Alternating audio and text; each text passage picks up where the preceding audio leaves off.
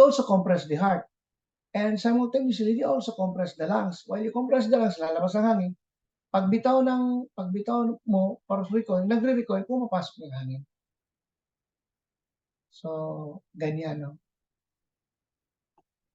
Merong mga, sabihin natin, gaps pag sa hinto. Okay? So, mamaya to, i-demo ko na lang to. Choking management. But there are two kinds. Dati kasi, malobstruction with good air entry. Tapos, obstruction with poor air entry. Wala na, hindi natin ginagamit. Ngayon, mainly obstruction lang. Sa severe, maririnig mo, may sound or little or no breathing at all. Tapos yung sound niya, pwedeng high pitch or stridor yung inhale. Ganun, no? So, ibig sabihin, mayroong obstruction. So, we just simply call it severe obstruction. So, i-demo ko yan mamaya. You can see na dito sa Pilipinas, tinuturo yung backslap even sa adults. Pero sa adults, ang backslapping is sa isang scapula. Doon yung backslap, hindi sa gitna. Hindi katulad sa baby na sa gitna. No? Yung padang area, ibabaw ng spinal cord, yun yung ginagamit natin.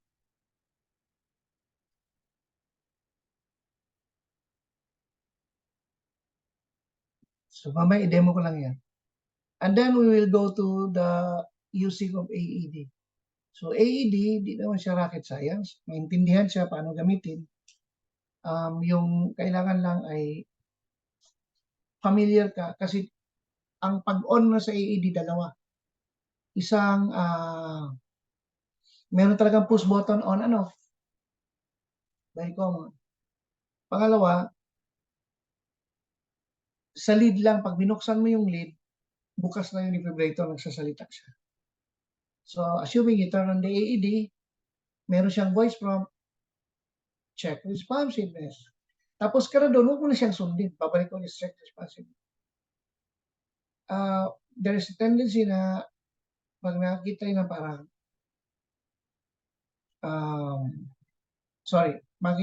there is a tendency that the AED might malfunction. Makikita niyo. Kasi karamihan AED iniiwan sa isang lugar na aircon malamig. Kumakain ng battery ang malamig. So katulad nung isang araw sa Google Earth, pinademo sa akin yung live na AED. Biglang sumigaw siya, replace battery. Nang binuksan, replace battery. Di kakaya ngayon. Kasi nobody is checking up kung ano ba. Yun lang yung sa AED na tapos. Magbigay siya ng voice prompt, tapos usually voice prompt, apply patch to the patient. So, gagawin ka yan. Tapos, CPR ka. Start CPR, tapos may metro na siya. Pip, pip, pip. Susunod mo lang yung pip, pip, pip na yun. No? Pip, pip, pip, pip. Yun yung metronome habang nagsi-CPR ka. Pag after 2 minutes, sisigaw siya, analyzing, bitawan mo yung pasyente. Huwag ka mag-touch para ang defibrillator ay makatime ng maayos. Tapos, sisigaw siya ulit, shock advice, stand clear. So, doon ka na, pula na, mag-shock ka na ngayon. Titingin ka sa sarili mo, 1, I'm clear. Titingin ka sa airway, 2, you're clear. Dapat si airway sasagot, clear. Kung mayroong problema sa dibdib, nasaksak siya, takpan ng nasaksak siya, nag-arrest, natakpan ng tawag dito, yung chest seal. Mag-adjust ka lang konti ng pads. Wala namang problema. Kasi dito nag-chest seal ako, saan yung pads? Pwede mo ilayo konti. It's just okay. No? Or gupitin mo konti ang pads kasi hindi mo pwedeng ilagay sa ibabaw ng pads. Kung wala, pwede mo ilagay dito sa dito sa left kasi occupied talaga. Ang right, merong sucking chest wound. No? So pwede mo. Those are little adjustments lang. So may mga voice prompt siya, i-demo ko ulit mamaya. Ito yung sinasabi ko. Pag mayroong patches, remove it. Huwag mag-overlay ng defib pads. Pero kung yun ay sa aking chest wound, wala akong magawa kasi pag tinanggal mo, mag-respiratory arrest yung tao. Adjust lang ng pads.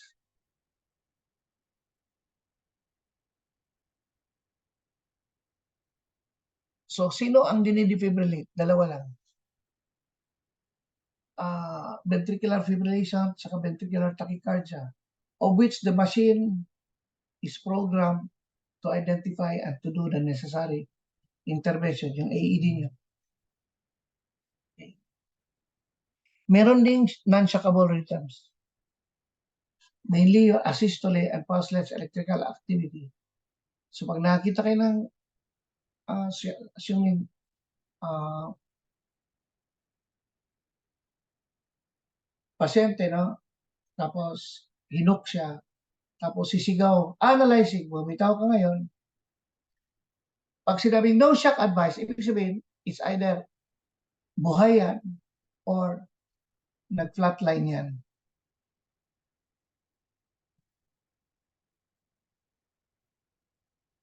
Tapos yung ating AED ngayon, ano na siya, biphasic na siya. No, hindi katulad ng luma sa amin dati is monophasic. So 360 joules ang fire. Ngayon, binaba natin sa 200 kasi nakitaan natin na ang 360 ay nakaka-harm ng cardiac cells. So binaba sa 200 pero may requirement. Kailangan dalawa ang nagpo-fire. So totoo yun. So upper sternum and apex, hindi sabay-sabay pero within a second. Usually mauuna si apex, sasaluin ni sternum. Then mag-fire si sternum, sasaluin ni apex. So ganyan ang mechanics ng biphasic.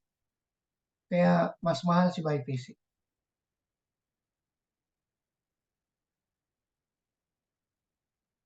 Aftershock, do not turn off AED.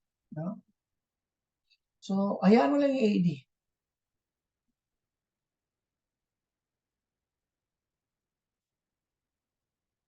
So, these are all the things that's gonna happen sa us. Demo ko na rin gagawin to.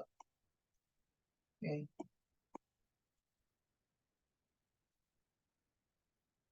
Now, let's go into uh,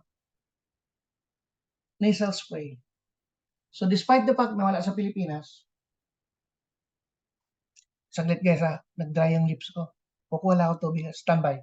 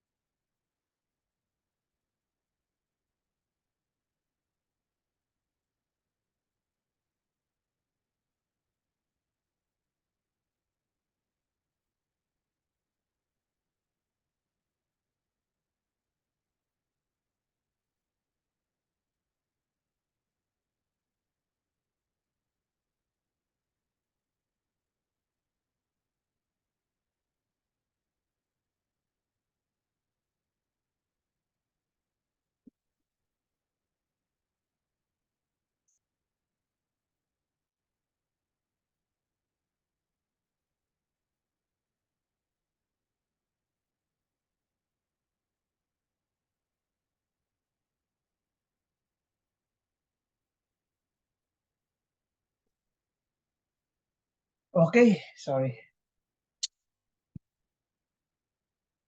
So ito again, dito tayo sa Narcan. So dalawa available sa market. One is the Narcan, of course. Parehong naloxone to, the generic Narcan, and the other one is Cloxado. So to be honest with you, wala pa ako nakitang Cloxado, hindi ko pa nahawakan yan. Narcan lang meron. So meron akong atomizer pero gamit na. Nagpadala ako galing sa abroad. Gamit na siya para lang makita pero nawala din. No, nawala siya, sayang. Padala ulit ako para sa next kung ano makakita lang. So mas mababa ang dosing ng Narcan kasi 4 mg. Si Cloxado 8 mg. Okay? Now, it's indicated sa pasyente na merong suspected opioid overdose, which is very common lalo na sa US, no? And it is a respiratory depressant. And of course, CNS depression. Usually, ang pasyente dito, prone talaga siya mag-arrest. Pag nag-arrest yan, kahit anong CPR mo dyan, di mo talaga ma-reverse yan. Kaya tayo, inaano natin, binibigyan natin ng opioid para mag-suit siya sa basic life support. Hindi siya ginawang by ampule. Ginawa natin siyang nasal spray. So usually, isang gamot, isang drive. So pag i-spray natin yan intranasally, no, sa isang nostril, tapos na siya. Kunwari, Narcan, 4 milligrams na yan. So pwede ka naman magdagdag sa tingin mo, tapos habang nagsisipr ka or what, hindi pa rin nag-reverse, pwede ka mag-drive ng another. So ganyan po, kung makikita niyo yung mist, sobrang liit. It looks like an atom, kaya tinawag na atomizer. Yan, atomizer. Cloxado is 8 milligram. Tapos both you can have a repeat dosing, but you have to seek doctor's advice or EMT or paramedics advice. Kung ikaw ay layman, no? Or pag ikaw nurse, get doctor's advice. Pag doctor ka, yun na sa'yo, decision mo yan kung gusto mo mag-jack up. So, hindi ko alam kung makikita ng drawing. Sinuksok sa nostril, binuga doon, in-expected natin lalanding yung mga molecules doon sa turbinates at ma-absorb. Okay? So, fast action to kasi diretso sa nostrils. Okay, now, I will not talk about this so much. Dalhin ko kayo sa mundo ko, sa out of hospital. Anong mangyari sa out of hospital? Hindi naman lahat ng panahon ay nasa loob kayo ng ospital, uuwi din kayo. Tapos pag uwi ninyo, somewhere along the way, ay may na kasalubong kayo na cardiac arrest case sa street or worst case scenario, kapitbahay nyo. Siyempre, alam nilang may kapitbahay silang doctor o nurse kasi nung time na pumasa kayo sa board exam, pinaggawan kayo ng malaking tarpaulin ng pamilya ninyo. No? Ay in-announce sa buong community na Dr. Juan de la Cruz recently passed the board exam, top 12, mga ganon-ganon ka. So, in-announce mo ngayon, patay ka ngayon. Kahit anong tatawag yan or pupuntahan ka. Kasi alam nila, your lives, no, ikaw ay beacon of hope ng pamilya na merong in distress silang kasamahan sa bahay. So, kailangan meron din tayong tinatawag na out of hospital context para alam niyo lang kasi may pagkakaiba sa in-hospital. So, sa Philippine Heart Association, meron silang tinatawag na 5C. Check for responsiveness, number 1.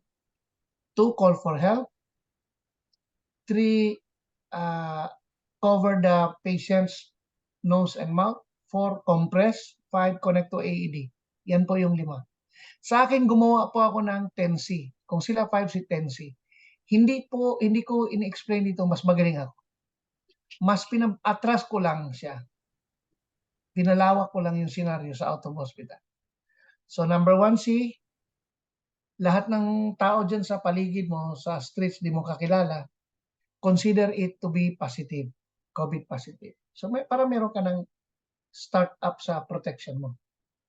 So, suspect mo lang lahat na COVID case. Number 2, you have to check in. So, the word check in is used in ICS. Ginamit ko lang dito para masatisfy ang C. Okay, check in by introducing yourself.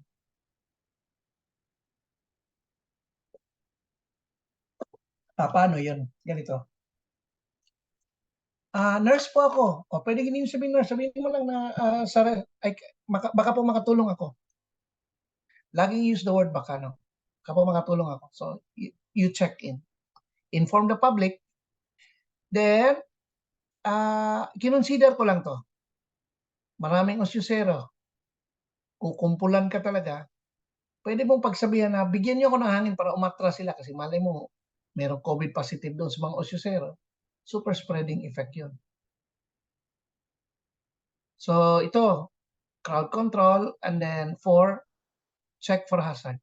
So, dito, titingnan mo, bakit ang pasyente bumagsak? Na kuryente ba ito? Nasagasaan? Na baril? Nasaksak? Mga ganun. So, know the hazards para medyo you have to do your own adjustment away from the hazard. 5, check for responsiveness. Dati, you tap the shoulder. You tap the shoulder. Pero lately, in-incorporate ko yung ITLS procedure. Tingnan niyo, first, in-incorporate ko. Pag tap niyo, i-pinch niyo yung trapezius. Pag trapezius, ngingiwi talaga ng pasyente. Alam niyo na, gising pala. Kesa tawag dito, sternal rub ka, bawal na po yan sa American Heart Association simula noong 2010 yata or 2015. Binawal na yun. So, wag na natin ipilit practicein kasi bawal. So, nobody does a sternal rub. So, yan, check for responsiveness. Then, patient is unconscious, call 911 or whatever, or call local volunteers number. Parang sa akin, 16016. Yan yung local call ko, 16016. Then cover the nose and mouth of the patient. Ikaw, naka-cover ka na. But i-cover. Then, once cover, start compression at no less than 124. 100 to 120 per minute.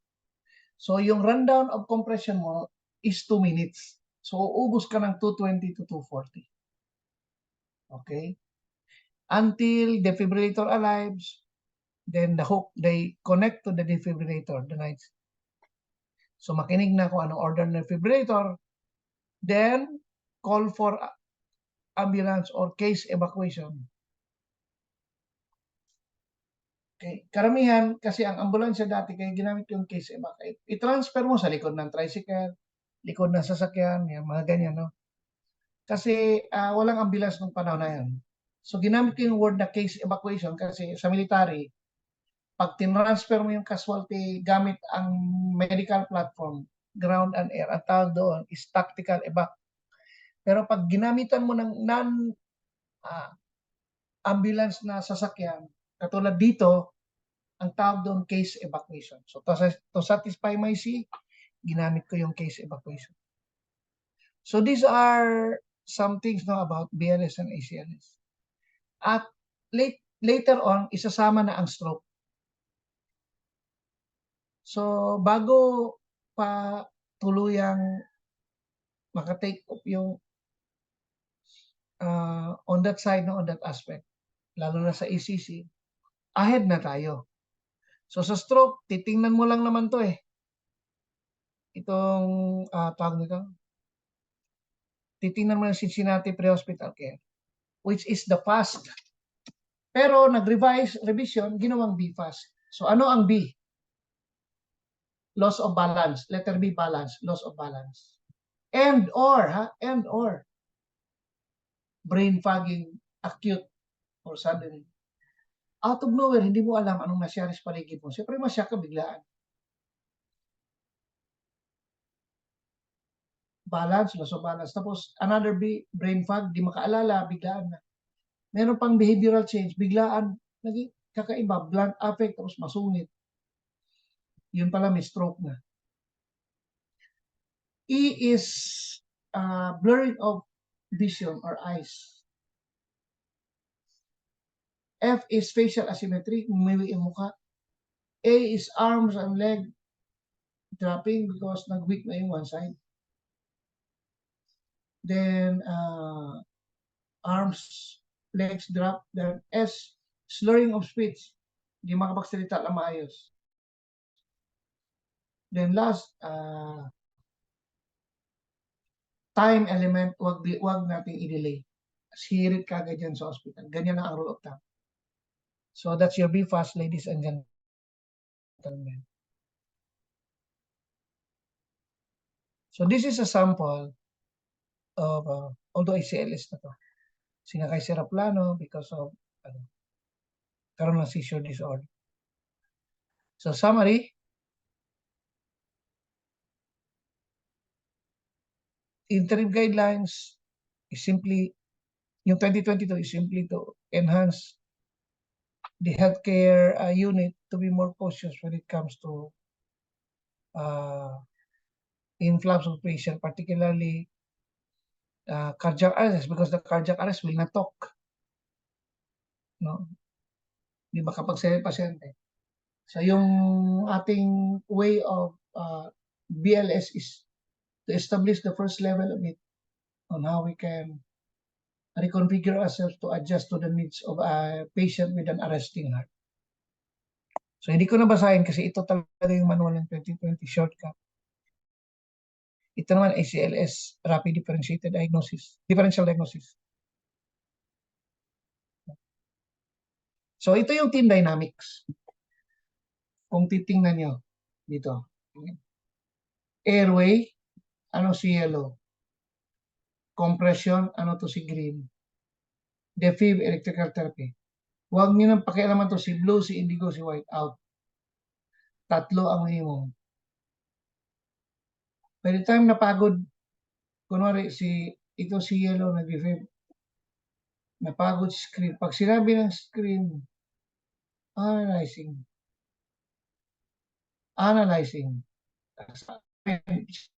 Sinabi ng AED, analyzing. May time ka, itong si compressor, saan ba ang left side? Idea kasi left side. O dito ito na lang si yellow dapat baliktad to. Dapat si yellow is electrical therapy. Usually kasi, if situation allows, ang electrical therapist must be on the left. No? Kasi pin-repair mo yung sarili mo for manual.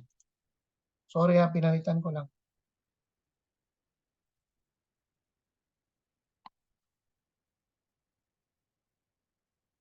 Si green ay compressor. So, ang mangyayari ngayon, si green, takbo siya. Takbo, papunta sa likod. Pwedeng habang nag-analyzing, shock advice, pwede siyang tumakbo. Si yellow naman, tatakbo sa kabila para maging compression. So, yun. Pag sinabing shock advice, time clear, yung si green dati, siya na yung mag-clear. Okay, sisigaw siya, 1 unclear, titigin sa airway, 2 you're clear, sasagaw siya, pinatay ng oxygen tank, pinatay niya, sisigaw siya clear. 3, everybody's clear, lahat sisigaw ng clear. So, ganyan lang ang dynamics, trio lang, hindi katulad dati na 4 ideal. So, yan ang ating personal formation.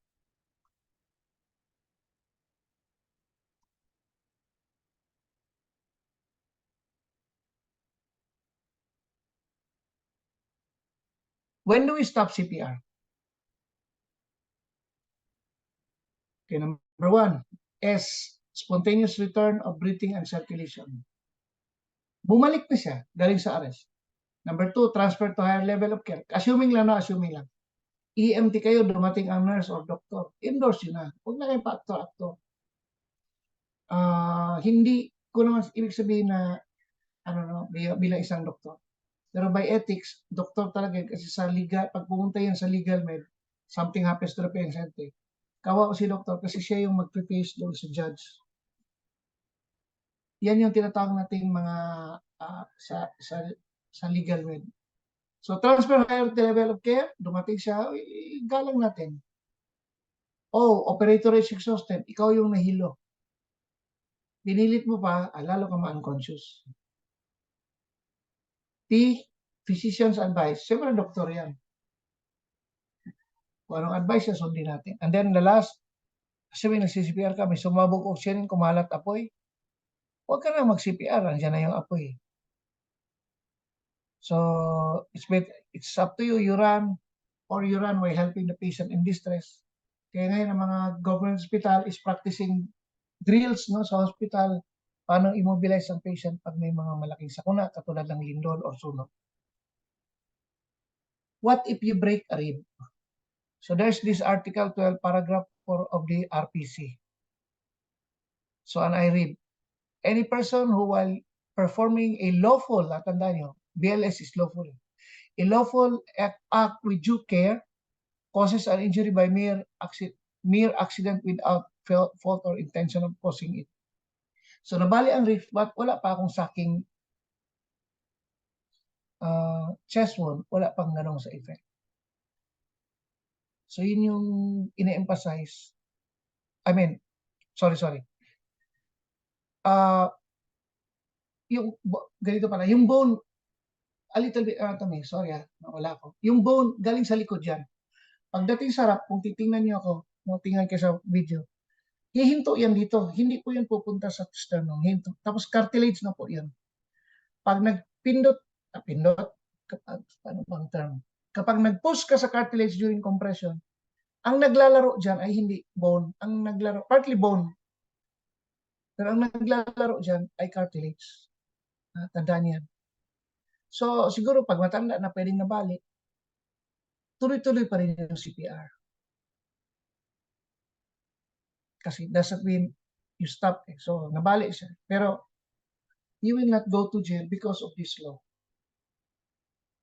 So, 85 to 90% of arresting patient ay ventricular fibrillation. Yung heart yung nagkiquiver or nagkirig-kirig sa Bisaya until it consumes all its electrolytes and then magpa-flatline na yan. So, ito ay live yan. Bumagsak, cardiac arrest, tapos AED na yung nandyan sa akin, no? Kasi nilagay ko siya, hinok ko sa AED. Nabuhay siya, twice ako nag-fire, nabuhay siya. Pinailan niya ako ng kaso kasi nangitim yung retrieve.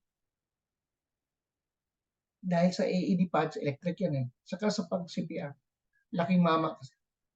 Pero yung tao na yan nabuhay. And I thank my team na kapalibot na they assisted. So, I think that's all there is in my slide. Unless you have any question, I'll give you a break kasi kukunin ko yung mga dummies. Questions. At mag-aayos ako ng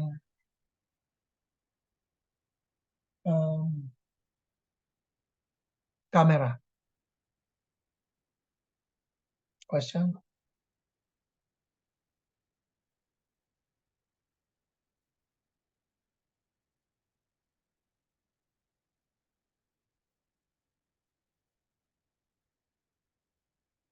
So, ang demo natin mamaya, once I get my dummies. Compression, airway, choking management. Then, rescue breathing using bag valve mask.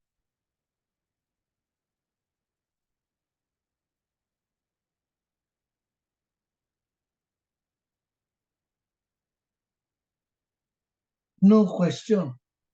So, kuhang-kuha niyo yung exam mamaya. Okay, guys? So, you take break while I get the dummies.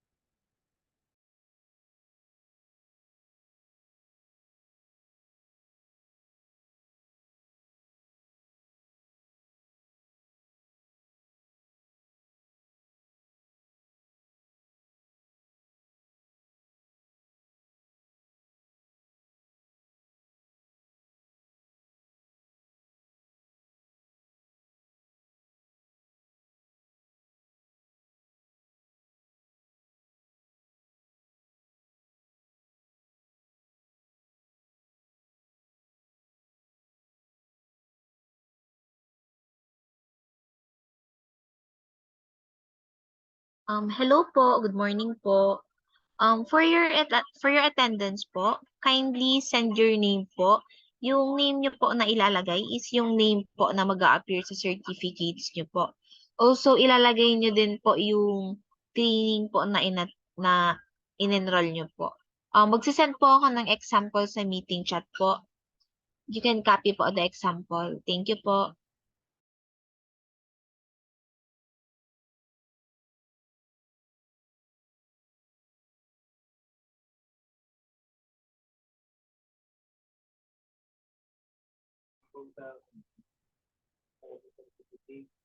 Ang pangarap ko kung sa ano, lahat sila yung pamilya. Sa ano, sa administration.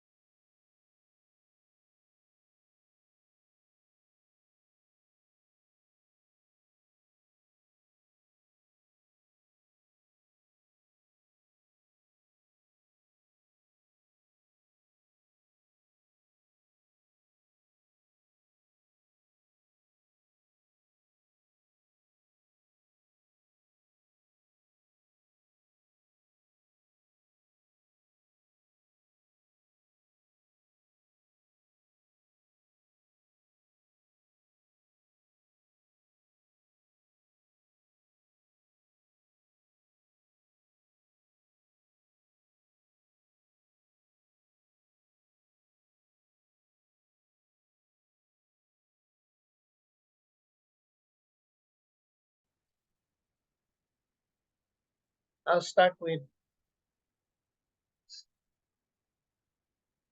foreign body airway obstruction. So, sa foreign body airway obstruction, mayroon tayong tinatawag na mild obstruction sa severe obstruction. So, bago tayo dito sa down victim, dito muna tayo sa patient na nakatayo.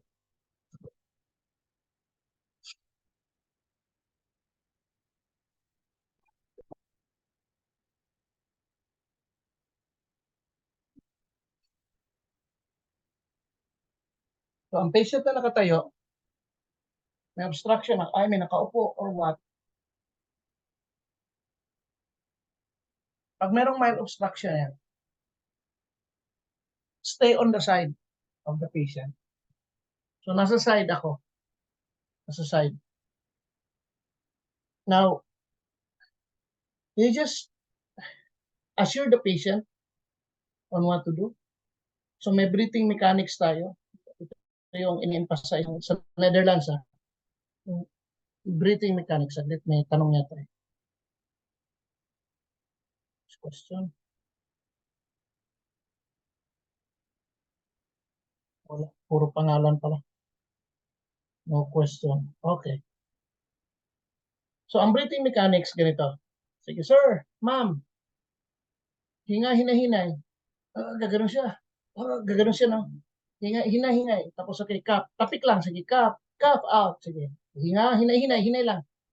Tapos luluha yan para siya nasusuka. Sige, breathe out. Uubo yan. Sige, relax lang. Hinga, hinay. Sige, hinga, cough. Ganon. Okay. Hinga konti, buga. Hinga, cough. So, ang paghinga, ang pagkaping ay interval. So, cough, and then hinga. Breathe out para lang more oxygen to the brain kasi kung puro ka cough, baka mapass out yan. Hinga, exhale, hinga, hinahinay. Bakit ko pinapahinga, hinahinay? So, we have to do it slowly so that we will not encourage the obstructing material to go deep, no? Or to go more complicated, more somewhere doon sa loob. Okay. So, buga, ganun. Ubo, yan yung ubo. Sige, ubo. So, until he or she cups out the one that's blocking the airway. So, ganun lang naman yung ating objective. Now, there is a dilemma.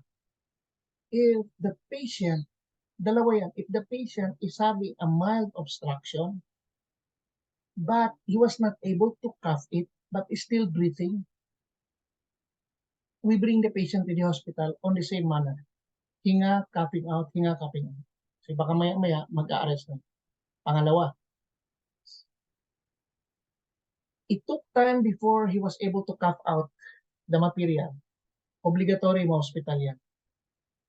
Kasi baka magkaroon ulit ako ng laryngospasm. So mag-respiratory arrest. Ganun lang ang laro doon. So hospital pag hindi lumabas, hospital. Pag lumabas pero it took a long time, hospital. 3. Sorry. When he coughed out, there was a blood na injury. Hospital again. Tama? Yan yung mga pagbabago. Okay? So hospital, hindi na cough out but still breathing. Hospital. Na cough out but it took a long time. What when I say long time? More than 2 minutes. 2 minutes ang time frame. Tagal. 3, na-cough out niya, whether long time or pero may kasamang blood. Not from the cough, pero kunwari ang nakabara ay buto, yun, hospital. Yan. Third. Mute lang po ha. Mute. Okay. Thirdly,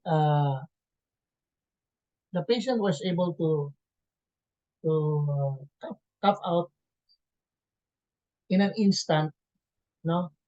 And you observe. But while the patient is having like that, lalo na pag prolonged, you will already call for help. Okay? Sa tatlo na yon, nagtawag ka na ng help. Yung hindi ka lang halos magtawag ng help, yung lumapit ka, pag cough niya, nag-cough out siya, you don't need to call for help. Cough out lang. Unless, nag-cough out siya na merong tinik, may dugo, that's it. Call for help kasi para madala natin sa ospital. So how do we do it? So the patient is having mild obstruction. Pangalawa, the patient is having severe obstruction. So anong makikita ko? So I have a patient with difficulty of breathing and or the patient will display stridor. Anong stridor? Inhale, exhale, may sound. Ganito. So, and or the patient, nagbago na yung kulay, hirap huminga, nagbago na yung kulay, pale, bluish na yan. So yun, severe obstruction. So while you are preparing, you shout, call for help. So I need help here, please call ambulance. So hindi mo hintay ng ambulance, perform ka ng abdominal thrust. So sa likod ng pasyente, position ka, ang paa mo, ganun ang pasyente, yung isang paa mo, ilagay mo sa gitna. No, nakaganon. Kasi hindi pwedeng ang paa mo ay nasa labas ng pasyente, ganun ang paa mo. So, paa. Kasi pagka tumikwas yung pasyente, tumba kayong dalawa. So nasa gitna, para pag natumba ng pasyente, paslide mo lang yung pasyente. So ang paa ko nasa gitna ng dalawang paa niya, and I prepare for abdominal thrust. So ito yung xiphoid process. Xiphoid process. Xiphoid or xiphoid. Matigas, malambot. Matigas, malambot. Yan, matigas. 2 fingers. 2 fingers dito sa ilalim. Nakaganon. I can do it on my left and I can do it on my right. So bahala kayo. Sige, right up. Right? Hawak dito. And then, sige sir ha. Sige. Hinga. Pag sabay hinga niya, okay, bugab, chop, ay push. Okay, sige. Tapos kung hindi siya makasunod, push lang papunta sa scapula. 2, 3, 4, 5, sir, hinga. Again, 1, 2, yan.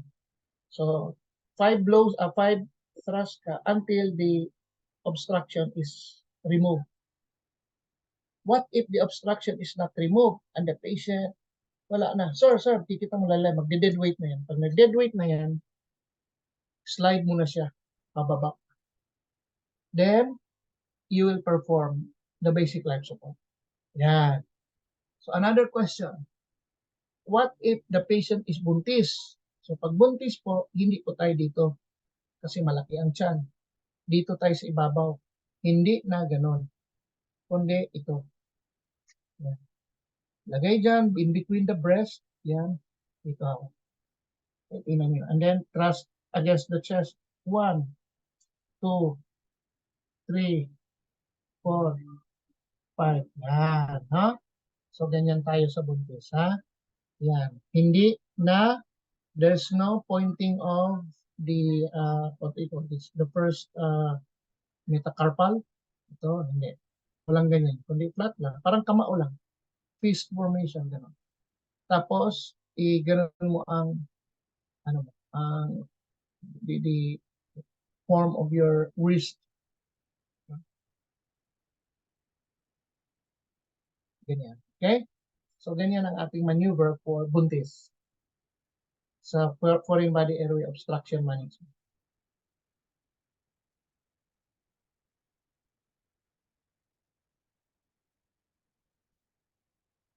Same thing with child, ang adult. So, ganon. Except na mas medyo malambot lang yung pagtira mo sa bata. Now, we go into baby. So, foreign body airway obstruction management. All you have to do is 5 by 5. So, una, check. Same with adult. Sa adult, check. Or silipin mo sa adult kung meron, then you can pluck it out. Ang pluck mo, itong maliit. Or mabilisan, ha? Mabilisan kasi baka mag-sisure yan. So, mabilisan mong tanggalin o pwedeng ito. Sa bata ito. Side. Huwag itumbok kasi baka idiin mo yung obstruction. Sa side, scoop. Pag scoop, shift, kuha. Or kung kayang i-scoop nito, paside, paside, tanggal. Pero pag wala kang makita, do not blind sweep. Okay? So sa bata, in a flat surface, 5 chest thrust. 1, 2, 3, 4, 5. Kuha dito sa bandang mentum, ganyan. Huwag sa leeg. Dito sa itaas, kuha. Angat, alalay. Angat lang. Oops, what happened? Something went wrong with...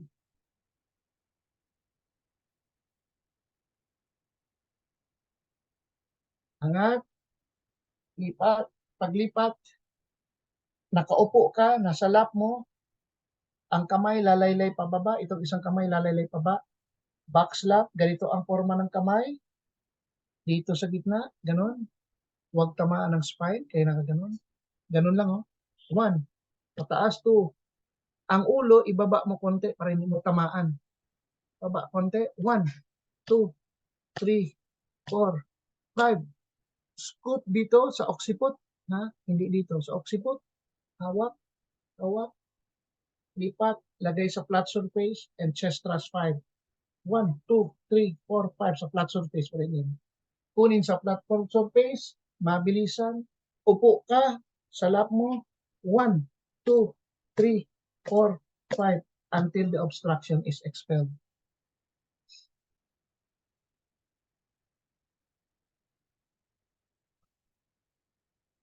So, ganun ang style. Ngayon, dito tayo sa basic life support.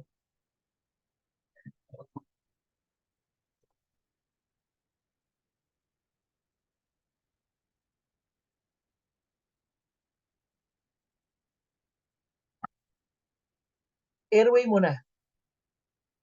So, airway, ang error sa airway, pag yung sa bag valve mask, ito yung bag valve mask or bag mask valve. Alamin natin yung mask, ito yung apex, ito yung base. So yung apex ay nasa ilong, ang base ay nasa bibig. Itong bag valve mask ay kompleto, hindi pwede walang reservo.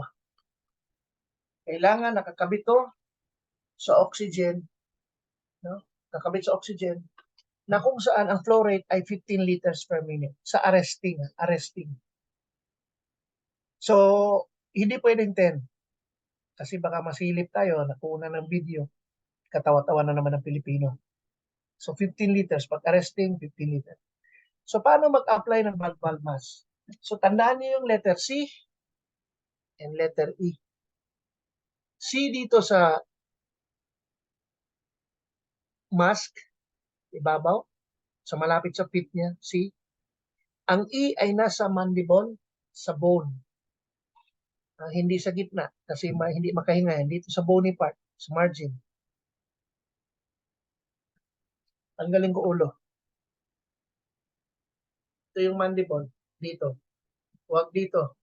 Dito. So C, E. Ganito ang seal. Tanggalin ko yung mask. Seal, seal, C, letter C, and E. Sabay, hyper-extend. Ayan.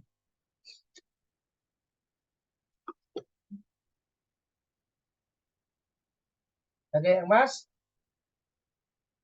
C, and E, and hyperextend.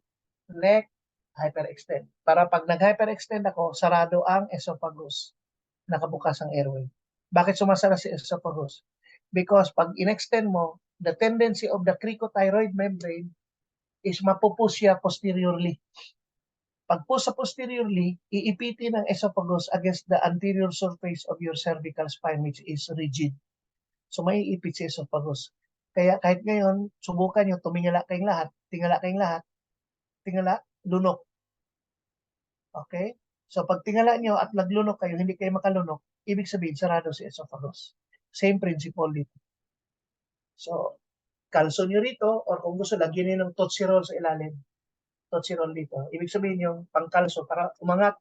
Or sa cardiac board, ang cardiac board maganda na kasi pag may cardiac board, nag-hyper-extend na yun. So pag nag-hyper-extend, bago mag-CPR, nakalagay ang mask.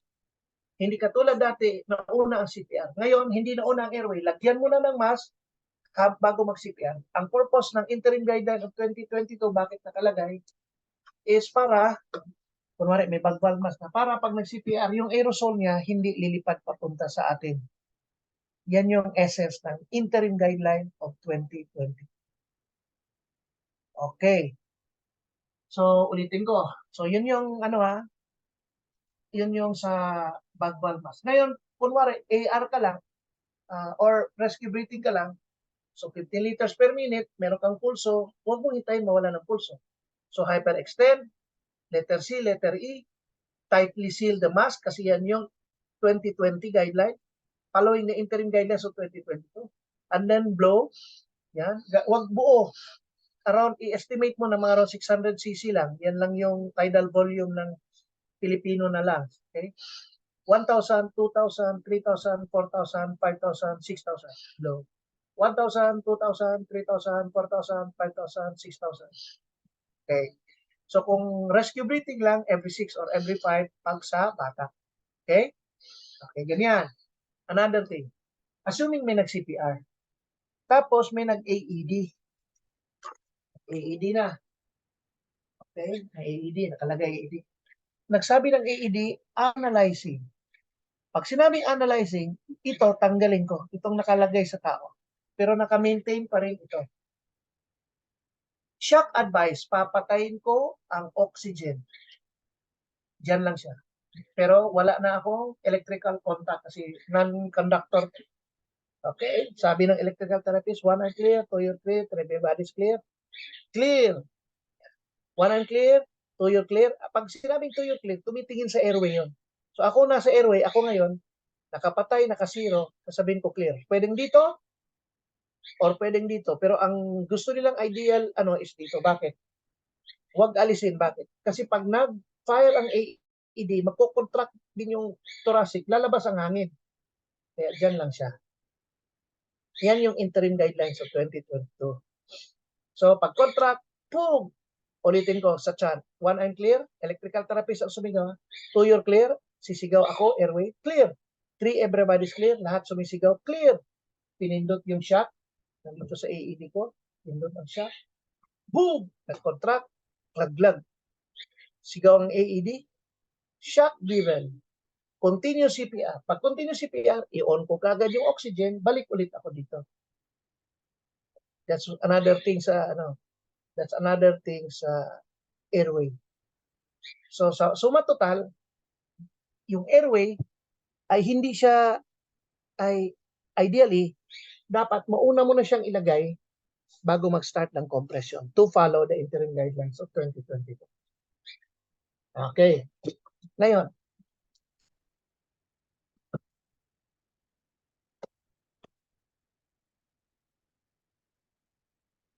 dito ako sa basic life support. Bumagsak ang tao, nag-iisa ako sa ward, sigaw yung kamag-anak ng pasyente,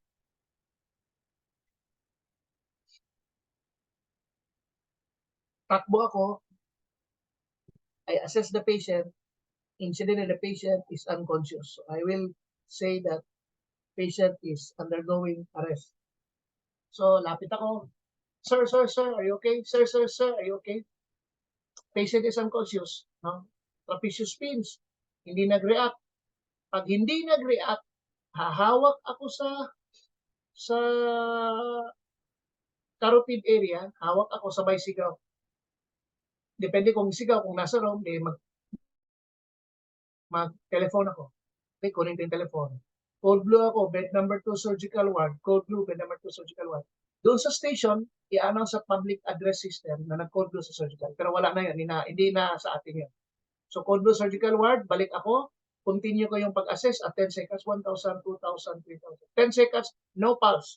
Bago ako mag-start ng compression, non-rebreather mask. So ganito si non-rebreather mask, isa siyang mask, pero meron siyang reservoir. Okay, so may reservoir, lagay ko. Mabilisan, delay. Mabilisan yan, ha? Ito yung delay. 15 liters per minute ulit. Kalagay na. 15 liters per minute. Lagay ng cardiac board. Another delay. Then I'll start my compression. So ito yung compression. Okay, kilikili. Okay, compress. 1, 2. Ganito ang bilis. 120. 100 to 120. Ganito ang bilis. Pop, pop, pop. Yan ang bilis, ha? Para ma-comply ko 120. So habang nag-120 ko, dumating ang kasama ko. Meron siyang defibrillator. Assuming AED. O naman mo, katulad sa akin meron. Ito live to. So the rule of compression is no interruption in compression. Adequate recoil. Okay. Push hard, push fast at 100 to 120 per minute. Adequate recoil. Avoid interruption in compression. Do not hyperventilate the patient. Rotate the compressor every 2 minutes. Yan yung mga highlight ng 2020. Biglang dumating siya. Wala pa akong airway, hindi ko bibitawan, wala akong airway. Dumating AED. Bilagay AED. No interruption, tuloy-tuloy. Tuloy-tuloy. Biglang up. Tagay, tuloy. Tanggal. AED siya. Salita si AED. Unit okay. Apply patch. Huwag ka na huminto. Check responsiveness. Huwag ka na huminto. Tuloy ka na eh. Okay, call for help. Huwag mo na hintuan. Tuloy-tuloy ka lang. Okay. Start compression. Compress yan. Pag start compression, yung AED, sisigaw, meron yung metronomic count. Yung pip, pip, pip. Sasabayan mo yun. 2 minutes yun. Pagdating ng 2 minutes, analyzing. Okay? No shock advice. Continue CPR. So gagawa ka. Pero pag sinabing shock advice, parang ito, ikinig kayo. Powered on. Power. Stay calm. Stay calm. Follow the instructions. Follow the instructions. Remove clothing from patient's chest. Apply pads as shown on pads. Remove clothing from patient's chest. Apply pads as shown on pads. So ulit lang siya kasi hindi ko in-apply yung pads. Uulit-ulit ka lang Remove siya. clothing from patient's chest. Apply pads as Yan shown yun. on pads. So ganyan ang mangyayari. Remove clothing from patient's chest. Papatayin Plug ko. in pads connector. Tapos, ang maganda sa bagong AED ngayon, meron siyang pediatric Remove pads packet. Child mode. child mode siya. Oh, yun. Remove clothing from patient's chest. Adult. Adult mode. Remove clothing from patient's chest. Sige, ulit-ulit lang. Patayin ko na kasi sige na siya pa ulit-ulit. So, ganyan. Until darating na ang code blue team, pag sinabing, okay, change to bag valve mask, hinto ang CPR para hindi lumipad ang aerosol, bag valve mask ka na ngayon. So, naka-bag valve mask na, ito, sige, tanggalin ko lang to ha, pero naka-bag valve mask, tanggalin ko. So, tuloy ako. Dito, hindi na continuous CPR. 30 is to 1, 2, 3, 30. Bigay siya ng dalawa. 1, 2, 1, tap, 30. 1 and 2. Ngayon, nandiyan na si code blue team, no? Sabi mo, naka 1 round na ako. Okay, defibrillator. Sasabihin ng defibrillator, AED, analyzing, bitaw na. Shock advice, stand clear, patay, 0 siya, sisigaw ako, 1 and clear. Sigaw si RB, 2 you're clear, clear. 3 everybody's clear, sigaw lahat, clear. Pindutin ko, shock, boom, shock given. Check responsiveness. Tingnan ko pasyente kasi baka may nalito. Wala pa rin. Continue CPR. Ngayon, dahil may code blue team na, ima-manual mode na yung defibrillator mo. Tapos, magbibigay na ng IV, tapos mag-i-intubate. Malalaman nyo sa ACLS. Sabay na po ang intubation saka sa pagbigay ng IV. Yan po yung interim guideline. Hindi katulad dati, mauna si IV, after 1 round or 2 rounds, intubation. Ngayon po, unahin ang intubation. Kasi nga, tinatawag nilang closed circuit approach. Kailangan nakasara na yung airway para yung aerosol ay na, assuming COVID yan, ay hindi. So, ganyan ang takbo ng ngayon, how do you, what if the patient doon sa ward, wala talagang dumating, nabuhay na, anong gagawin? So sa ward ka, wala kang advanced airway, ipatagilid mo po yung pasyente. Paano po natin tinatagilid? 4 counts po yun. Ganito ha, sige ako lang magtatagilid. 4 counts.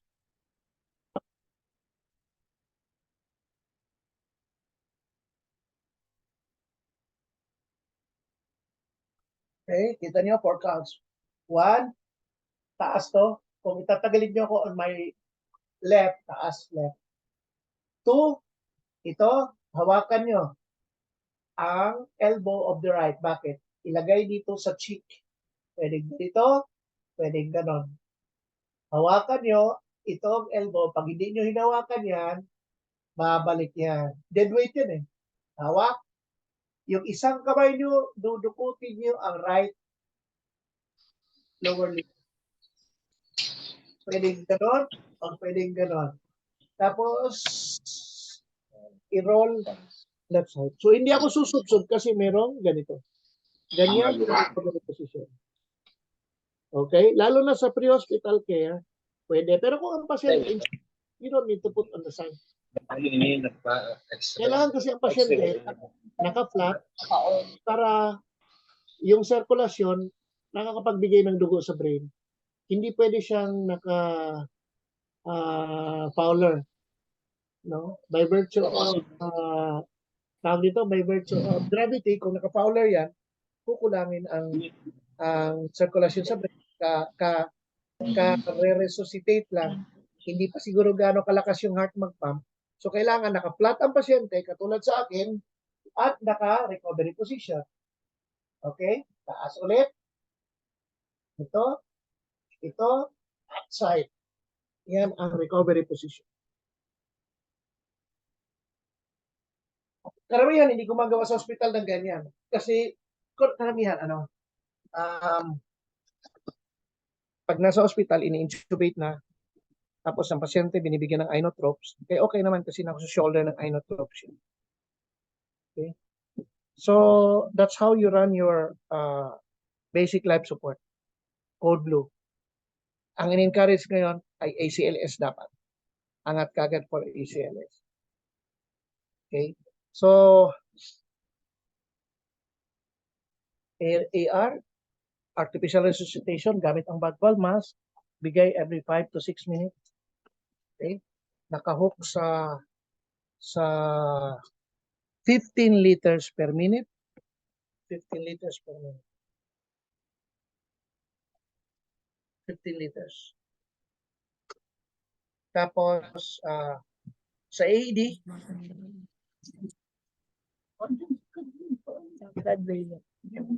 bigyan mo kayo ng adversity rating. Ay, isang Pamute lang po ha, pamute. Pag naglagay tayo ng pads dito, tingnan nyo saan ilalagay ang pads. Ganyan. Pag ang pasyente mabalahibo, ang package ng AED ay merong razor. Bilis razor. Huwag mo nang erasure buong dibdib. Yung tatamaan lang sa sternum at tatamaan sa apex. Wala namang balahibo dito sa tiyan. Kung ang pasyente galing nalunod at basa siya, pang ang AED ay merong kasamang towel. Kasi hindi pwedeng basa dahil malilito ang machine mag-detect ng what kind of rhythm. Kasi syempre, ang AED, mainly 5. Alam niya na NSR siya, NSR ka, wala siyang gagawin. Kaya kung may nagbabalak na, oy, yung aking boyfriend, nakita ko, may kasama yung boyfriend niya. So gusto mo ngayon mag-suicide, pero no? Gamitin mo ngayong AED para i-suicide, para i-shock yung heart mo, mag-arrhythmia ka. Mamamatay ka na lang sa consumption, hindi ka niya i-shock. Kasi program siya to only shock, pulseless, rhythm, like a ventricular tachycardia at saka ventricular fibrillation. Pag asystole yung na-detect niya at saka pulseless electrical activity, no shock. NSR, heart block, whatever, no shock. So the AED will shock onto ventricular fibrillation, whether it's coarse or fine, and pulseless ventricular tachycardia, whether it is monomorphic or polymorphic. So yan lang siya na-design. Amenities, may shave siyang kasama at may towelet para pang dry. Okay, one of the greatest machines invented by man is a defibrillator na kung saan ang percentage of survival ng tao from age 25 to 45 ay akyat ng 80%. That is already a wow. So, yun ang run natin sa basic life. Now, there are adjustments in basic life support ay nalunod. Tatanggal ko si ulo nito. Siyempre, nalunod. May damit. No? CPR ako. Pag ang pasyente sumuka ang pasyente, CPR, bigla siyang sumuka, gising na yan, tatayo yan, at pipihit ang ulo para sumuka. Pero what if people, habang nag-CPR ka, sumuka, hindi siya makatagilid. Pag sumuka, mabilisan, tagilid ka. Kahit, basta wala siyang trauma, no? Kahit pa meron kang suction, mag-a-aspirate yan. Okay? So, pag suka niyan, tagilid. Paano natin tagilid? Hawak yung damit para mabilis. Pag hawak sa damit, wala kasi damit. Parang tapak, sabay tapit. Then you can suction on the side. Kung gusto niyong habulin at suka. Another adjustment ng CPR, may tinatawag na ulnar line CPR. Sa Netherlands Special Forces ko natutunan to. Ulnar line. Ulna. Radius? Tama ba ako? Tama ba? Yeah, radius ulna. So ulnar line or low headroom. Kunwari, low headroom talaga, parang sa helicopter, di ka maka-CPR kasi low headroom. Pwede mo gamitin itong ulna. Hindi siko, ulna. Para ano siya, in line with your sternum, ulna. Okay? And then CPR. Yan. Yan ang ulnar line CPR. Okay? Sa low headroom yan. So these are the adjustments. Tapos mayroong tinatawag na pag narrow corridor, tinatawag na striding CPR. So ganito yun. Hindi ako makaganito dahil narrow sa likod ko, narrow. So pwede ako mag-stride sa pasyente.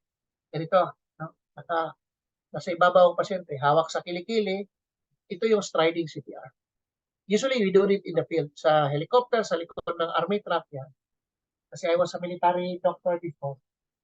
No? Or, baliktad, kilikili, gano'n. Yan. So, yan ang tinatawag na striding CPR. So, ginagawa namin to sa military truck, sa helicopter. Okay? Now, I think I cover all unless you have question. So, you have questions?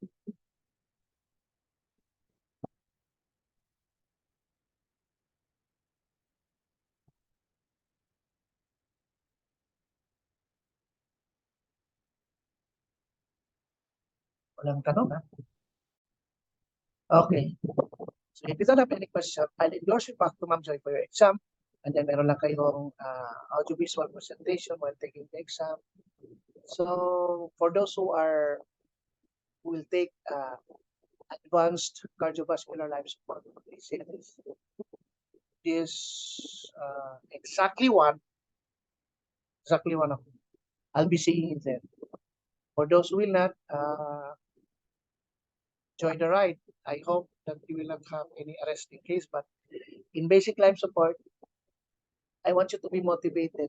Please don't learn BLS just because it is required. Learn it because it's your mother who might need it.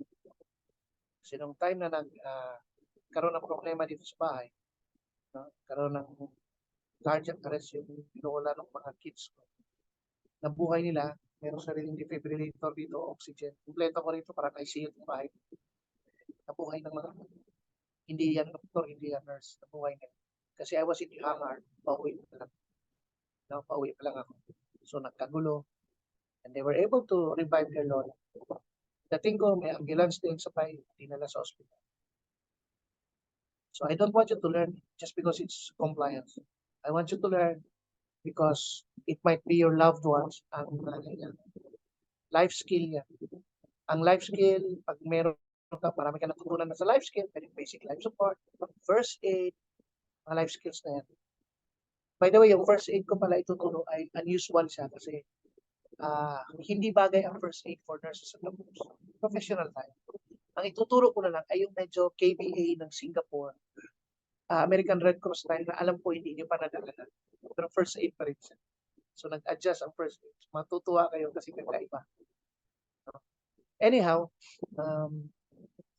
life skill, martial arts, parang gun handling, swimming, natutunan yun, mas tumataas ang self-worth.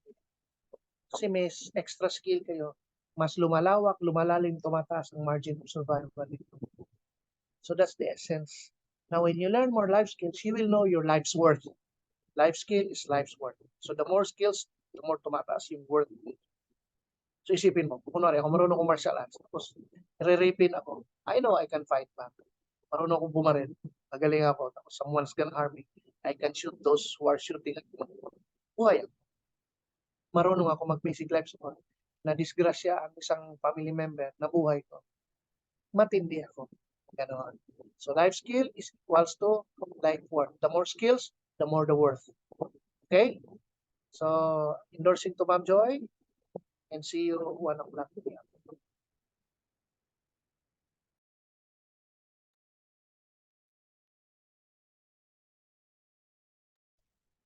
Thank you po, Doc.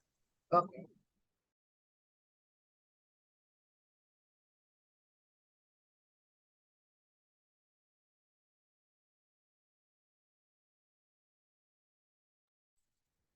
Hello po sa mga nag-enroll po for BLS. May isa-send po akong exam link po sa group chat. You can take your exam na po. Then may ipi-play po akong mga videos. While watching the videos po, you can take your exam na din po. And if you want to take your lunch po, pwede na din po.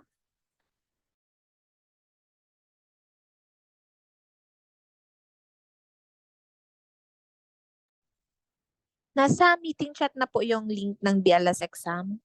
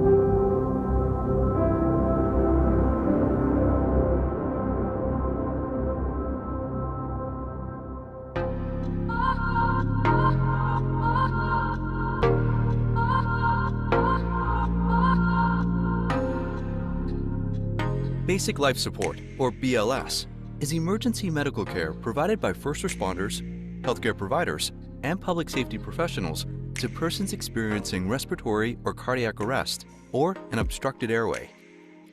It requires knowledge and proficiency in cardiopulmonary resuscitation, or CPR, use of automated external defibrillators, or AEDs, and techniques to relieve airway obstruction in patients of every age.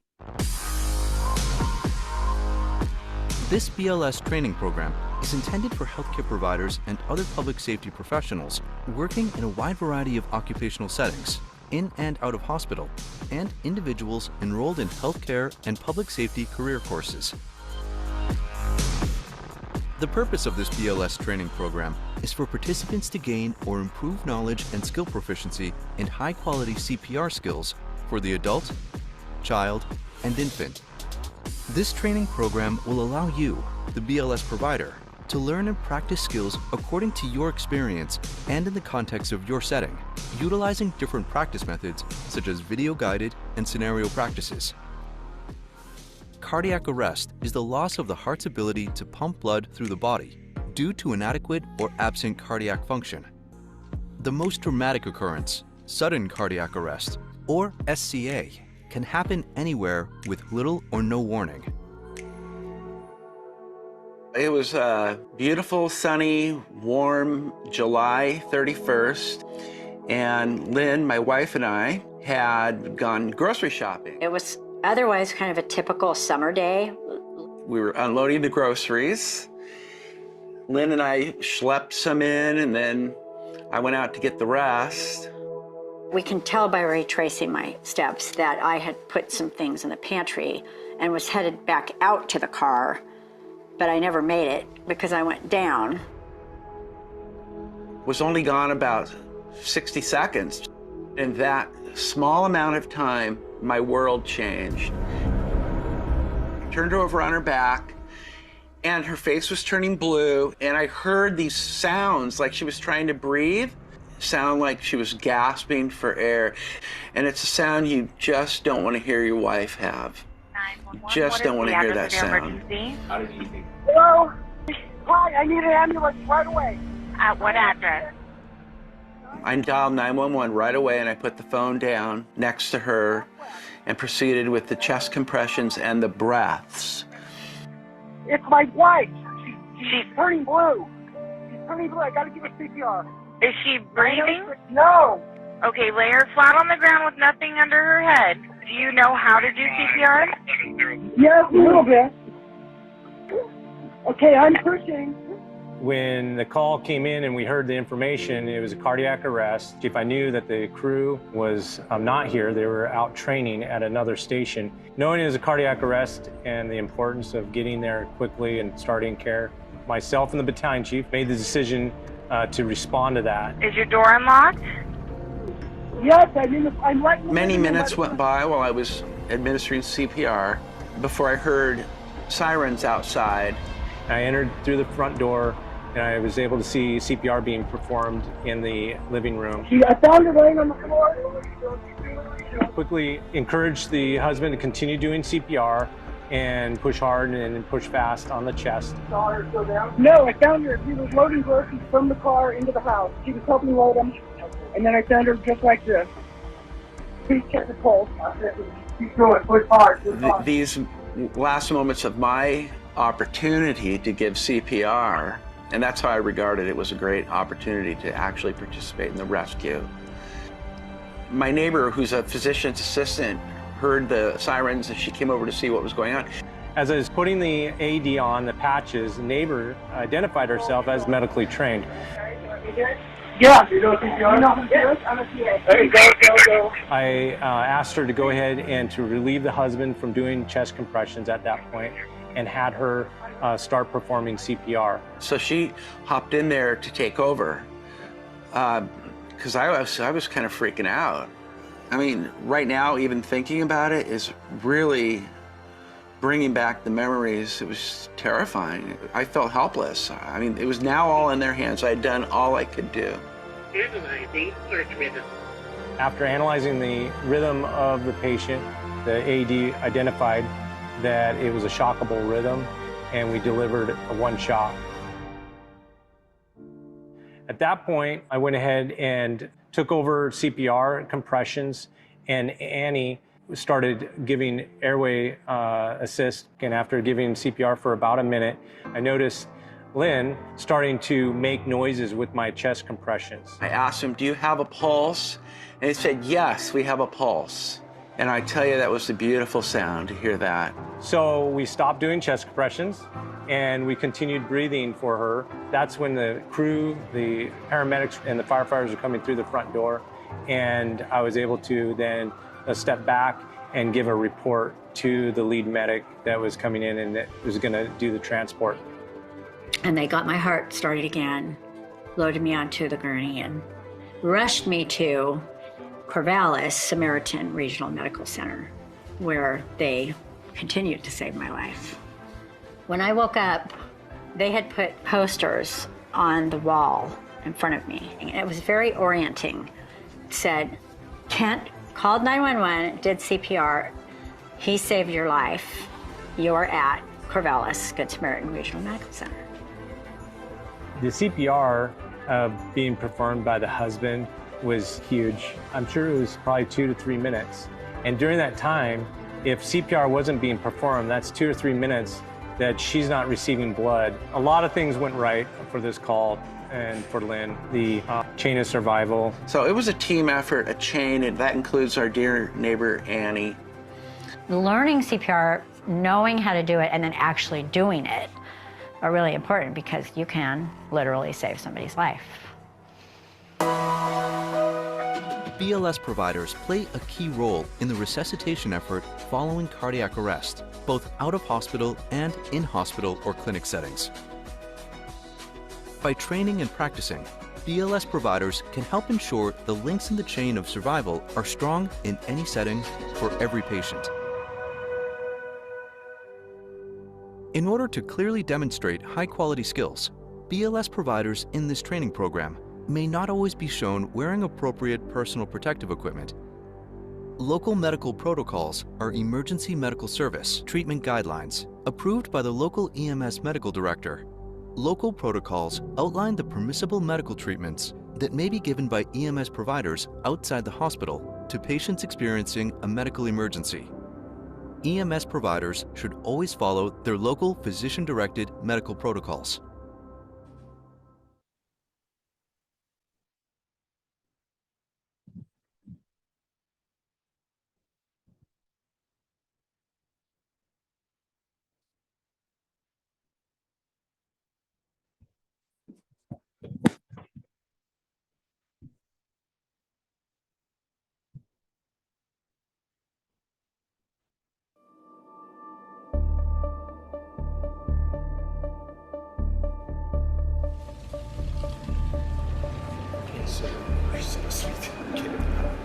Marcus, you need to come here, move to Eugene, move to Mercy.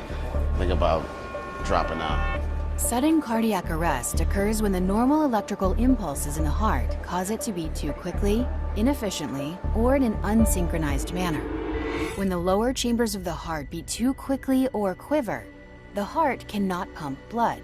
These abnormal heart rhythms, or dysrhythmias, are known as pulseless ventricular tachycardia and ventricular fibrillation.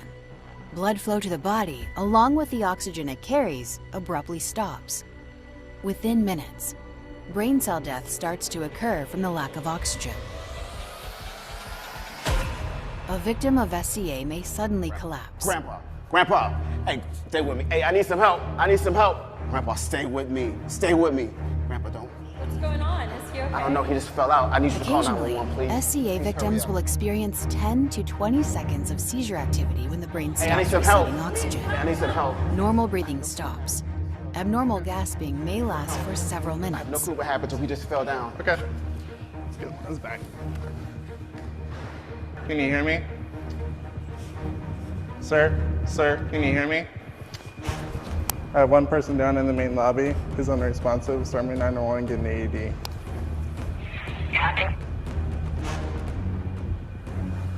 We'll start CPR, he's not breathing.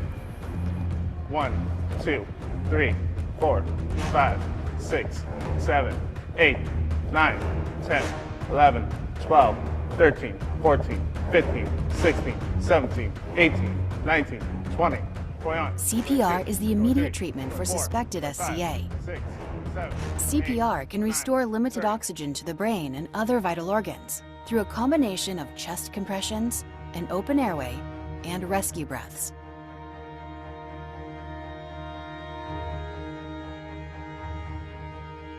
However, CPR alone is not enough. The most effective way to end pulseless ventricular tachycardia and ventricular fibrillation is defibrillation. Remove clothes from patient's chest. Using a defibrillator and electropads adhered to the chest. An electrical shock passed through the chest can restore the heart's normal contractions. Analyzing heart rhythm. Stay clear of patient.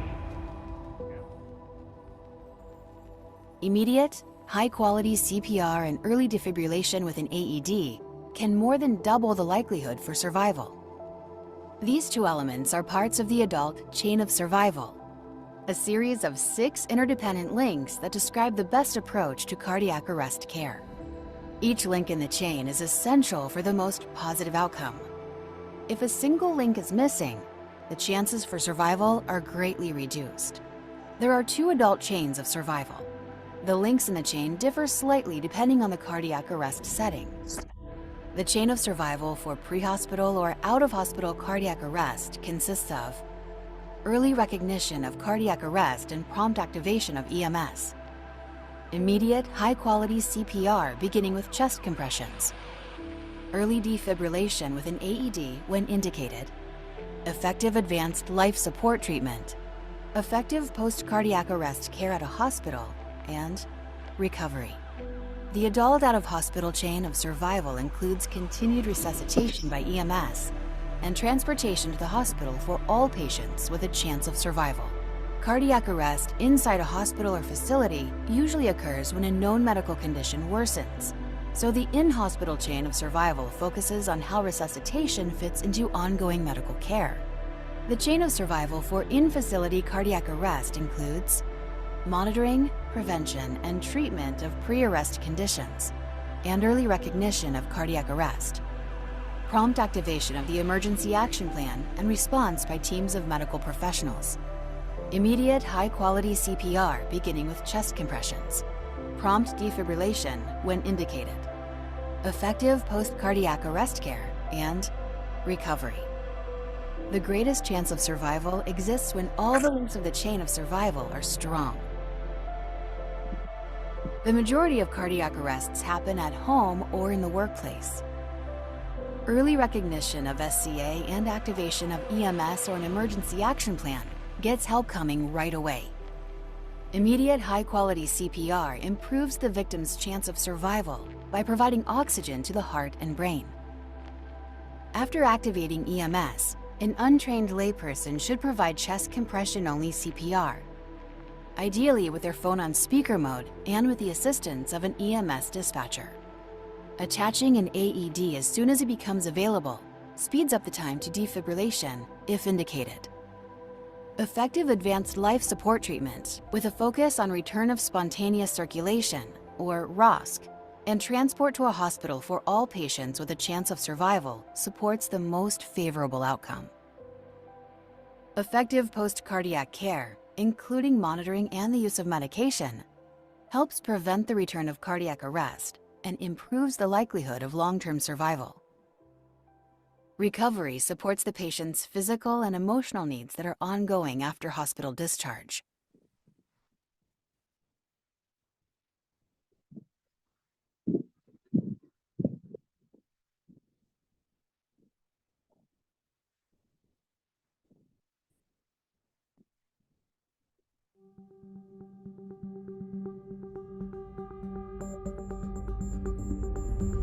BLS providers should follow the adult BLS procedure, a step-by-step guide for responding to a potential adult cardiac arrest. The adult BLS procedure is a process composed of tasks that can be performed in a step-by-step manner by a single BLS provider or performed simultaneously by multiple providers working as a team. There are three main elements of the adult BLS procedure: assessment of the scene and patient, actions based on presence or absence of normal breathing and a pulse, and use of an AED. As a single BLS provider, upon arrival and before anything else, pause to make sure the scene is safe for you and the victim. If the scene is not safe, do not enter it until hazards have been minimized or eliminated. This includes taking standard precautions. In this program, take standard precautions means use appropriate personal protective equipment, or PPE, to protect against possible exposure to infectious agents. Appropriate PPE may include gloves, goggles or face shields, surgical masks, gowns, respirators, CPR masks, and bag mask devices. Experience putting on and taking off PPE, also called donning and doffing, is critical for your safety and to minimize potential delays in emergency treatment.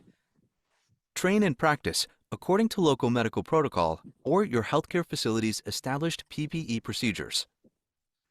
If the scene is safe, assess responsiveness, tap the victim and ask loudly, Sir, are you okay? If the patient is unresponsive, call 911 to activate EMS using a mobile device or activate your facility's emergency action plan. After activating, get an AED and your emergency response equipment, or if someone else is available, send them to get it. Simultaneously assess breathing and the carotid pulse. Place 2 or 3 fingers in the groove on the patient's neck, between the trachea and the muscles at the side of the neck. Look at the patient's chest and face for signs of normal breathing. Normal breathing is effortless, quiet, and regular. Weak, irregular gasping, snorting, snoring, or gurgling sounds are known as agonal breaths.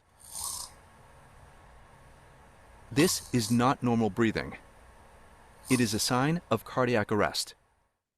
Take no longer than 10 seconds to simultaneously assess breathing and pulse. Then, take action based on the presence or absence of normal breathing and pulse. If the pulse is not felt and the unresponsive patient is not breathing normally, or only gasping, immediately start CPR, beginning with chest compressions. 1, 2, 3, 4, 5, 6, 7, 8. If the pulse is definitely felt and the unresponsive patient is not breathing normally, provide rescue breathing or bag mask ventilation. If the pulse is definitely felt and the unresponsive patient is breathing normally, maintain an open airway.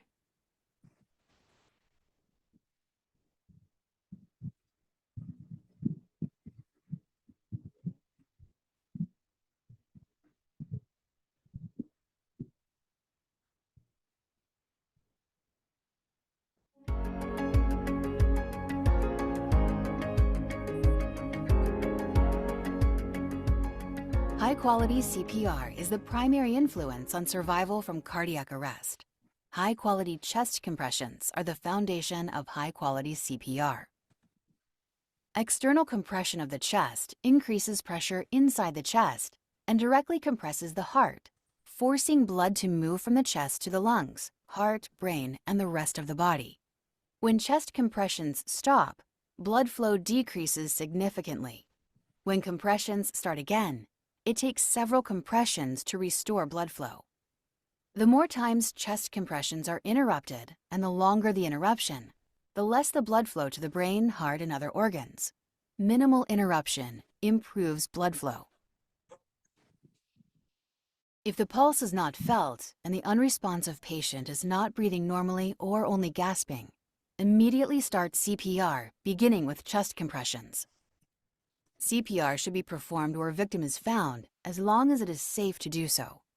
To deliver adult chest compressions, position the patient face up on a firm, flat surface. If the patient is face down, carefully roll them over. Position yourself at the patient's side, kneeling close to one side of the chest. Place the heel of one hand on the center of the chest, on the lower half of the breastbone. Place the heel of the other hand on top of and parallel to the first. Interlock your fingers if necessary to keep them off the chest.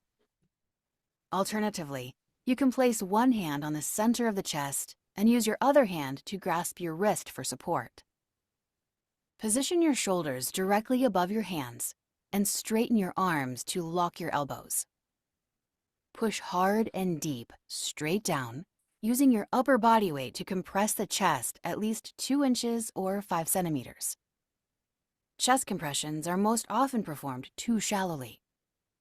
At the end of each compression, lift all your weight off the patient's chest, allowing it to completely recoil or rebound to its normal position, but do not lose contact with the chest. Avoid leaning on the chest between compressions. Complete chest recoil allows the heart to refill. Push fast. Compress the chest at a rate of 100 to 120 compressions per minute. CPR feedback devices transmit information on compression rate, depth, and recoil. Providers can significantly improve chest compression quality by adjusting technique based on data from a feedback device. Using a CPR feedback device is shown to improve patient outcomes and is recommended during CPR training and in real-life resuscitation attempts, both in and out of hospital. Fewer and shorter interruptions in chest compressions are associated with better outcomes. Time spent during a resuscitation attempt without chest compression, called hands-off time, should be kept as short as possible. Chest compression fraction, or CCF, is the proportion of time that chest compressions are performed during a cardiac arrest resuscitation effort. Higher CCF percentages are associated with high-quality CPR and greater rates of survival.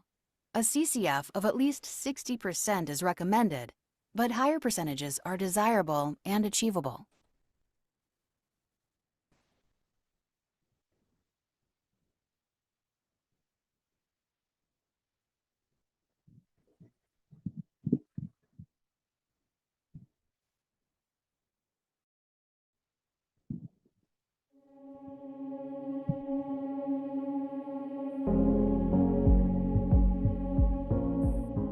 Rescue breathing is an artificial ventilation of the lungs. It provides oxygenation of the blood and removal of carbon dioxide. It is an important component for successful resuscitation. Conventional CPR with rescue breathing should be performed by all BLS providers, both in and outside the hospital. To give rescue breaths, there must be an open airway. The airway is the only path for getting air into the lungs. When an unresponsive patient is lying flat on their back, decreased muscle tone and the pull of gravity causes the back of the tongue to obstruct the upper airway. The tongue is connected to the lower jaw. Lifting the jaw forward pulls the tongue away from the back of the throat, relieving the obstruction and opening the airway. Two methods to open the airway are the head tilt chin lift and the jaw thrust. Use the head tilt chin lift maneuver to open the airway of a patient when head or neck injury is not suspected. To open the airway with the head tilt chin lift maneuver, position yourself at the patient's side. Place one hand on their forehead. Place the fingertips of your other hand under the bony part of the lower jaw, near the chin. Apply firm backward pressure on the forehead while lifting the chin upward. Avoid pressing into the soft tissue of the chin with your fingers, as this can also obstruct the airway. Leave the mouth slightly open. If the BLS provider suspects a spinal injury, open the airway using a jaw thrust without head tilt. To open the airway with a jaw thrust, position yourself at the patient's head. Place one hand on each side of the patient's head.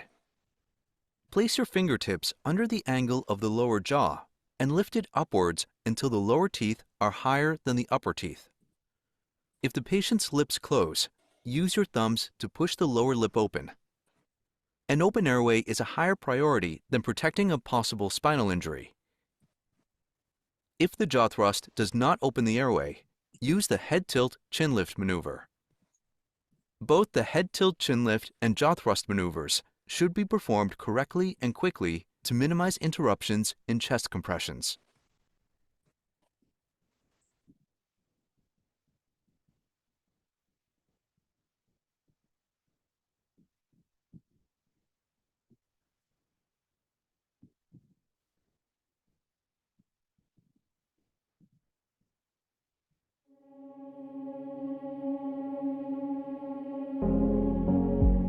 Rescue breaths are critically important in BLS care, as they provide life-sustaining oxygen and ventilation directly to the patient's lungs.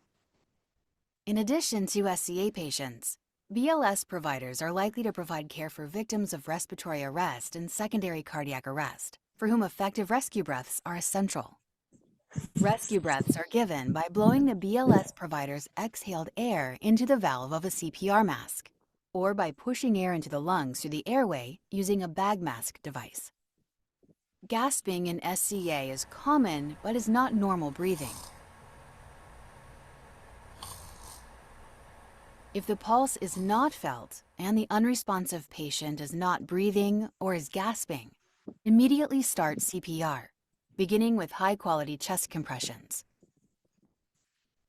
After 30 compressions, open the airway and give 2 rescue breaths. Perform cycles of 30 chest compressions and 2 rescue breaths.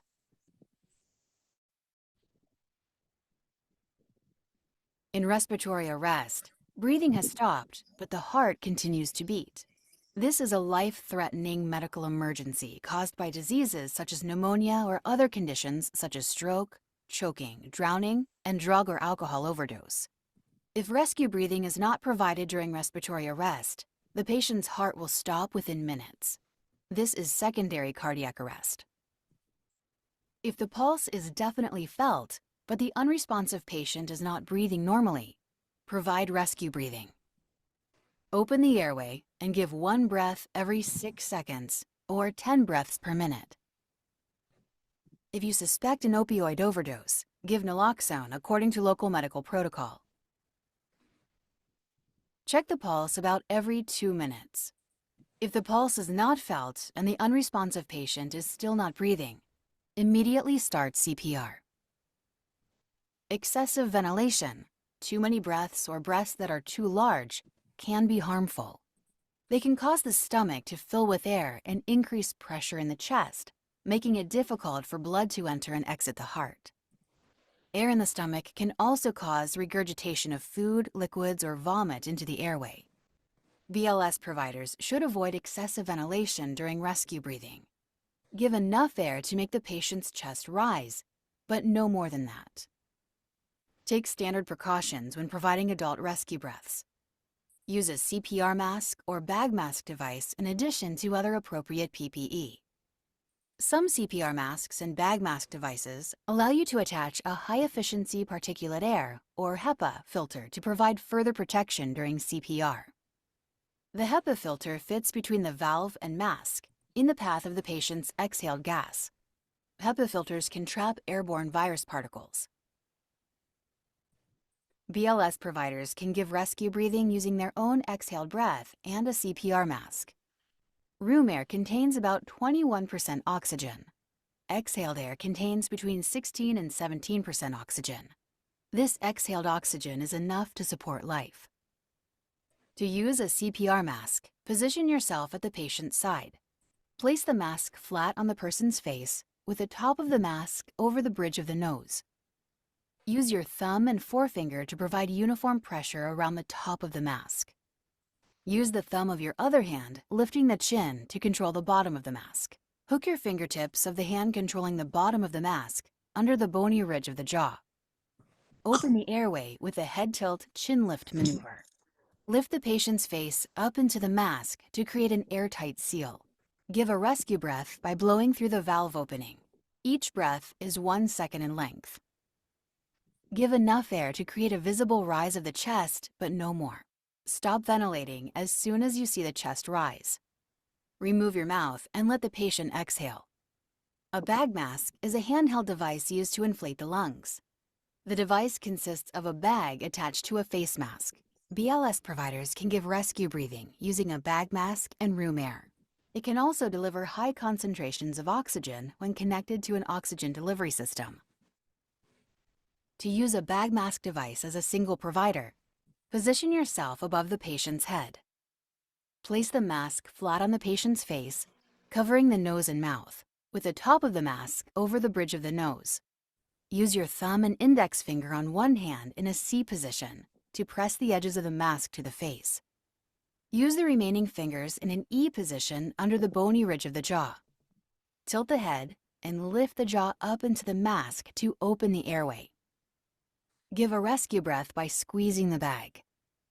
Deliver each breath over 1 second in length while watching for chest rise. Stop ventilating as soon as you see chest rise.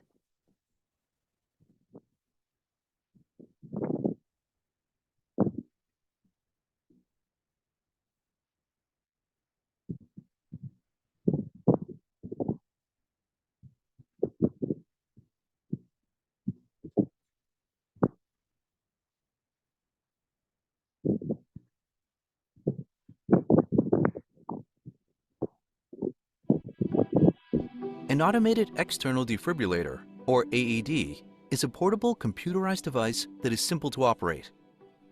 It can identify pulseless ventricular tachycardia and ventricular fibrillation and deliver an electric shock to restore the heart's normal contractions. If the electric shock is effective, there will be a return to spontaneous circulation, or ROSC. The heart will be able to pump blood, and the patient will have a pulse that can be felt by the BLS provider. The patient may also start breathing, moving, or reacting in other ways. If you have an AED in your workplace, be familiar with its operation. AED design varies by model and manufacturer, but they all operate in a similar manner. Proper AED operation requires direct contact between the pads and the patient's skin. Any clothing in the way must be removed. This includes swimsuits, bras, and any other clothing covering a patient's chest. If necessary, cut through clothing with the shears that are typically included with a CPR and AED response kit.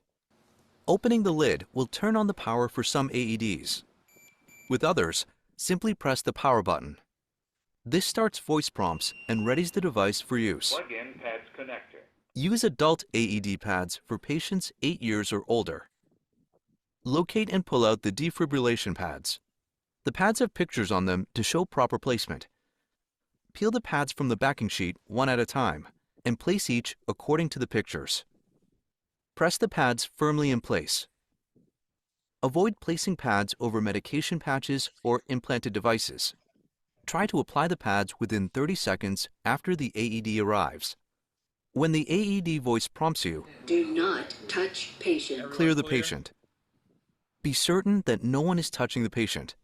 The AED may take a few seconds to analyze the heart rhythm. Analyzing heart rhythm. If the AED advises a shock, it will prompt you to clear the patient again. Clear. Press flashing button. If directed by the AED, deliver a shock. Shock delivered. Once a shock has been delivered, immediately resume CPR, starting with chest compressions. After about 2 minutes of CPR, the AED will prompt you again to analyze the heart rhythm. Follow the voice prompts. Do not touch patient. Continue the resuscitation attempt until another BLS provider or advanced life support providers arrive and take over, or until the patient starts breathing, moving, or reacting in other ways. If the patient begins responding, regularly reassess the patient's responsiveness, airway, breathing, and pulse. If a pulse is felt but the patient is not breathing normally, provide rescue breathing or bag mask ventilation.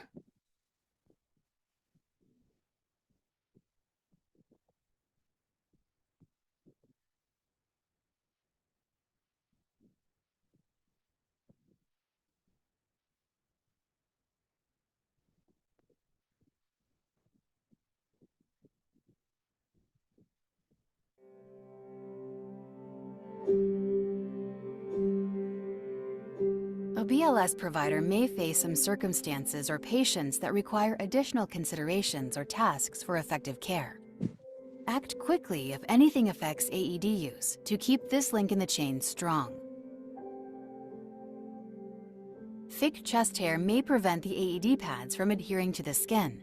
If chest hair is preventing pad-to-skin contact, use the razor that is typically included with the CPR and AED response kit to quickly shave the spots where the pads will be placed. If you do not have a razor, but a second pair of pads is available, use the first set of pads to remove the hair from the skin. Apply the first set of pads firmly over the chest hair, then pull the pads off quickly. Then apply the second set of pads. Do not use an AED if the patient is immersed in water. The patient must be removed from water before using an AED. If the patient is in a wet setting, such as lying on snow or ice, in rain, or on a wet floor or deck, or in a small puddle, it is safe to use the AED. If the patient's chest is wet, quickly dry the chest before applying the pads. AEDs can be used safely on metal surfaces, such as gratings or stairwells. Make sure the pads do not directly touch any metal surface when the AED is powered on. Patients at risk for cardiac arrest may have a surgically implanted defibrillator or pacemaker. Most often, a noticeable lump is visible in the left upper chest, though sometimes the implant is in the upper right chest or abdomen. Avoid placing the AED pad directly over the implant, as the device may interfere with shock delivery. Do not place AED electrode pads directly on top of a medication patch. A patch could block delivery of the shock from the electropad to the heart and cause small burns to the skin. If it doesn't delay shock delivery, peel off the patch with a gloved hand and quickly wipe the area before attaching the electrode pad. If the AED pads are not in contact with metal jewelry, the jewelry does not have to be removed. Do not delay chest compressions or defibrillation for a pregnant patient. If the patient is visibly pregnant and additional BLS or ALS providers are available to give CPR, one provider can manually move the uterus towards the patient's left side. This will relieve pressure on major abdominal vessels, helping to increase blood flow. Follow the normal steps for operating the AED. The shock from the AED will not harm the fetus. If the patient starts breathing, moving, or reacting in other ways, place her on her left side to improve blood flow. An advanced airway, such as the laryngeal mask airway, esophageal tracheal double lumen tube, and endotracheal tube, are devices that isolate the airway, prevent obstruction by the tongue, and reduce the risk of food, liquids, or vomit entering the airway. In the hands of trained providers, advanced airways provide reliable and effective ventilation. BLS providers that work on teams with advanced life support providers may assist with ventilations after an advanced airway has been placed. The mask from the bag mask is removed, and the bag is attached directly to the tube protruding from the patient's mouth. Once an advanced airway device is in place, it is no longer necessary to pause compressions to give breaths. Continuous compressions at a rate of 100 to 120 per minute are provided. The BLS provider squeezes the bag to deliver one breath every 6 seconds. Resuscitation puts healthcare personnel, including BLS providers, at an increased risk of occupational exposure and infection from bloodborne and airborne pathogens. BLS providers should routinely take standard precautions during resuscitation, including using a CPR mask or bag mask device with a HEPA filter. However, there may be a rare or extraordinary circumstance when a barrier device is not available and a BLS provider is willing to provide mouth-to-mouth rescue breathing. Mouth-to-mouth rescue breathing is a form of artificial ventilation that can provide oxygen to a respiratory or cardiac arrest victim. To give mouth-to-mouth rescue breathing to an adult, open the airway with a head tilt chin lift. Pinch the nose closed with your thumb and forefinger. Take a regular-sized breath and seal your lips around the victim's mouth, creating an airtight seal. Give one breath over 1 second. Give enough air to make the chest visibly rise, but no more than that.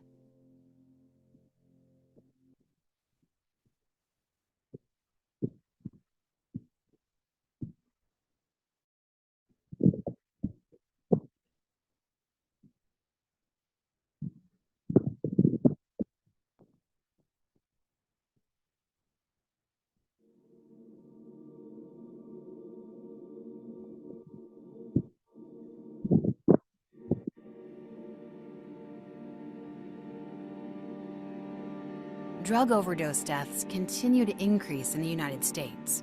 70% of drug overdose deaths involve a prescription or illicit opioid, such as oxycodone, hydrocodone, morphine, fentanyl, or heroin.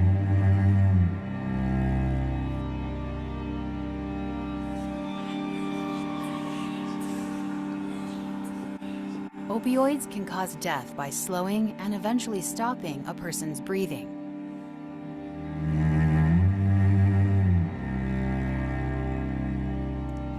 I forgot my phone.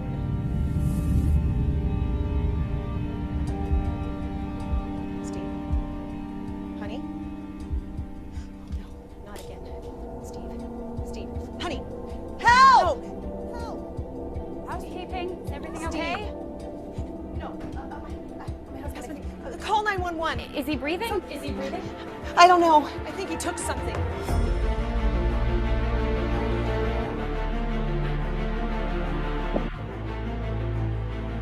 Sir? Sir? Can I stand over here? Sir?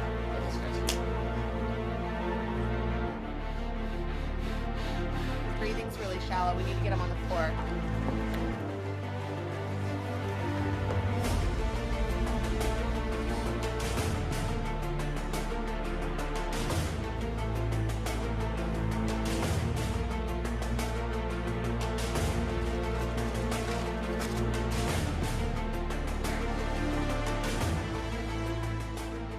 A quick response to an opioid overdose, including administering naloxone, can prevent brain injury and death.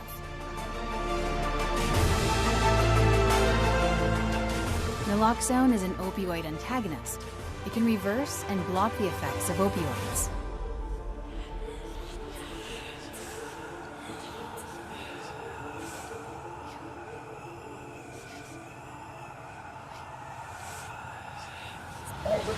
Steve, it's okay. Steve, it's all right. You're going to medication, okay? You're going to take it to the hospital. Medicine, be careful with your medication. You're all right, man. Don't touch your medication. Nice slow deep breaths. If you suspect an opioid-associated emergency, assess scene safety and take standard precautions. Assess responsiveness. Hey. Activate EMS and/or your emergency action plan.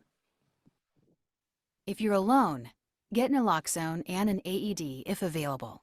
Assess breathing and pulse at the same time. Is the pulse definitely felt within 10 seconds? If the pulse is not felt and the unresponsive patient is not breathing normally or only gasping, immediately start CPR, beginning with chest compressions. Use the AED as soon as one becomes available. Give naloxone according to local medical protocol. If the pulse is definitely felt and the unresponsive patient is not breathing normally, provide rescue breathing or bag mask ventilation. Give naloxone and transport according to local medical protocol. If the pulse is definitely felt and the unresponsive patient is breathing normally, maintain an open airway. Give naloxone and transport according to local medical protocol.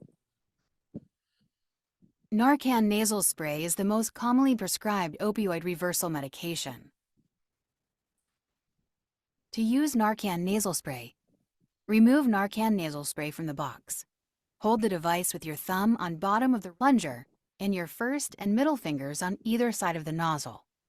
Tilt the patient's head back, providing support under the neck with your hand. Gently insert the tip of the nozzle into either nostril until your fingers on either side of the nozzle are against the bottom of the patient's nose. Press the plunger firmly to give the dose of Narcan nasal spray. Remove the Narcan nasal spray from the nostril after giving the dose. If the patient does not respond, another dose may be given in the same way. Narcan nasal spray may be dosed every 2 to 3 minutes if available, according to local medical protocol.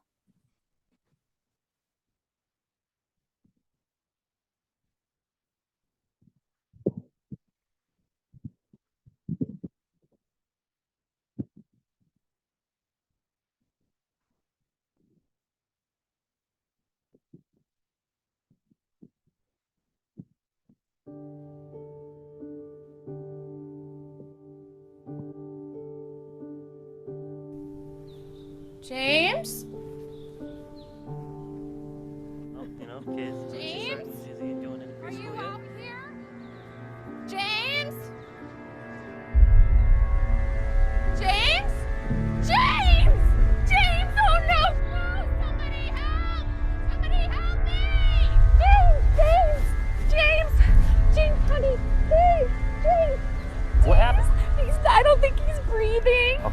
call him. All right, help me get him to the ground. All right, come on. Gently, gently. All right, gently. Okay, come on. Hello? Yes. All right, watch out. We had a kid drown in the hot tub. James, James, can you hear me?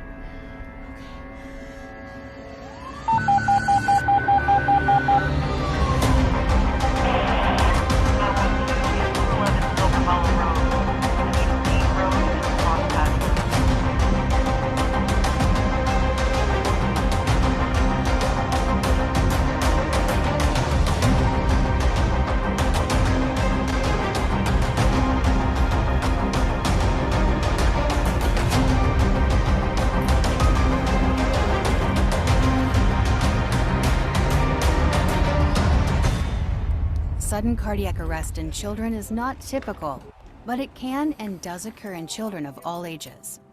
More often, though, cardiac arrest in a child results from asphyxia, a lack of oxygen caused by respiratory failure or respiratory arrest. When breathing slows or stops, it leads to bradycardia, a slow heart rhythm of fewer than 60 beats per minute.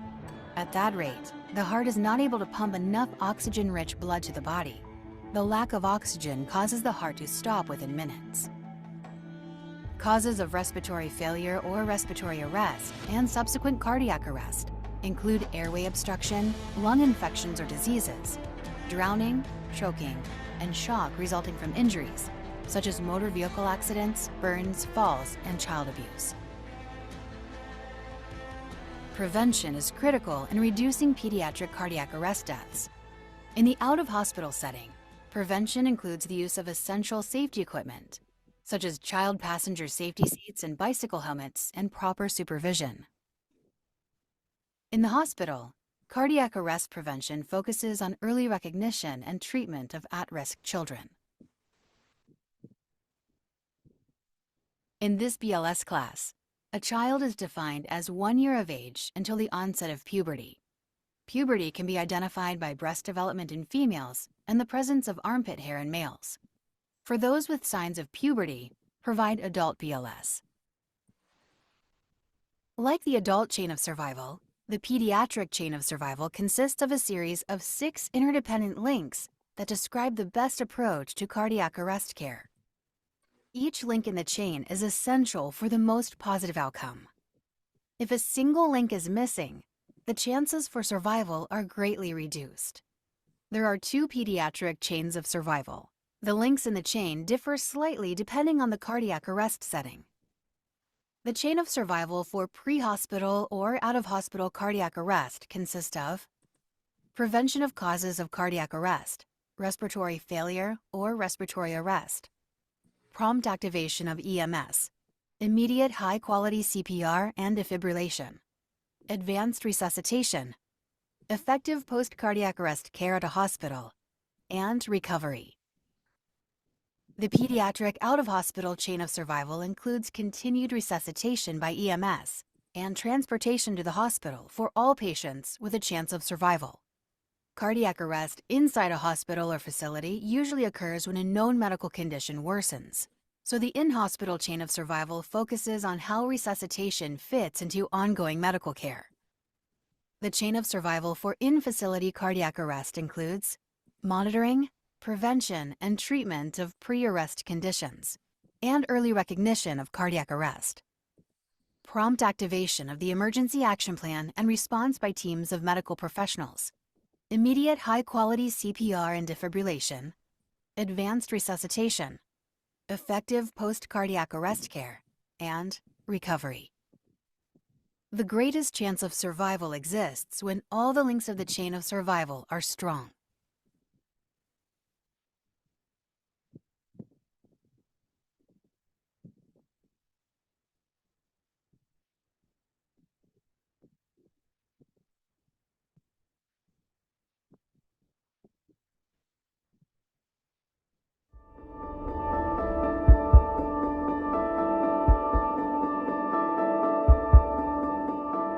BLS providers should follow the procedure for pediatric BLS, a step-by-step guide for responding to a potential cardiac arrest. Using this procedure, you can perform child BLS as a single provider and as a member of a team. Like the adult procedure, there are three main elements of the pediatric BLS procedure: assessments of the scene and patient, actions based on presence or absence of normal breathing and a pulse, and use of an AED. First, assess scene safety. Upon arrival and before anything else, pause to make sure the scene is safe for you and the victim. This includes taking standard precautions. If the scene is not safe, do not enter it until hazards have been minimized or eliminated. If the scene is safe, assess responsiveness. Tap the victim and ask loudly, Are you okay? if the patient is unresponsive, call 911 to activate EMS using a mobile device or activate your facility's emergency action plan. Simultaneously assess breathing and pulse. Look at the patient's chest and face for signs of normal breathing. Weak, irregular gasping, snorting, snoring, or gurgling is not normal breathing.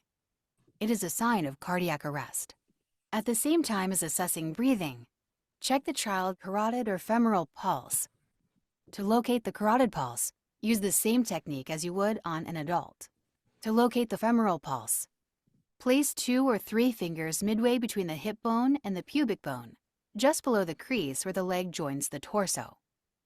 Take no longer than 10 seconds to simultaneously assess breathing and pulse.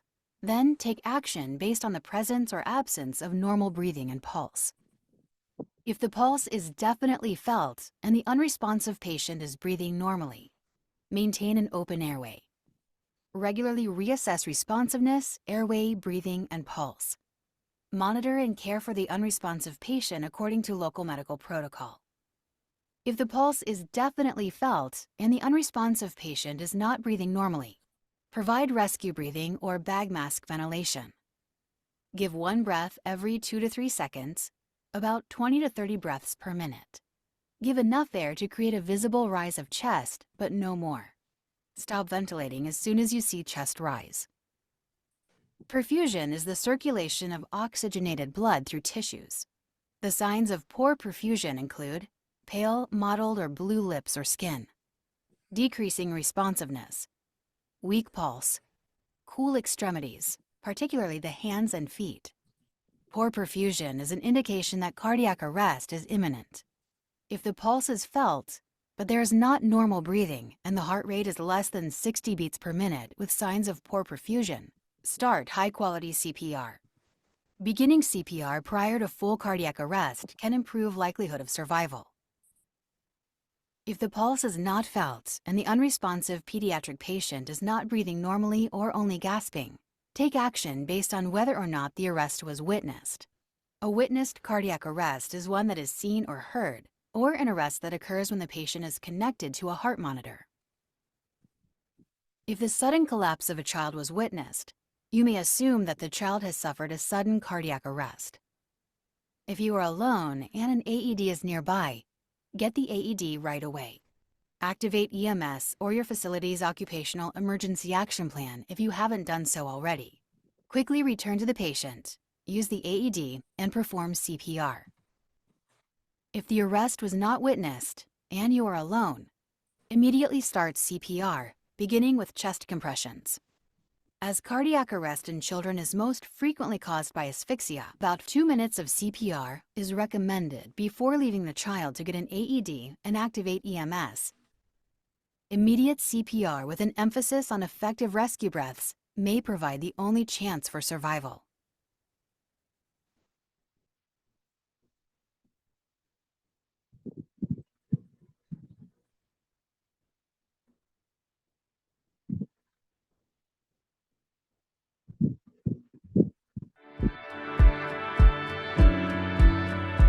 As in the adult procedure, high-quality chest compressions are the foundation of high-quality CPR. To deliver child chest compressions, position the patient face up on a firm, flat surface. If the patient is face down, carefully roll them over.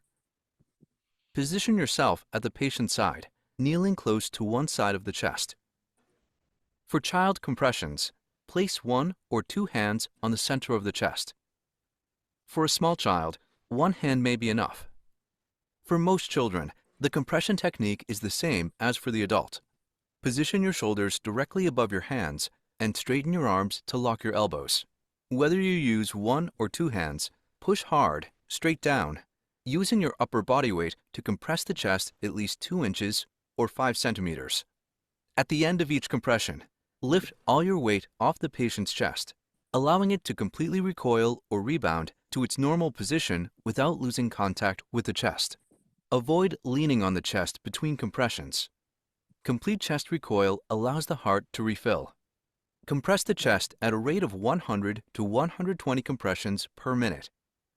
Minimize interruption in chest compressions.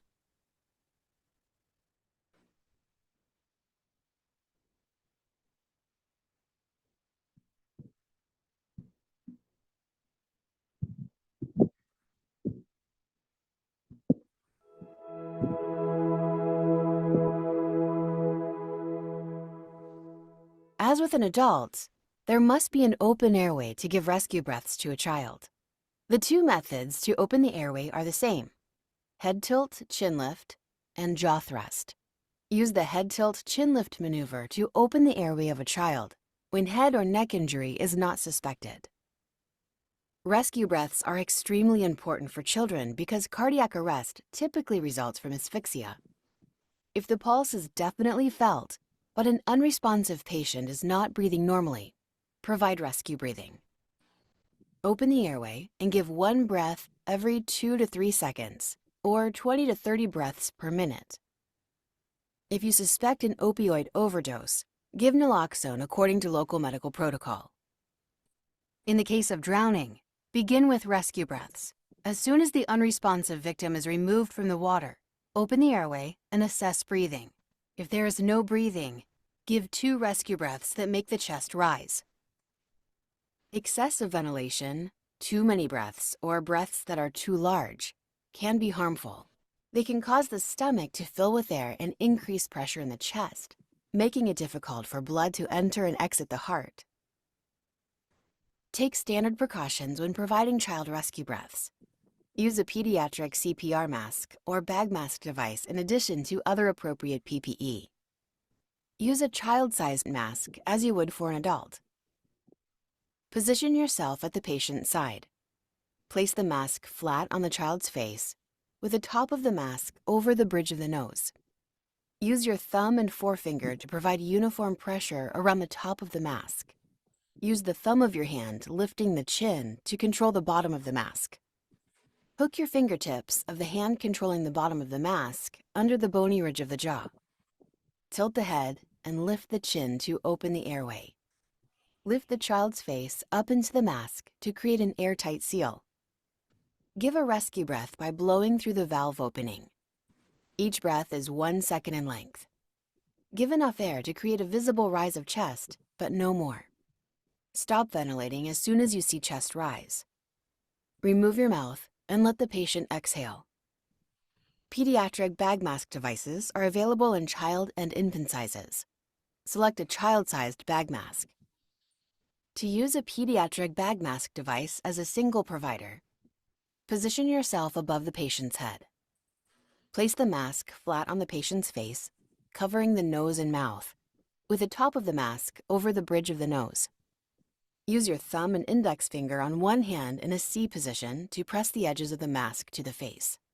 Use your remaining fingers in an E position under the bony ridge of the jaw. Tilt the head and lift the jaw up into the mask to open the airway. Give a rescue breath by squeezing the bag. Deliver each breath over 1 second in length while watching for chest rise.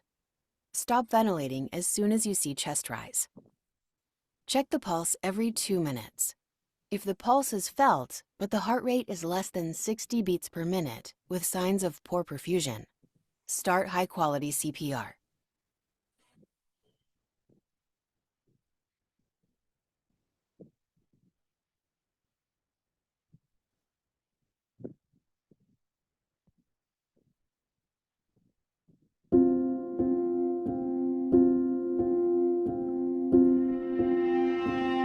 Most AEDs are designed for both adult and pediatric use.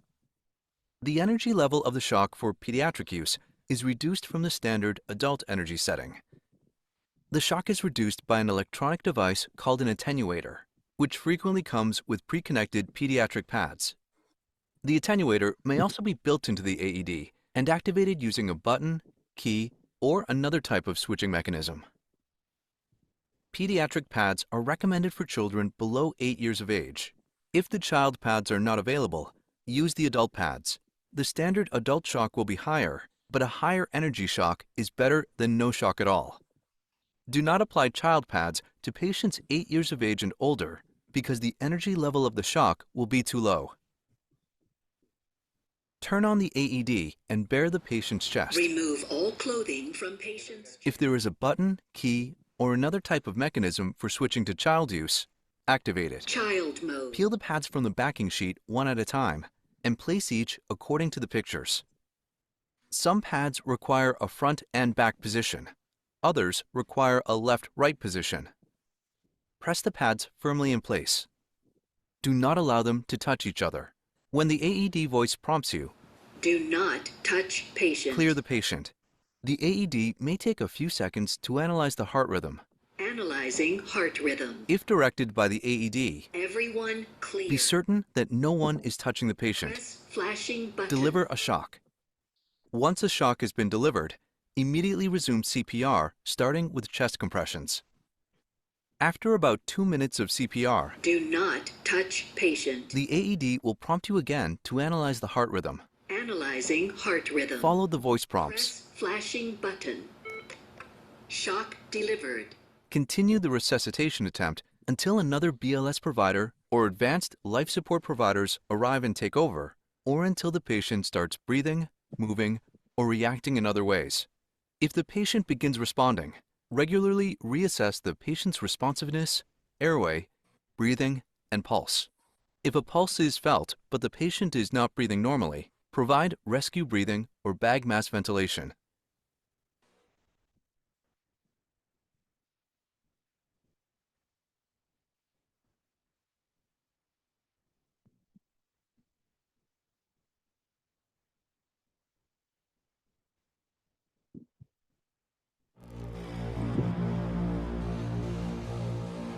While working as a coordinated team is common, BLS providers also need to be able to provide high-quality child CPR as a single provider by putting together all the skills of assessment, compressions, airway, breathing, and AED use.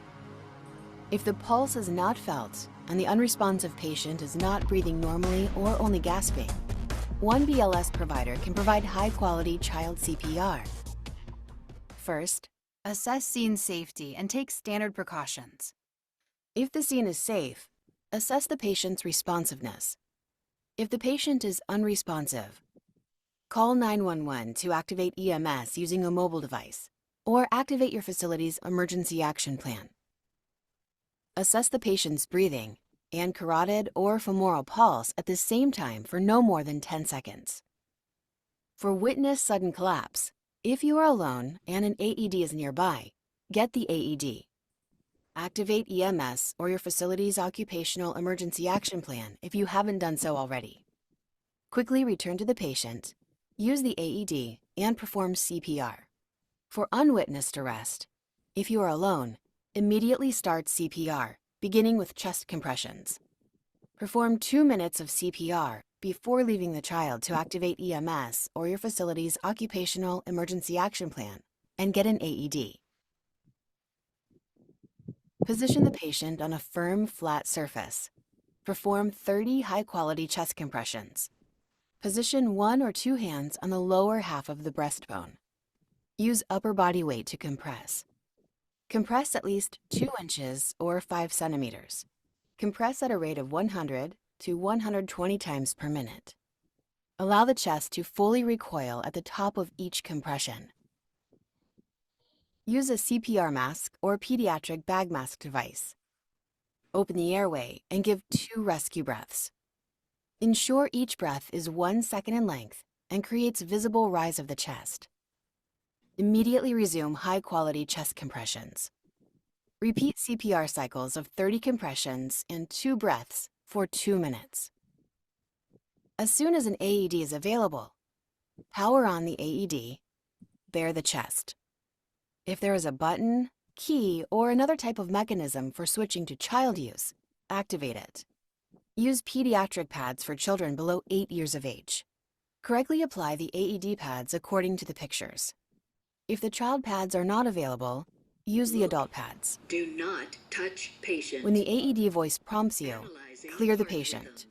If the AED advises a shock, the AED will prompt you to clear the patient again. Make sure no one is touching the patient. Deliver a shock. Shock delivered. Once a shock has been delivered, immediately resume CPR, starting with chest compressions. Continue the resuscitation attempt until another BLS provider or advanced life support providers arrive and take over, or until the patient starts breathing, moving, or reacting in other ways.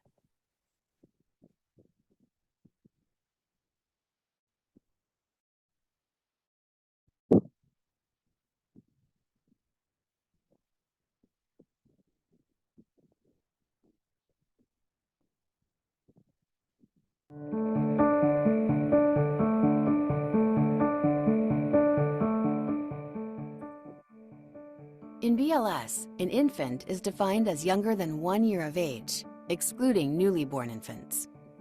Like the child BLS procedure, there are 3 main elements of the infant BLS procedure: assessment of the scene and patient, actions based on the presence or absence of normal breathing and pulse, and use of an AED. First, assess scene safety. This includes taking standard precautions. If the scene is safe, assess responsiveness. Gently tap the victim and ask loudly, Are you okay? if the infant is unresponsive, call 911 to activate EMS using a mobile device or activate your facility's emergency action plan.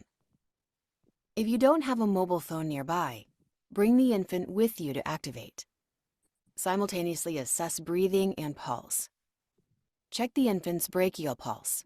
Place 2 or 3 fingers on the inside of the upper arm, midway between the elbow and shoulder. Take no longer than 10 seconds to simultaneously assess breathing and pulse. Then take action based on presence or absence of normal breathing and pulse. If the pulse is definitely felt and the unresponsive patient is breathing normally, maintain an open airway. Regularly assess responsiveness, airway, breathing, and pulse. Monitor and care for the unresponsive patient according to local medical protocol.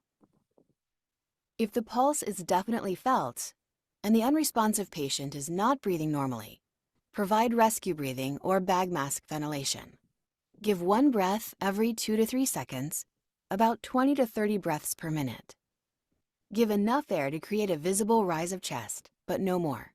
Stop ventilating as soon as you see chest rise. If the pulse is felt, but there is not normal breathing and the heart rate is less than 60 beats per minute with signs of poor perfusion, start high-quality CPR. If the pulse is not felt and the unresponsive patient is not breathing normally or only gasping, take action based on whether or not the arrest was witnessed. If the sudden collapse of an infant was witnessed, you may assume that the infant has suffered a sudden cardiac arrest. If you are alone and an AED is nearby, get the AED right away. Quickly return to the patient, use an AED, and perform CPR. If the arrest was not witnessed and you are alone, immediately start CPR, beginning with chest compressions. As cardiac arrest in infants is most frequently caused by asphyxia, 2 minutes of CPR is recommended before activating EMS or your facility's emergency action plan if you haven't done so already.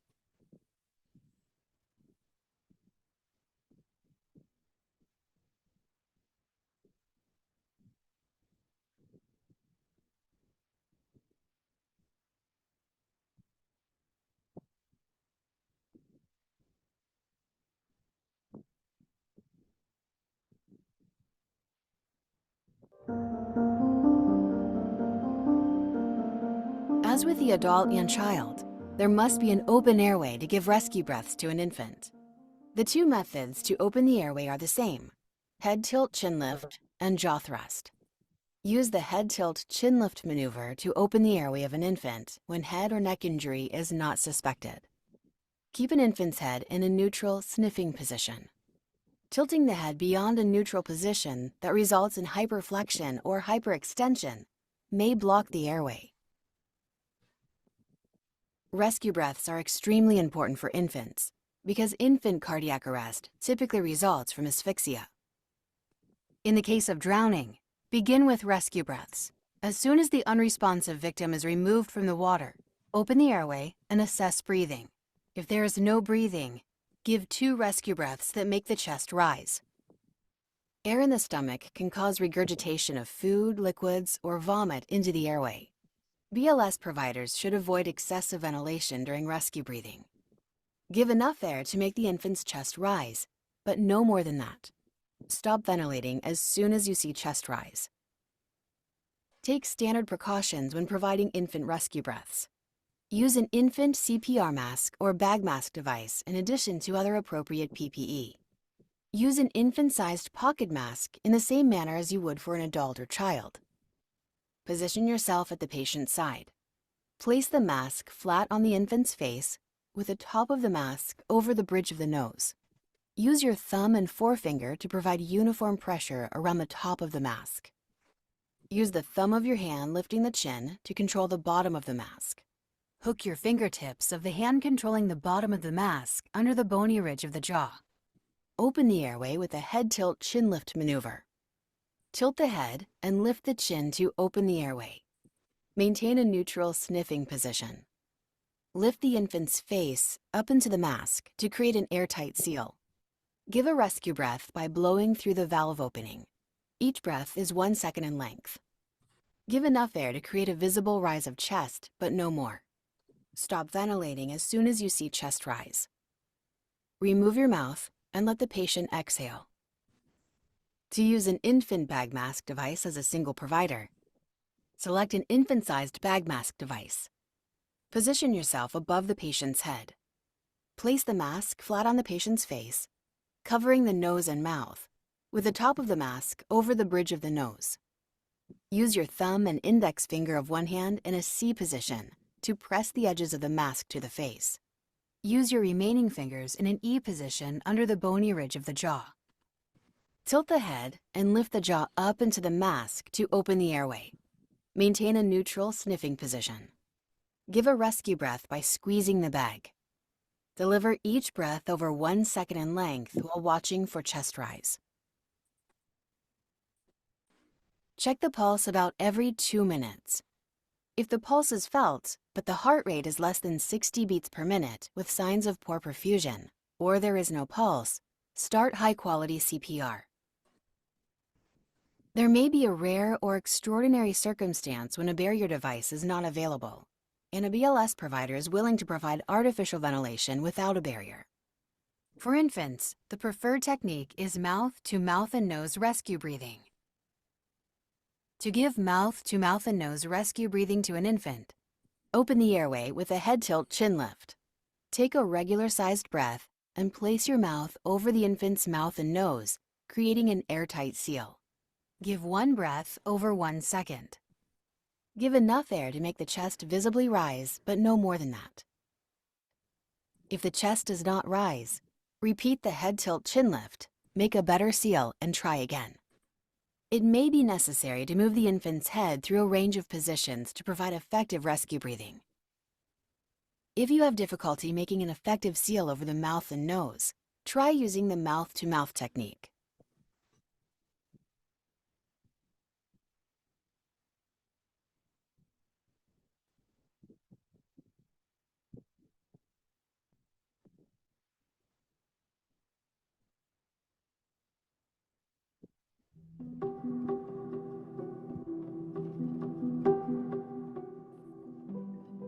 As in the adult and child procedure, high-quality chest compressions are the foundation of high-quality infant CPR.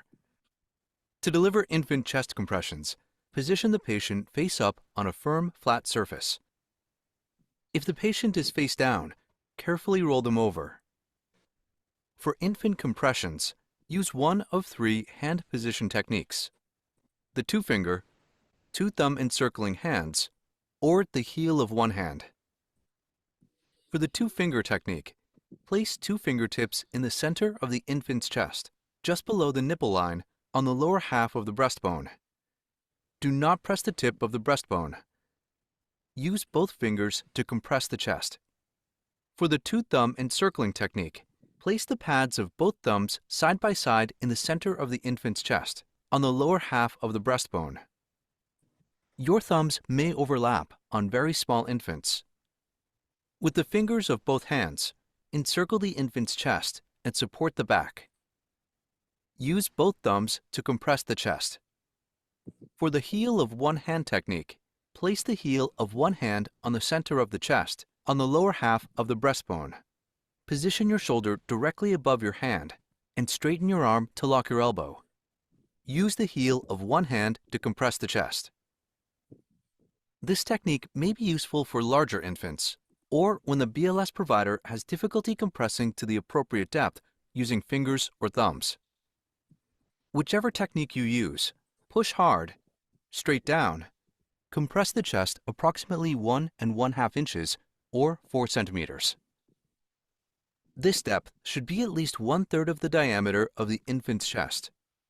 At the end of each compression, allow complete chest recoil. Compress the chest at a rate of 100 to 120 compressions per minute. Minimize interruptions.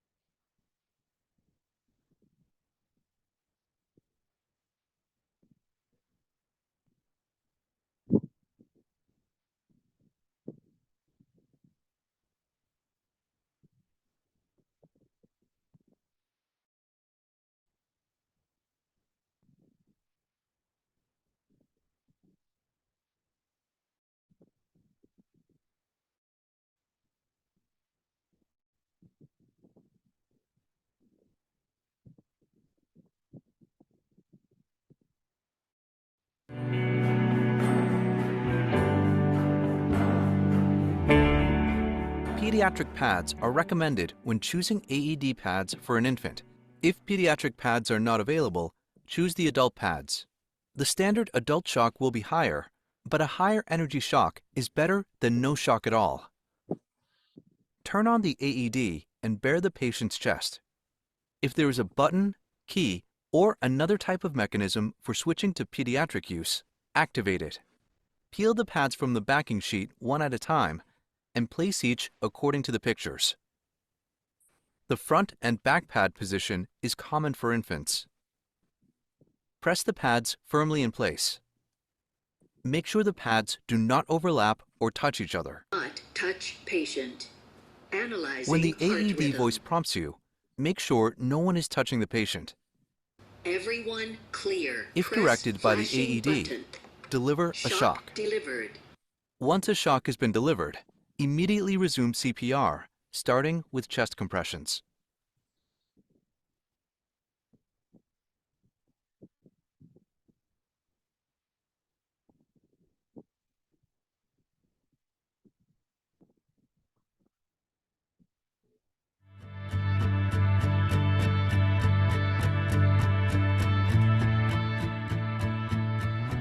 Assess the scene for safety, regardless of whether you are first on the scene, and take standard precautions. If the scene is safe and you are the first BLS provider to reach the patient's side, assess responsiveness.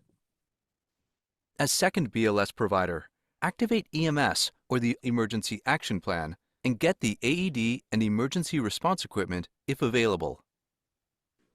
Assess the patient's breathing and brachial pulse at the same time for no more than 10 seconds. If the pulse is definitely felt and the unresponsive patient is breathing normally, maintain the airway. Activate EMS or your facility's emergency action plan if you haven't done so already. To help protect the airway, place an uninjured infant in the recovery position. Lie the infant face down on your forearm. Support the infant's head with your hand. Monitor and care for the unresponsive patient according to local medical protocol. If the pulse is definitely felt, but the unresponsive patient is not breathing normally, activate EMS or your facility's emergency action plan if you haven't done so already. With 2 or more BLS providers and appropriate equipment on hand, each provider takes a role to deliver effective ventilation using an infant-sized pediatric bag mask device. Position one BLS provider above the patient's head, in charge of opening the airway and securing the mask with 2 hands. Position a second BLS provider on the patient's side to squeeze the bag. As BLS provider 2, deliver a rescue breath by squeezing the bag. Give 1 breath every 2 to 3 seconds, or 20 to 30 breaths per minute. Deliver each breath over 1 second in length while watching for chest rise. Give enough air to make the infant's chest rise, but no more than that. Stop ventilating as soon as you see the chest rise. Regularly assess the patient's responsiveness, airway, breathing, and pulse about every 2 minutes. If the pulse is felt, but there is not normal breathing and the heart rate is less than 60 beats per minute with signs of poor perfusion, start high-quality CPR.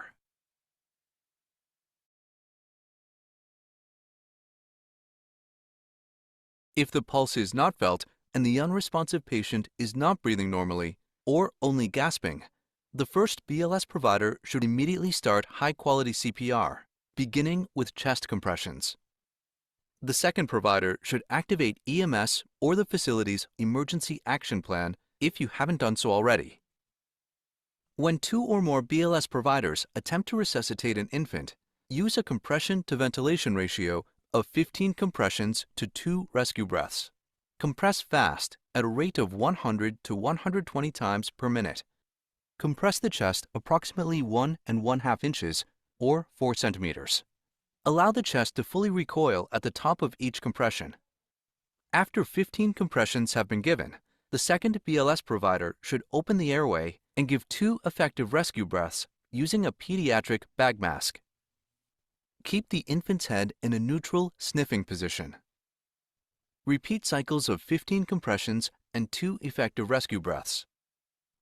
Switch the person in the compressor's position frequently, about every 2 minutes. Try to minimize interruptions to compressions to less than 10 seconds. As soon as an AED is available, power on the AED. Bare the chest. If there is a button, key, or another type of mechanism for switching to pediatric use, activate it. Correctly apply the AED pads according to the pictures. When the AED voice prompts you, clear the patient. Make sure no one is touching the patient. Analyzing heart rhythm. If the AED advises a shock, clear the patient and deliver the shock. Once a shock has been delivered, immediately resume CPR, starting with chest compressions. If the AED does not advise a shock, immediately resume with chest compressions. Follow the AED's voice prompts. Continue the resuscitation attempt until advanced life support providers take over or until the patient starts breathing, moving, or reacting in other ways.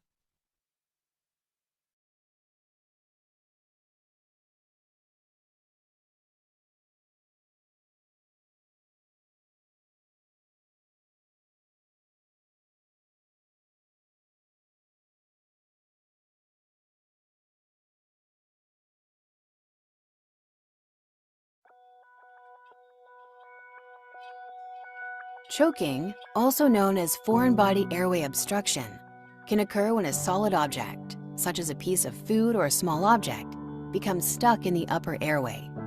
The person cannot breathe. A forceful thrust beneath the ribs and up into the diaphragm can pressurize the air in the chest and pop out the obstruction. Chest compressions can also create enough pressure to expel a foreign body airway obstruction. I'm exhausted. To provide the appropriate care, you must be able to recognize the difference between a mild and a severe airway obstruction.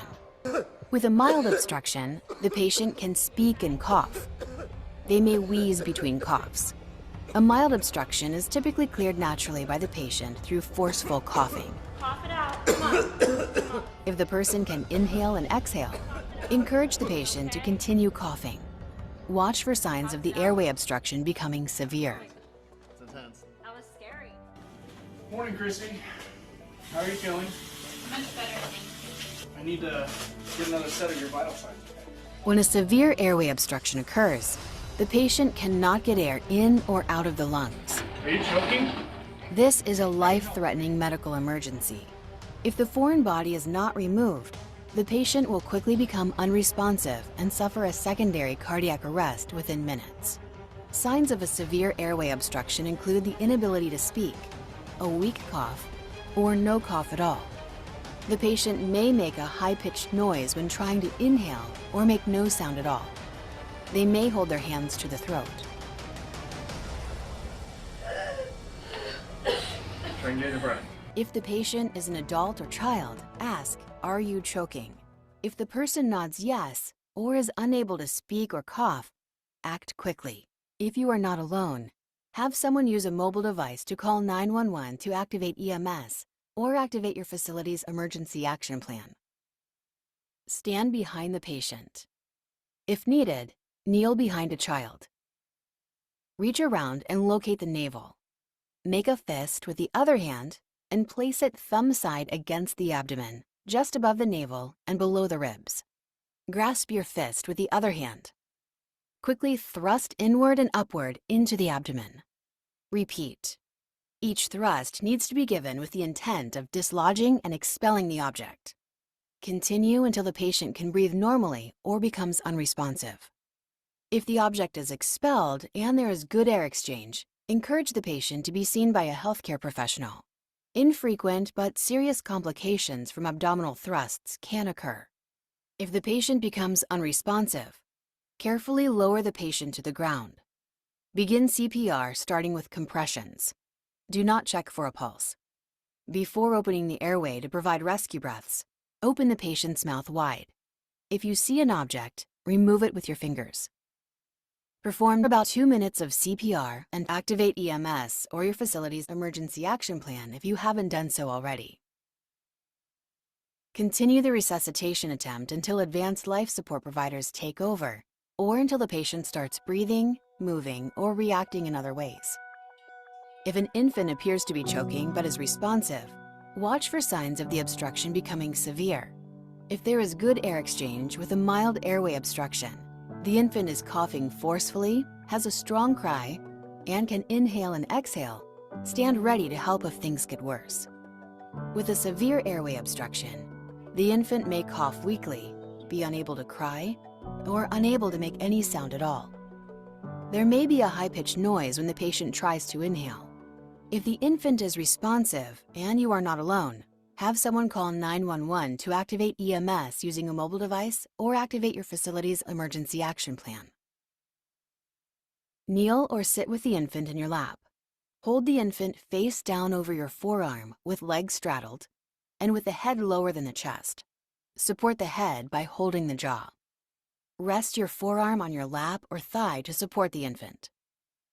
Using the heel of the other hand, give up to 5 back slaps between the shoulder blades. Give each back slap forcefully with the intent of dislodging and expelling the object. Sandwich the patient between your forearms and turn the infant over, using the palm of one hand to support the face and the palm of the other hand to support the back of the head. Place 2 fingers on the breastbone, just below the nipple line, and give up to 5 chest thrusts. Give each chest thrust forcefully with the intent of dislodging and expelling the object. Repeat the sequence of back slaps and chest thrusts until the object is expelled and the infant can breathe or becomes unresponsive. If the patient becomes unresponsive, place the infant on a firm, flat surface. Begin CPR with compressions. Do not check for a pulse. Before opening the airway to provide rescue breaths, open the mouth wide. If you see an object, carefully remove it with your fingers.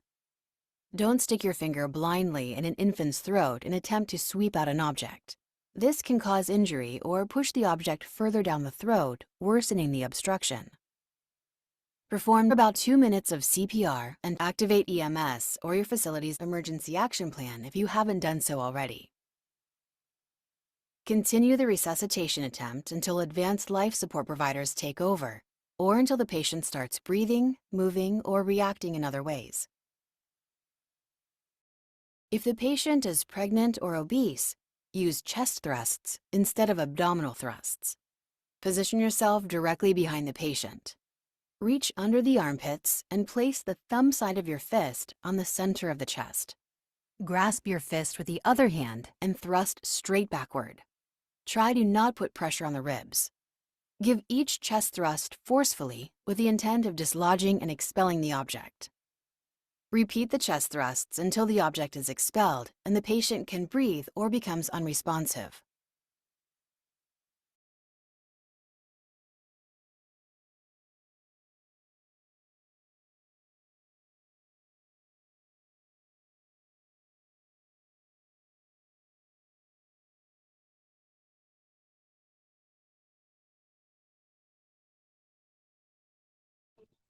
Hello po, good afternoon po. Regarding your certificates po, i-send po namin siya via email po on Monday once ready na po yung certificates. And sa mga gusto naman po mag-avail ng hard copy po, pwede naman po for only 200 pesos lang po. Free shipping na po siya nationwide.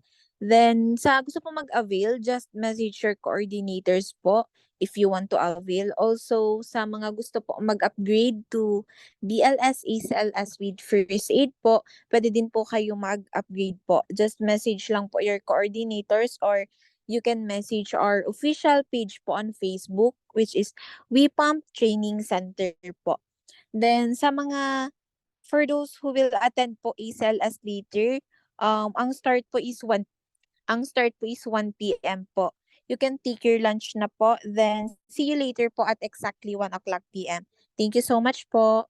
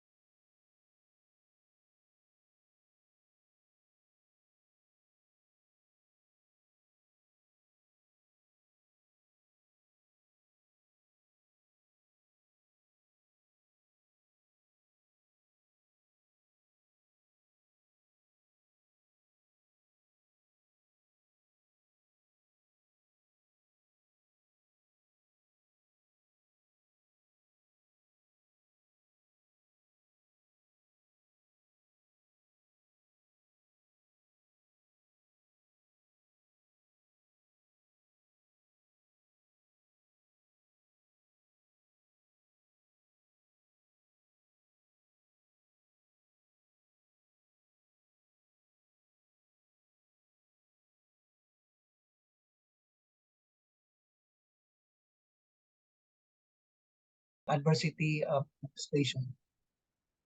Though I will do lecture on cardioversion and transcutaneous pacing. Karamihan hindi halos tinatakal to sa ACLS.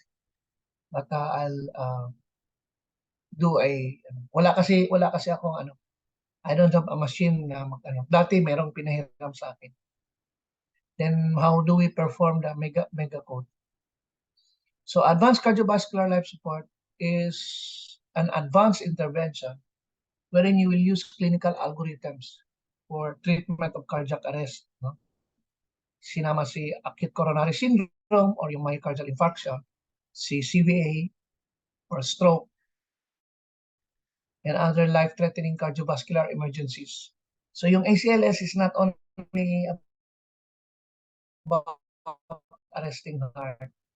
They also have this potential for arrest, like a tachyarrhythmia or bradyarrhythmia, yung mabagal, sobrang bagal because of heart blocks, at sobrang bilis naman because of rapid ventricular responses or an SVT. No? It also deals with respiratory arrest.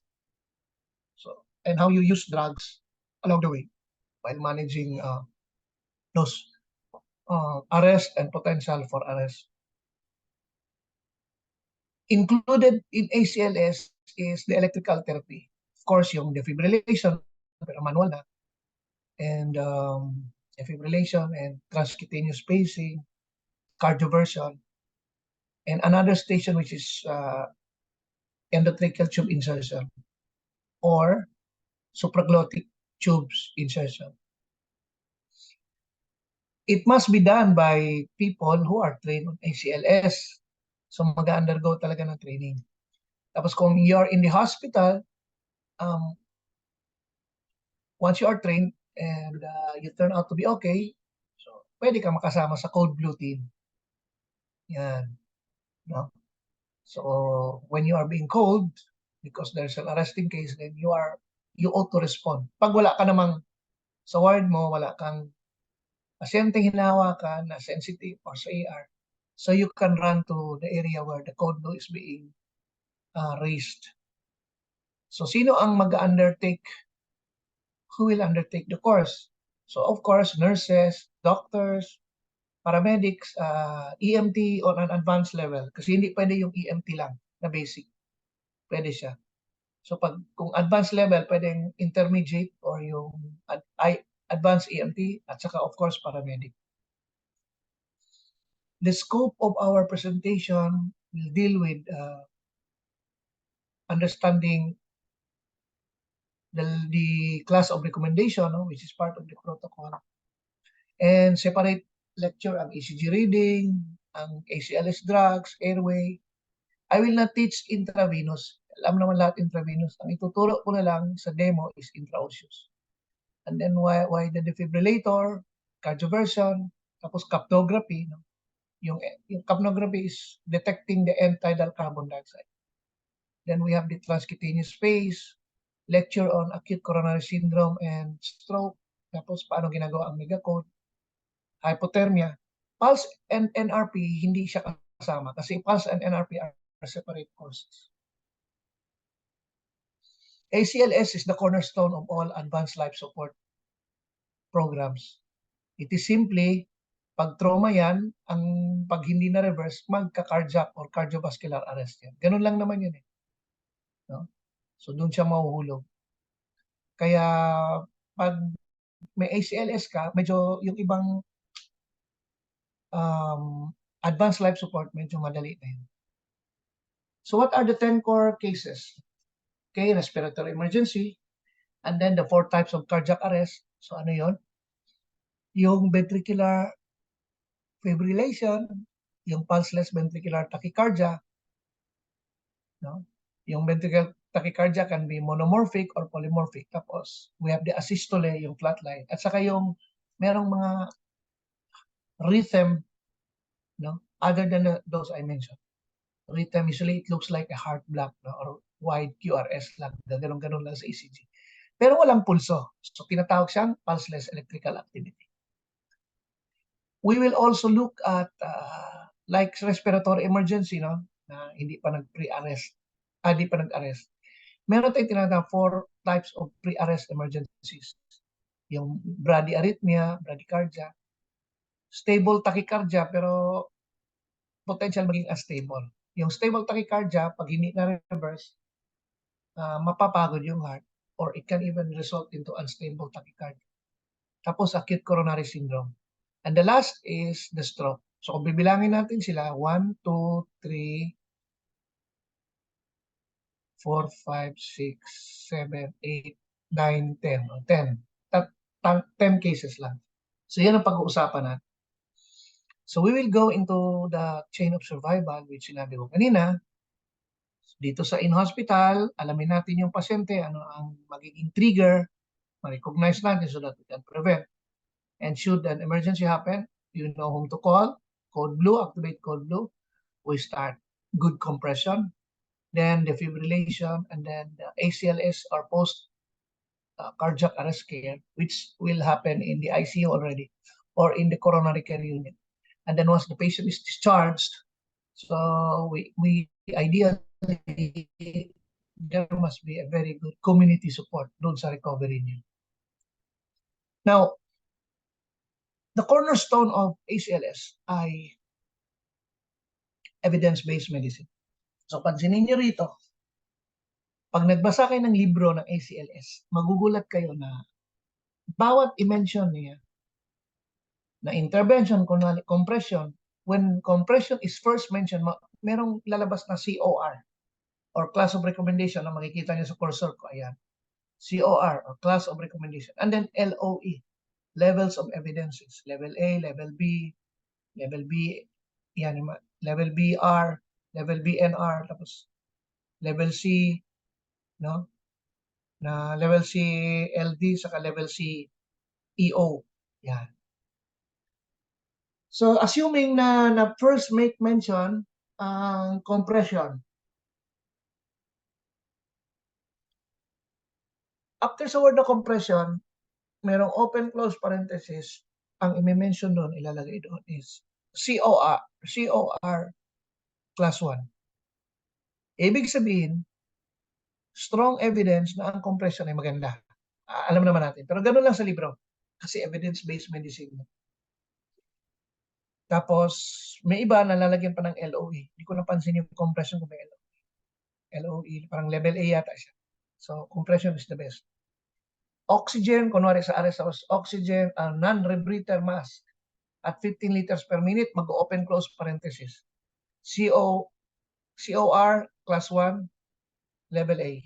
Yan. Or level A, level BR, parang gano'n.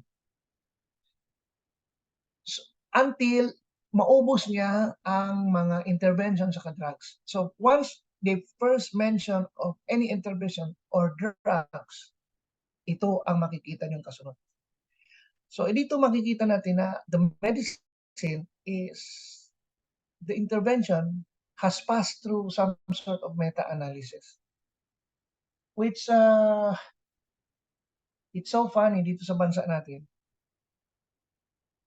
Nung nagkataon na nag-COVID, daming pinagbibigay na gamot, lalo na yung ivermectin. Na ako, nalungkot ako kasi may mga doctors backing it up. Pero walang meta-analysis. Pag tinanggal mo ang meta-analysis sa medical practice, we're violating evidence-based medicine. At kapag wala na tayong evidence-based medicine, wala na talaga tayo sa ayos. Kasi wala tayong data or statistics backing.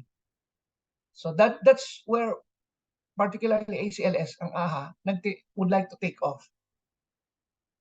Kailangan sumusunod sa EBM or evidence-based medicine. Kaya merong ganito, okay? Pag ang AHA mag-exam, no, a little bit deep dive, minsan mini-mention kumukuha sa mga articles na. Okay? I-on ko lang yung electric fan, mainit.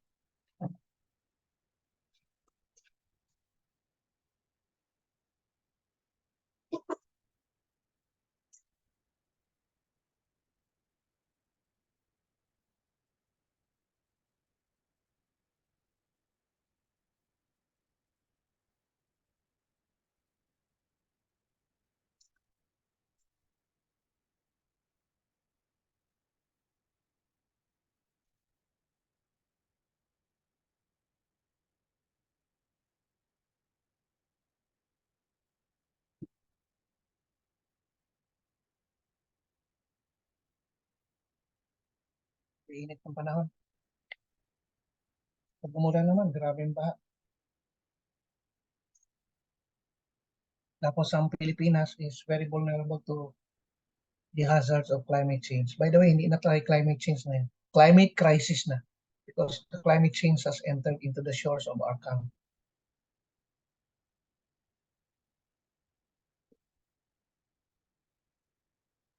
The Philippines has the 5th longest shoreline on Earth. So lahat ng, well, of course, there's gonna be sea level rising. Tamaan tayo.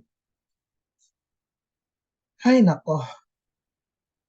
Meron pang impending gera sa West Philippine Sea, may climate crisis, pasaway na political environment. Ang hirap mahalin ng Pilipinas. Okay, balik tayo dito. So, pag i-rundown nyo to, when you read the manual, or kahit yung mag-online kayo, mga soft copy, basahin. Makakabasa kayo ng mga class 1, class 2A. Sa pag sinabing class 2A, benefit is twice greater than the risk. Pag umabot sa 2B, medyo weak data yan. Benefit is still a little bit greater than the risk. Pero pag nag-3 na yan, yun na yung medyo may problem, no? 3 na kung saan walang benefit yung drugs, so hindi natin binibigay. And worst case, yung isang 3 na kung saan harmful na yung drugs, lalo na hindi natin ginagamit yun. The risk is greater than the benefit. For example, bigyan ko kayo ng example. Sodium bicarb. Dati ang mga Filipino doctors very adamant with the sodium bicarb sa arresting patient. Sodium bicarb kaagad other than epinephrine. Lalo na tapos binibigay mo sa long standing arrest. Ay nako. Class 3 yan. Hindi na yan binibigay. So ang sodium bicarb hindi na siya standard sa arresting patient kasi mahulog na class 3 yan. Usually binibigay lang natin ang sodium bicarb sa hyperkalemia yan. Pag umabot tayo ng hyperkalemia, doon siya sikat. Umaabot siya sa class 2, class 2A. Hindi siya abot sa class 1, class 2A. Class 2A is good enough.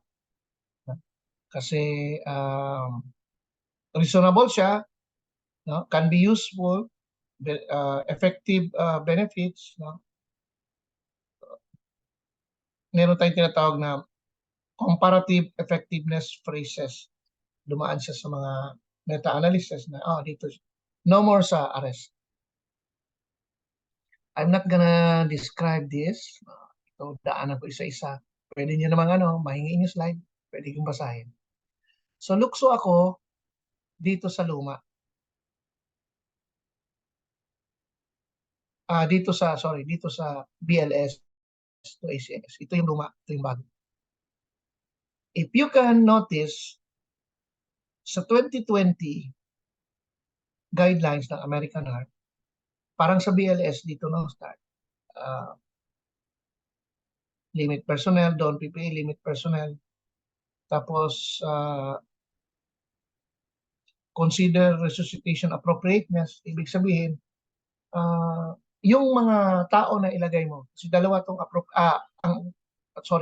ang tinatawag na resource appropriateness ay tatlo. Una, yung room mo. I-history ko lang to guys kasi alam ko medyo na-achieve ng Pilipinas. Pag sinabing resuscitation appropriateness, yung room kung saan nag-arrest, ideal ba siya? So what do you mean by ideal? Ventilated ba? What do you mean by ventilated? Ganito po yan. Naka-aircon lahat ang room sa ospital, assuming kung naka-aircon kayo, kung hindi aircon, fine. Pero merong electric fan na merong inlet at may outlet. Para kung may microparticulates, like of COVID, dadaan lang siya at mahihigop siya palabas. Not necessarily a negative room.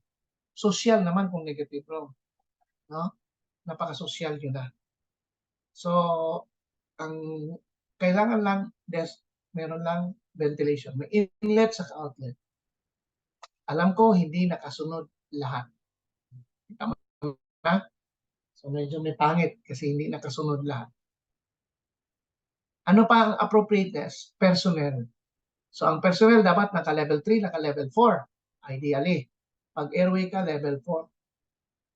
Okay, pag resting patient, level 4. Ang problema sa level 4, sobrang init, tabo na, limited, kasi para kang ano, meron ka ng eye shield, meron ka pang face shield. Meron kang eyewear, katulad dito.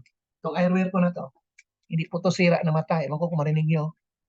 Nasanay na lang yung katawan ko na gumaganito, but this is actually a protective equipment. So ito, for so many years, nasanay na ako gumagamit dito para pagtalsik ng dugo. Pangalawa, ano to it's a tactical glass ginagamit namin. Ang 22 caliber na bala, malabong makapasok. Mabiyak siya pero hindi siya papasok. Parang gano'n. So katawan ko nasanay na gumagamit ng ganyan. Wala namang sira mata ko. Except na I'm used to wear PPE. Now, ano pa ba appropriateness? So, yung room, personnel, saka equipage. Okay. So, every time gamitin yung equipment, siyempre, inisan, palit ka agad. So, toxic, nung kapanahon ng COVID, toxic. Buti kung tertiary hospital ka na private, maraming backup, no? Wala. Kasi, paano mo linisan ng defibrillator? Hindi mo naman pwedeng spray yan kasi electronic yan. Hindi mo naman pwedeng i-autoclave. So, paano ang way of, so from time to time, nililinisan pag ginamit, linis ka agad. So, hindi tayo sanay sa ganon. Yan, no? So, yun yung tingnan nyo ang aking cursor, yan yung nakalagay dyan. Consider resuscitation appropriateness. Yan yung point. Now, balik dito ako sa second box. Then the patient is unconscious, call code blue, start CPR ka na. Okay? So, bago mag-compress, give oxygen. Anong klase oxygen? So, baka magkalito na naman tayo dito. So, nilagay lang dyan, give oxygen. Pero,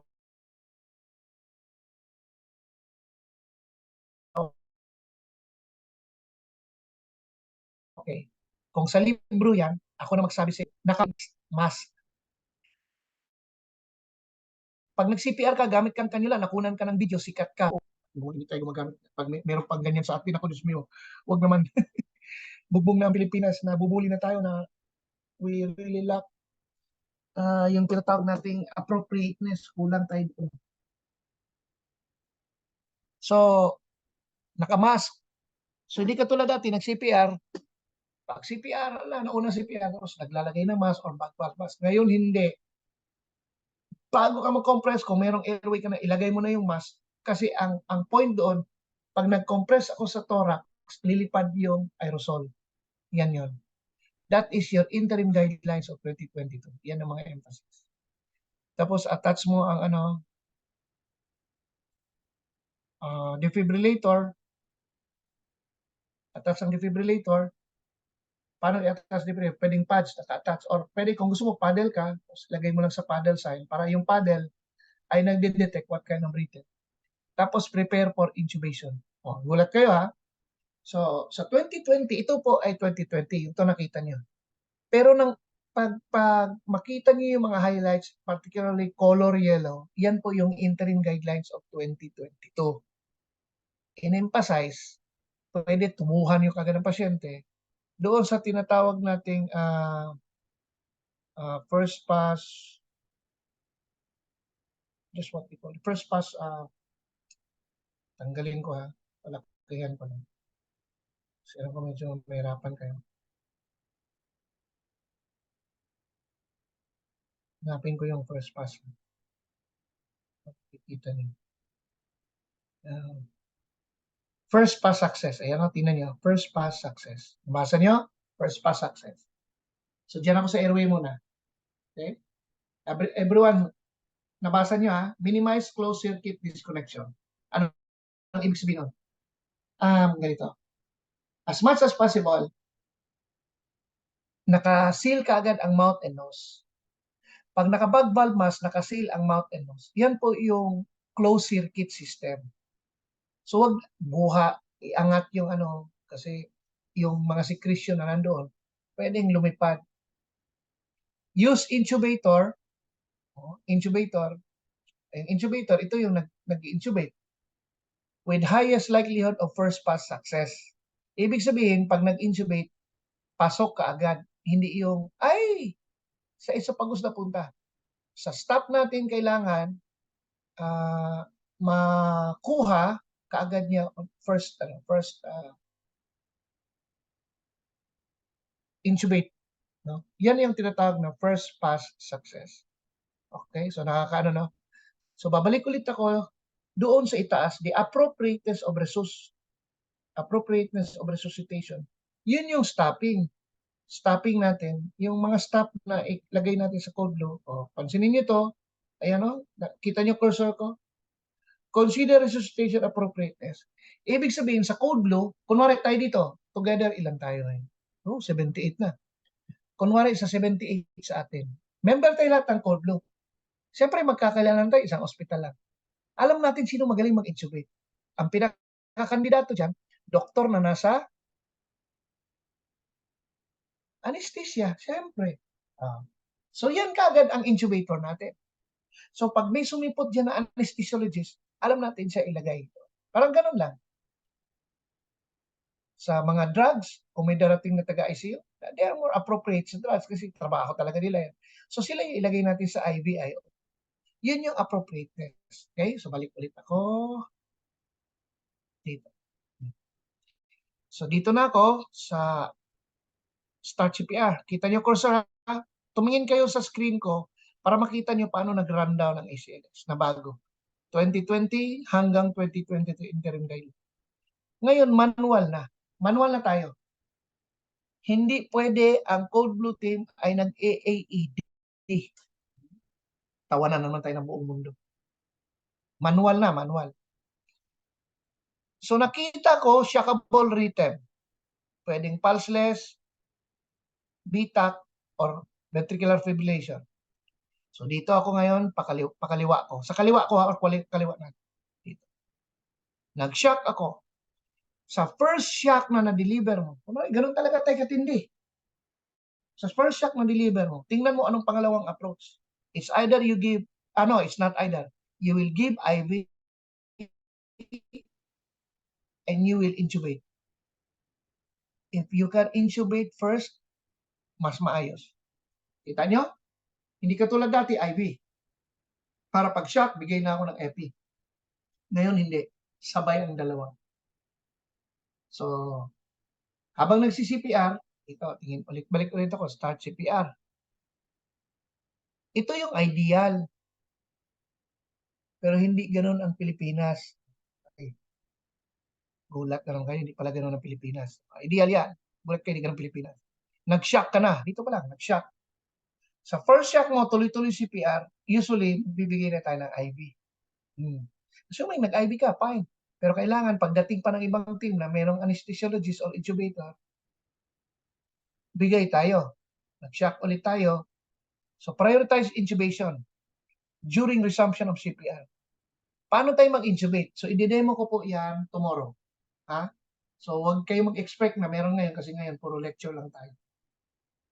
So, if intubation is delayed, consider supraglottic. Kung hindi tayo mag-endotracheal tube, kunwari 2 failed intubation or delayed siya, supraglottic. Papakitaan ko rin kayo tomorrow. So, tapos pinakamaganda, connect to ventilator when possible. So, halimbawa, ER setting, you don't need to have a MEC vent naman. So, pwede tayo magkaroon ng ATV, automated transport ventilator, papakita ko tomorrow. Para independent, hindi na may tao. Closed circuit na nga eh. Tapos kung ang wala lang kasi ako yung tamper. Pag merong tamper, mas maayos, no? Para independent ka. So ano mangyayari ngayon? Dito ako, CPR 2 minutes, naka-IV access ako, shock ulit, kita nyo, saka magbigay ng drugs. Hindi katulad dati, drugs na una. Ngayon, hindi, intubation na una. Pero sa perspective ko, pwedeng ipagsabay ang dalawa. Ginawa lang dito, pero actually sabay kasi magkaibang tao to eh. Pwede mong pagsabayin. Yan. So, pwede ka mag-epinephrine, tapos shock ulit, drug shock nga. Pero ang ating ventilatory support ay asynchronous. Hindi na yung 30:2 kasi intubated.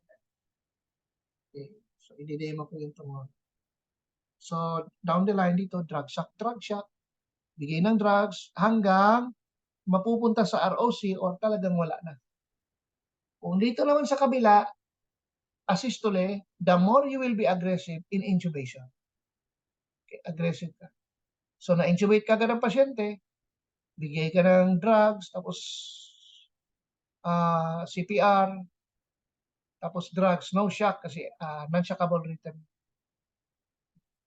So, ang ating emergency drugs ay naglalaro lang sa epinephrine, amiodarone, sa lidocaine. So, yan lang ang ating rundown sa ACLS. Hindi na kayo mawawala. Hindi katulad ng kapanahonan ko, medyo complicated sa amin. Ngayon, simple lang siya. Meron na siyang mga boxes dito na ano ang mga emphasis. No? Kung ito drugs, ito reversible. Usually, itong mga reversible H&Ts, ginagawa natin yan kapag ang patient ay asystole. Hanapin natin saan tayo nagkamali, bakit asystole siya. Nagkamali saan natin namin, sa halimbawa, hypoxia, tapos naka-intubate na, di corrected na yung hypoxia. Hypovolemia, assuming yung pasyente, gunshot wound, grabbing bleeding, pero nakapagbigay naman kaagad. Ang blood loss niya is around 1 liter lang, nakapagbigay kaagad tayo ng blood transfusion. So out na, considered settle yun. Hypothermia, napababa na, napaakyat na yung temperature to 36 from 32. Oh, so out na, settle na. Ngayon, with all those H and T's na nasettle natin, ang pasyente asystole pa rin. That's the time we can order for stop resuscitation. Lalo na kapag may capnometry. Okay? Kasi dito, nakalagay dito ay capnometry. Dito ba? Somewhere here? Basta merong capnometry tayo. Kasi before we declare the patient is dead, kailangan makita muna natin na ang mga tissue sa katawan ng tao, yung arresting na tao, ay hindi na talaga nakakapag-produce ng carbon dioxide. Alam naman natin na yung cell na buhay ay may mitochondria. Yun yung powerhouse ng cell at ang kinakain ng mitochondria ay tatlo. Oxygen, which is 21% from the atmosphere, water, na iniinom natin, at the same time, sugar na kinakain natin, glucose. Pag inom ka ng lactose, convert sa glucose. Galactose, convert sa glucose. Lactose, convert sa glucose. Kasi ang glucose ay pagkain lang ng ating mitochondria para sa production ng adenosine triphosphate. So meron tayong carboxylation, doon pag nag-interact sa oxygen. So there's a production of carbon dioxide. So habang nagpo-produce ng carbon dioxide during sa Krebs cycle, sa production ng adenosine triphosphate, ibig sabihin, buhay ang tissue. Ganun lang siya. No? In the physiologic level. Eh ngayon, asystole na siya. Ladies and gentlemen, asystole na. Capnometry ko, hindi umaakyat ng 10. 10 lang siya. Tapos, 15 minutes to 20 minutes na flatline. Hindi umaakyat ng 12. 10 to 12 lang yan. Ibig sabihin, wala ng carbon dioxide production. Patay na yung cells. That's the time we will stop the resuscitation. Wala na eh. Hindi katulad sa atin dito sa Pilipinas, nagdi-declare tayong patay, sa mata-mata lang yung mata ko, nag-constrict or dilate. So, hindi siya cellular level. Dito sa evidence-based medicine, cellular level tayo. So, wala naman ako magawa, guys. Although ako, I have a capnometer. No, modesty aside. Since 2010, may capnometer na po ako ginagamit sa field. So, ang aking airway, mas mabilis ako makapag-determine ko okay airway because I have capnometer. Maliit ang capnometer. Pang field talaga. So, yung pinakamahal kong capnometer, yung EMA, 92,000 yun. Nasira nung nasa Chile ako. Nasira siya. Inuwi ko lang para magamit ko lang sa training. Pero may bago ako, Comtel. Actually, made in China, pero pareho lang. It works. Siyempre, I can't afford an EMA. So, ganun ang... So, I'm using capnometer for more than a decade now. Lalo na pag nag-advance airway ako, between the tube sa pasyente and then the bag valve mask is the capnometer. Okay, so usad tayo. So ito yung mas pinalaki kong kita natin, hiniwa ko lang. No? So una, lalo sa compression, kung titingnan natin ang CPR quality, push hard, push fast, 2 to 2.4 inches. At ang rate niya is 100 to 120 and allow chest recoil. So number 1 rule. Number 2, avoid or minimize interruption. Ano ang interruption sa compression? Number 1, hihinto ka kasi ibagsak mo yung hinto. Pagbagsak mo yung bed, kunwari naka Fowler's, bagsak mo into CPR flatbed. So delay number 1. Delay number 2, insert ka ng cardiac board. Siyempre, bubuhatin mo yung pasyente, insert yung cardiac board bago mag-CPR.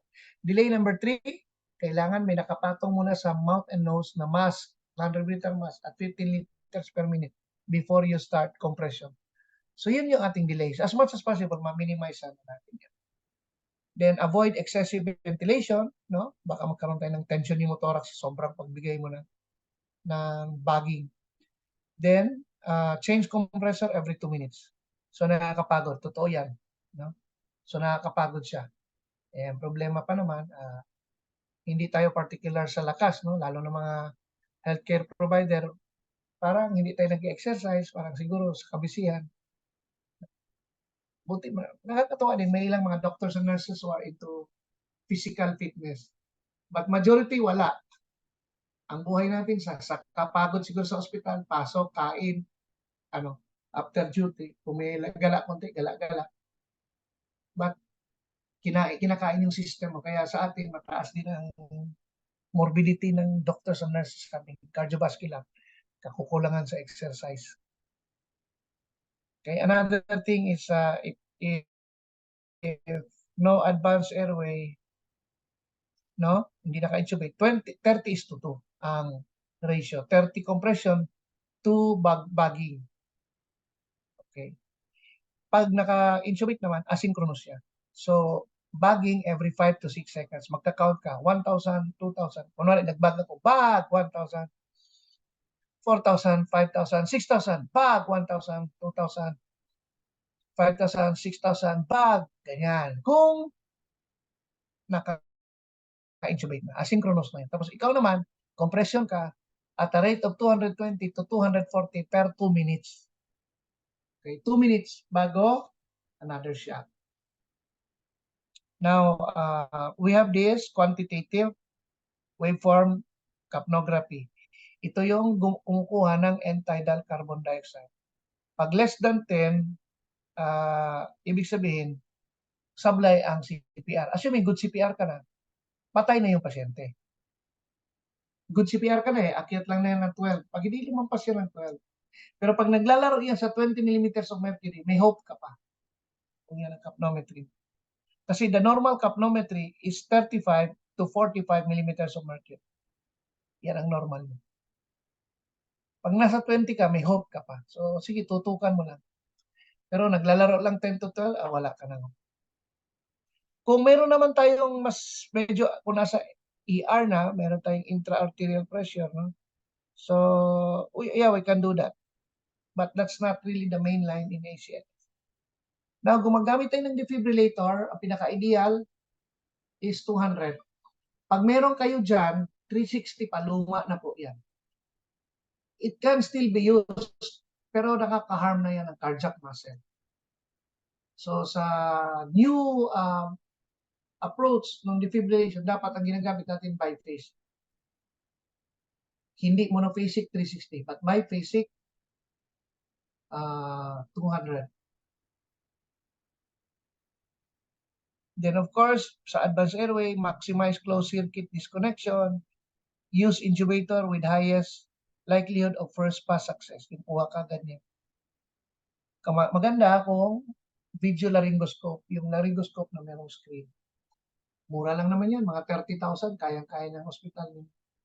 Para hindi ka na magsilip-silip doon, malapit sa bunganga. Kita mo, naka-video lang, forma ng larynx, alam mo, pag nag-intubate ka, ang taas ng success, pag video laryngoscope. Okay. So, ito lang yung didiscuss ko kanina. Ito yung the second half of the box. And then, drug shock lang tayo kapag shockable rhythm. Pag non-shockable, drugs lang. Tapos, CPR, drugs. So, tinatawag natin chemical and mechanical. Pero pag shockable rhythm, chemical, mechanical, electrical. So, tatlo ang approach. Chemical, yan yung epinephrine, amiodarone, lidocaine. Electrical, yan yung defibrillation. Mechanical, yan yung CPR. Sa asystole sa kapiya, mechanical, chemical lang. So CPR ka lang, tapos bigay ng epi. CPR, after 2 minutes, epi. Pwede, ano? Ganun pa rin. After 2 minutes, epi ulit. Yan lang. Until nag-perform ka ng H&T, nandito sa box, pinakaibabang box. Na-exhaust mo na, tingin sa capnometry, nasa 10 lang, wala nang pag-asa yun. So ito po ang laman ng ating interim guidelines. So hindi ko ulit babasahin kasi ito yung luma, ito yung mas luma, 2015. No? So ito yung gagawin natin ngayon.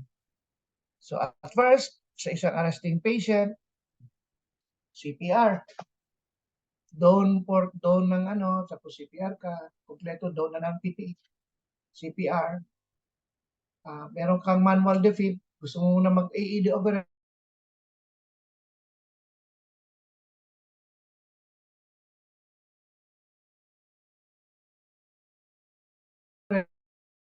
kasi wala pang mga doctors, CPR. Ngayon, doubtful ka mag-airway, pero pwede mag-IV o di-IV ka, pero dapat airway.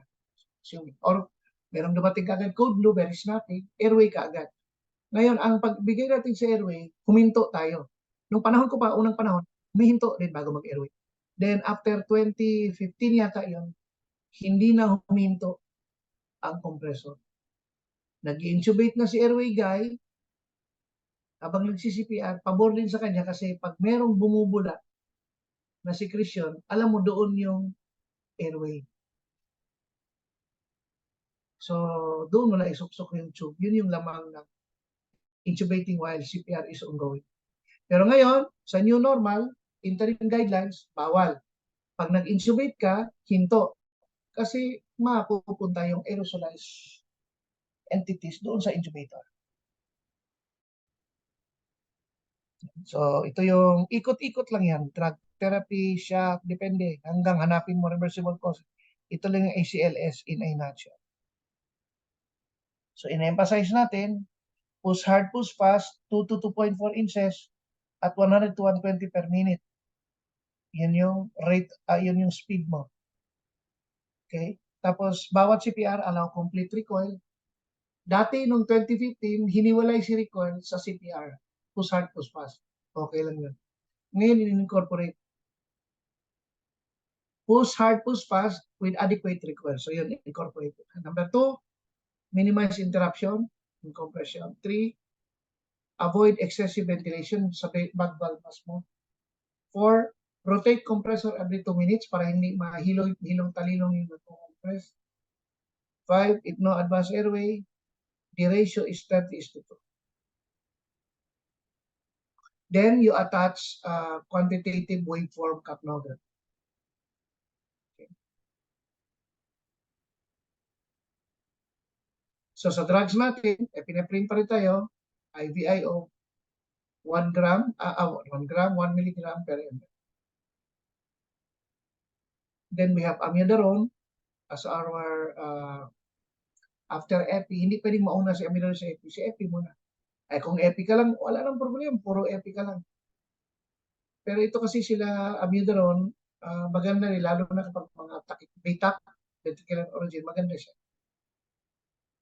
Kahit sa hindi arresting, di ba, tachyarrhythmia, maganda rin siya amiodarone, although it's not the first line. Lidocaine, papaling-paling lang ito si lidocaine. Panahonan ko, sikat siya. Biglang ginawa siyang class indeterminate. Ibig sabihin, hindi na siya ginagamit. Ngayon, binabalik ulit, ginagamit. So, yan talaga I'm not saying na consequence. Yan yung result of, with all the advancement, that you have to really comply with the pacing of in the international scenario in advanced cardiovascular life support. So, Yeah, may advanced airway tayo, endotracheal tube ka, or supraglottic. So ito yung ating rundown. Habang pwedeng we are addressing to shockable rhythm. So ito yung rundown. Sa non-shockable rhythm, CPR, epinephrine lang. So dito hindi gaano masalimot sa arresting case. Because first and foremost, ang hiningi lang gamot is epinephrine, lidocaine. I mean, sa first line of drug, epinephrine, amiodarone, lidocaine. Although ako sa drug kit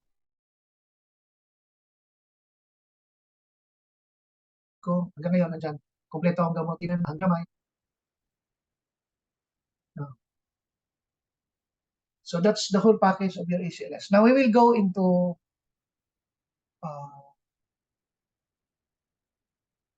tachyarrhythmia. So si tachyarrhythmia, pag pinabayaan niya, mag-arrest yan. Kasi sobrang bilis ng heart rate, mapapagod yung heart.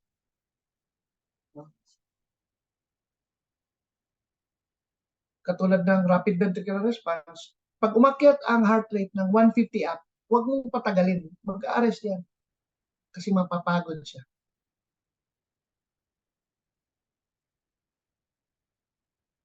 So, anong magagawa natin dito sa pasyente? Patient, depende kung first case, ilalamig na naman.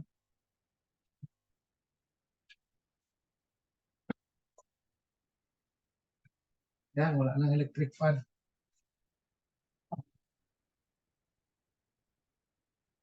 So, kunwari, pumasok sa ER ninyo,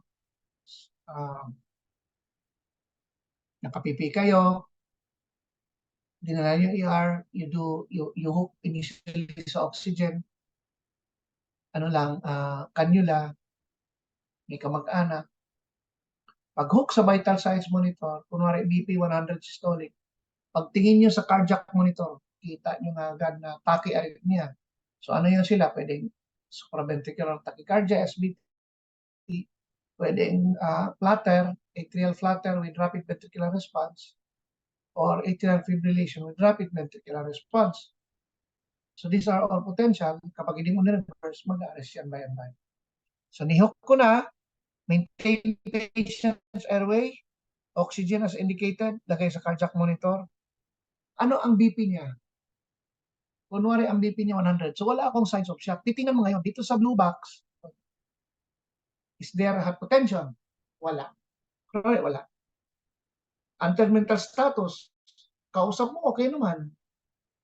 Pero naramdaman niya, kinakabahan siya, nahilo na siya. Is there signs of shock? Makikita mo, mukhang wala naman. Kasi 90 to 100 systolic yung BP. Athletic naman siguro yung, kunwari lang, athletic yung pasyente. Sabihin natin para bigay. Ischemic chest discomfort. Sabihin niya, uy, totoo meron. Ganun na.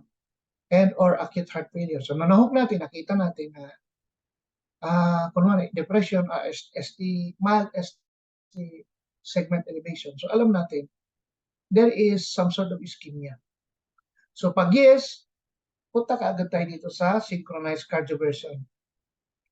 Kasi pwede siya mag-go into unstable eh.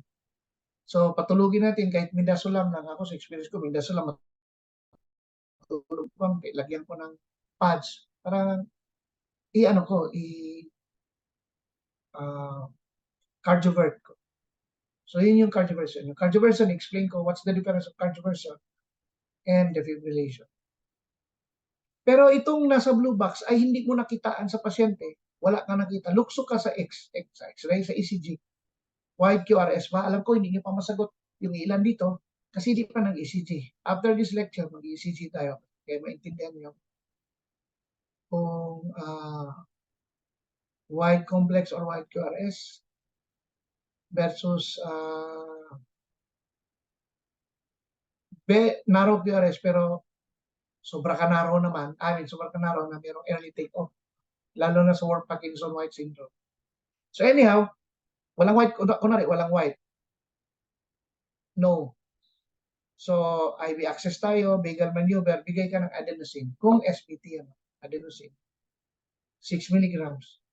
After 1 minute, bumalik siya, you can give 12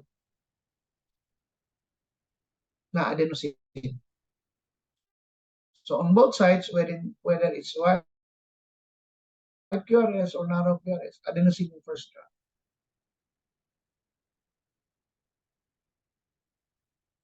So, yung vagal maneuver, tuturo ko na lang pag nag-codo tayo paano ginagawa yan. So, yan ang ating tachyarrhythmia assembly. So, ano ang sa synchronized cardioversion, alamin natin anong joules. O, nakita niyo na? Kung nag-AED lang kayo, wala siyang cardioversion. Kaya hindi natin ginagamit ng AED. Pangalawa,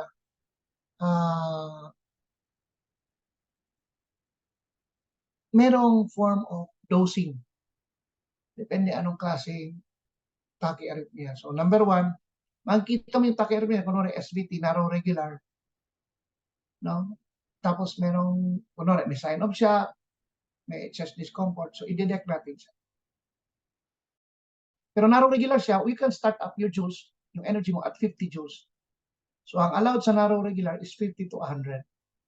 Kapag narrow naman pero irregular, pwede ka mag 150 to 100.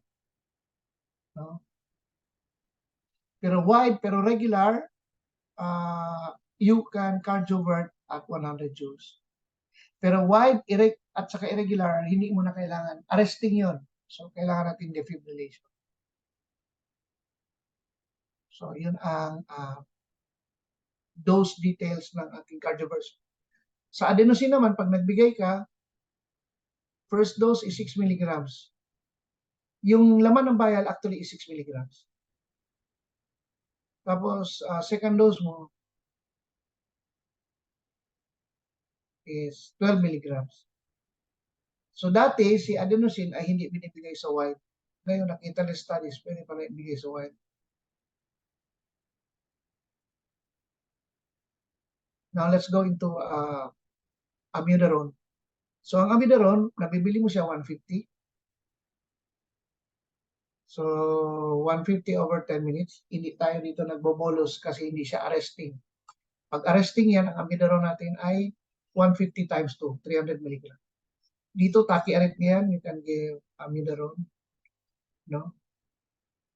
Lalo na kapag medyo merong bita, pero may pulso ka, tapos medyo stubborn, you can give amiodarone.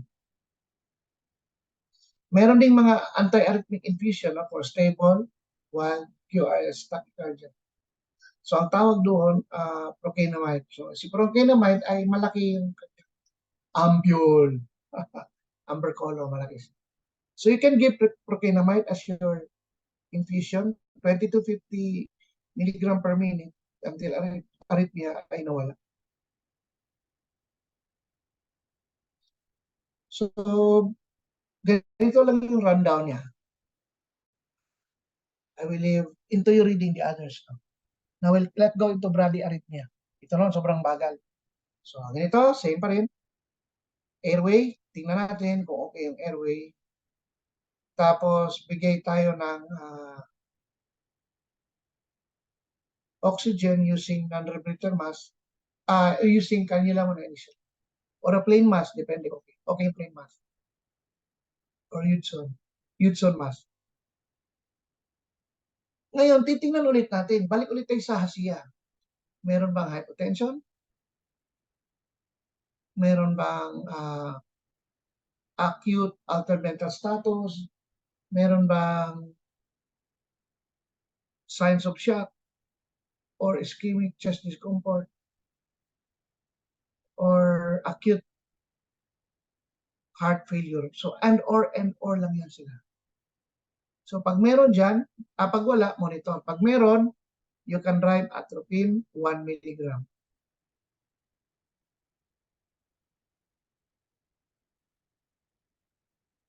Pag hindi umubra kay atropine, mapipilitan ka mag-transcutaneous space. Although i-lecture ko bukas.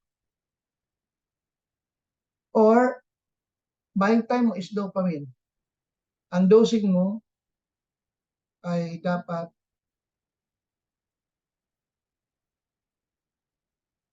yung dosing, transcutaneous spacing, tapos yung dopamine mo, ang dosing natin, kasi dati hiniwa sa tatlo yan. Pag sinabing 1 to 5, yan yung renal dose. 5 to 10, cardiac dose. 10 to 20, vasopressor dose. Ngayon, tinanggal na. So,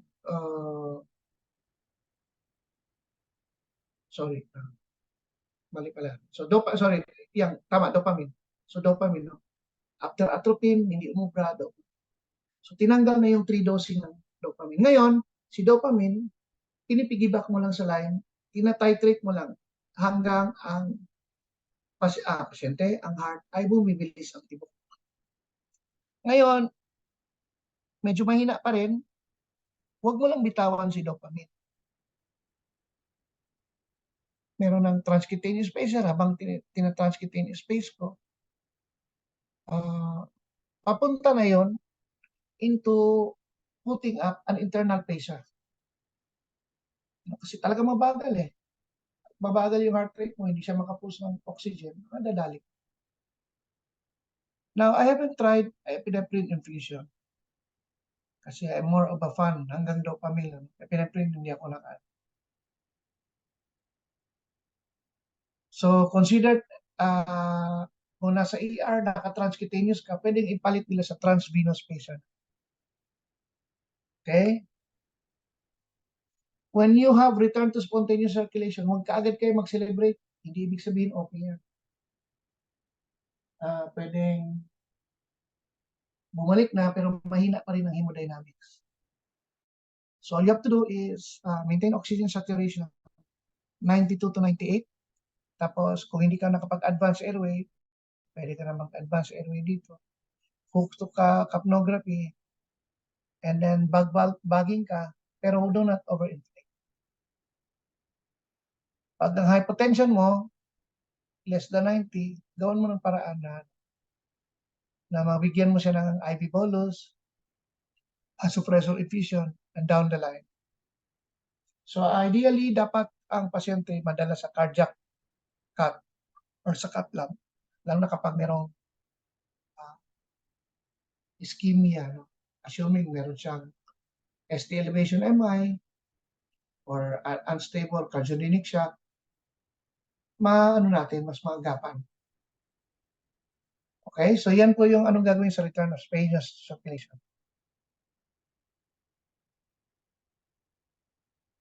Tingnan nyo sa ventilation, avoid excessive ventilation. Okay. IV bolus is 1 to 2 liters, normal saline. Then, hindi ko lang basahin sa epinephrine.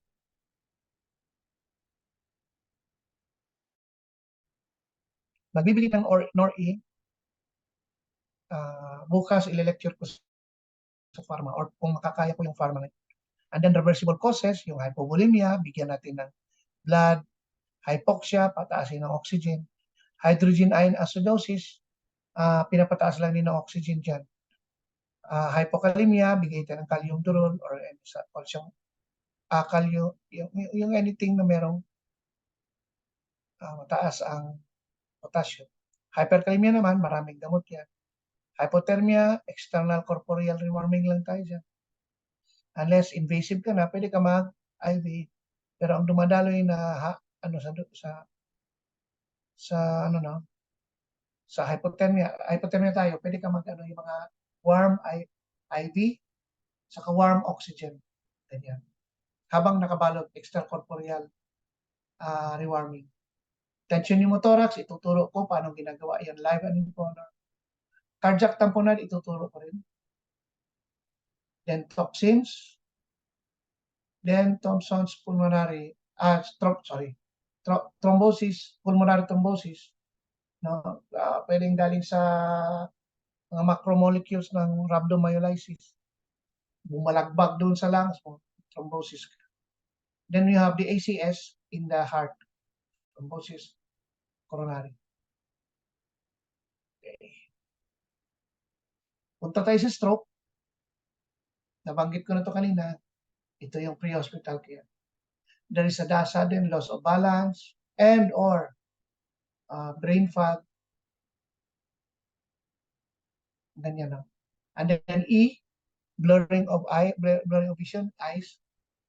F, facial asymmetry, gumiwi yung mukha. A, arm and leg on one side, nag-weak.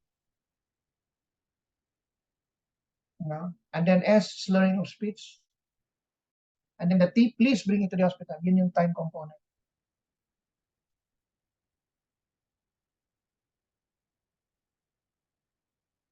Now, next slide talks about stroke algorithm. Meron talagang stroke team.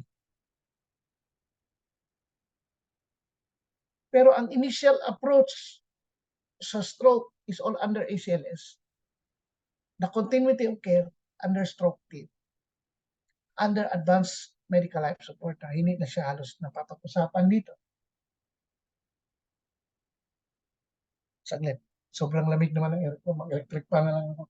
Nilamig ako. Ba yan?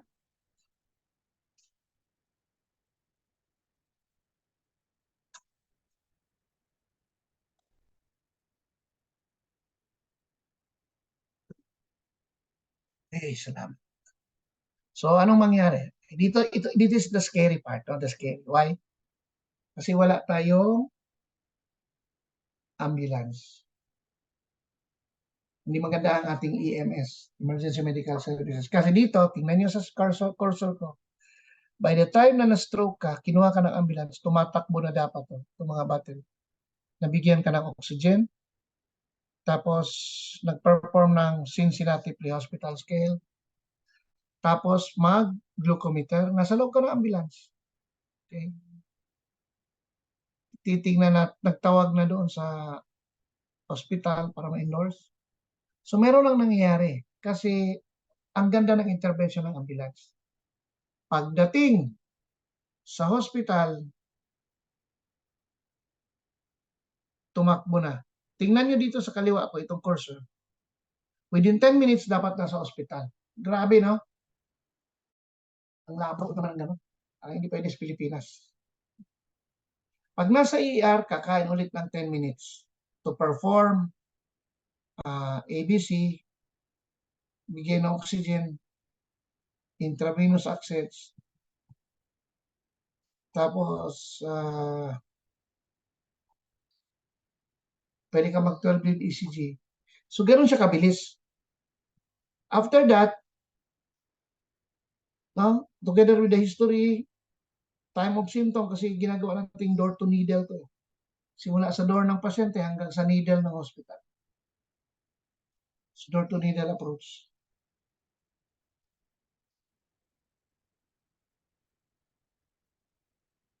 Pansinin nyo, 20 dito, bababa na. Akyat ako ng 45 minutes, nakadeck na yan for CT scan. Ayan. So, makikita sa CT, whether sumabog yan, hemorrhagic, or hemorrhage, or no hemorrhage. Infarct lang. Candidate pa siya for fibrinolytic therapy. Okay. Pag anong sinabi ng CT scan kung no hemorrhage, anong gagawin natin for if candidate for fibrinolytic therapy, so pupunta siya sa blue. Pero pansinin nyo dito naman sa kaliwa ko, within 60 minutes dapat ang pasyente nasa loob na ng I don't care, ICU or what. Tapos,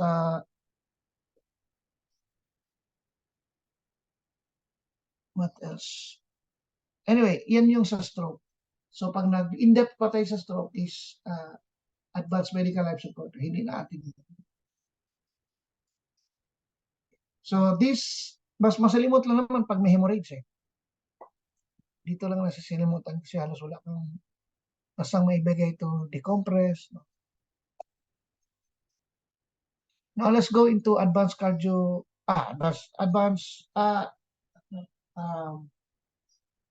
acute coronary syndrome cases. Again, ambulance ulit. Ang ganda naman ng ambulance nila. Bakit? Meron pang morphine. No? Ako, medyo may ilan naman akong morphine. Pero sa trauma ko ginagamit, although hindi na siya mainstay. So, sa ambulansya pa lang, pinapakain na lang,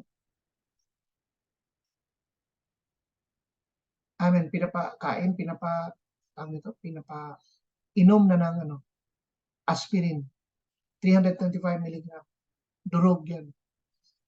Tapos, nakahook sa oxygen, nasal cannula at 4 liters per minute. Perform 12-lead ECG. Oh, may 12-lead ECG ba sa mga ambulansya natin ito? Wala. So, yan ang problema. Tapos, tawagan mo para ma-activate ang cardiac cath lab or ang ER, depende anong usapan, kung dadaan pa ng ER, wala akong problema. Then, magbigay ng morphine. Kasi maganda ang morphine, it reduces your BP. Saka maganda siya sa pre-hospital, saka sa, yung, there's a term, no? Preload. Pre-hospital, preload. Maganda ang morphine. Preload and afterload. Nakakatulong. Ang problem lang is respiratory depressants. So what if the patient, pagdating sa ER, dalawang mangyari. Pwede ang ER mag-perform, pwede i-bypass niya kasi meron namang kompletong gamit yung doon sa cath lab. So wala problema. No? Pwede i-shortcut. Bypass natin yung ER. Pero pag idaan sa ER, wala rin problema. So pagdating sa ER, mapapansin nyo, ganun din ang gagawin. Mona. Tandaan nyo muna. Morphine, oxygen, nitroglycerin, aspirin. Mona lang yan.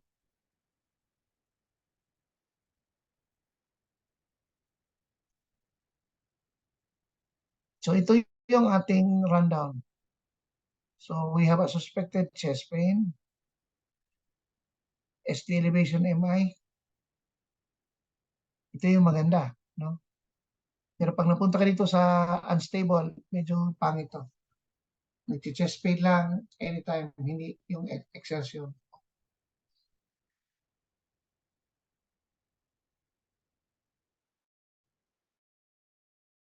Then we have the low intermediate risk cases. Usually parang hysteria pero hindi natin mabalik. Tapos nag-official read sa St. Luke's. No, nag-official read siya, kunwari St. Luke's Hospital or yung mga advanced na ano. Observer status, inoobserbahan yan. Anong cause? Kasi duda lang eh. Walang ST elevation, wala ring ST depression, duda lang. Hanggang ma-ascertain nila na ischemic in origin pa, cardiac in origin pa rin. So you can perform TROP-I, mga ganyan, and the like. So dito naman tayo, after na ECG ka, meron tayong tinatawag na 12-hour.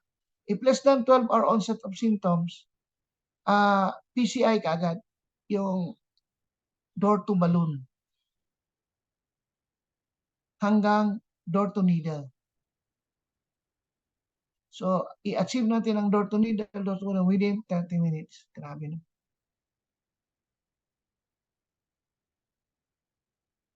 So, yan ang ating ACS. Pag more than 12 hours naman, tumating, we can still request for TROP-I.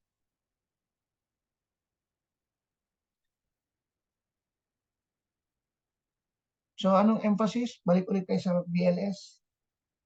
Emphasis on good CPR. No? So, tulad nito, American Heart Association to, ginagawa ko instructor. So, ina-assess ako if I can teach so well. So, ito yung picture.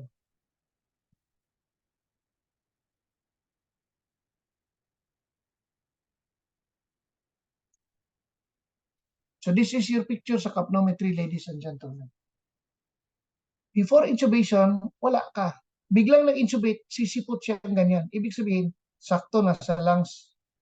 Pero, poor CPR. Nung nag-CPR ka maganda, umakyat siya more than 12. Tapos, kasi magaling ka, snappy, nag-return to spontaneous circulation. Umakyat siya ng 48 or 50.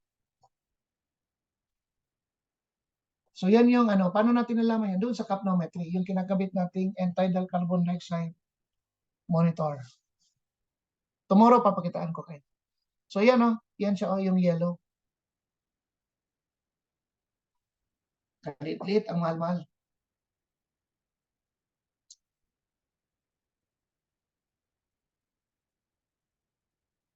Now, we go into mechanical CPR devices kasi ni-require kasi ng tawag ito ng audience sa kanang WIPAM na-request sa akin na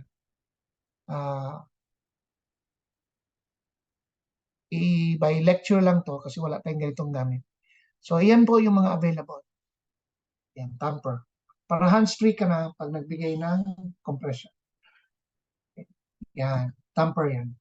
So, kanya-kanyang brand, Lucas, Autopulse.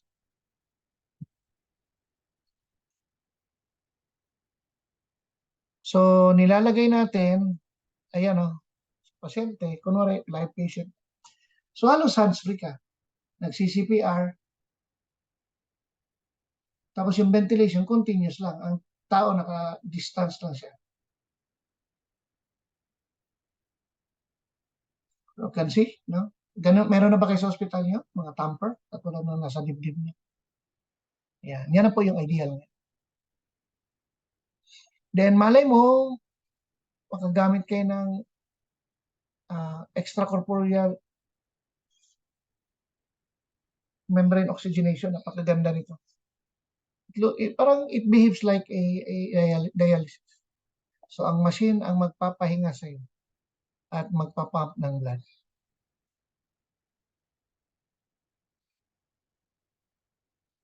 At ginagamit na siya, I think this is in Germany, kalimutan ko, Germany, France, or Baker. Baker ba yung pangalan ng forget ko, but I think this is in Europe, sorry. Europe to, sa Europe, somewhere subway ng France or, I don't know, Austria. So, nagamit sila ng ECMO. Ayan ang ECMO. Nasa bag. Grabe no, ang ganda tingnan. Pre-hospital lang, parang hospital lang. So, ayan si ECMO. Then, in the nearest future, ito ginagamit sa combat, itong artificial red blood cell. Bakit? Ang maganda sa artificial red blood cell ay kaya niyang mag-absorb ng oxygen. Grabe. High-tech. Ang maganda ito, haba ng shelf life, powder lang siya. So, pwede mo mabit-bit sa field. Pagdating sa field, haluan mo lang, then may dugo ka na. So, it's an erythromer. Pag may ang maganda nun, nakapag bigay ng oxygen sa cells. Kaya tuwang-tuwa ang marami natutuwa dito.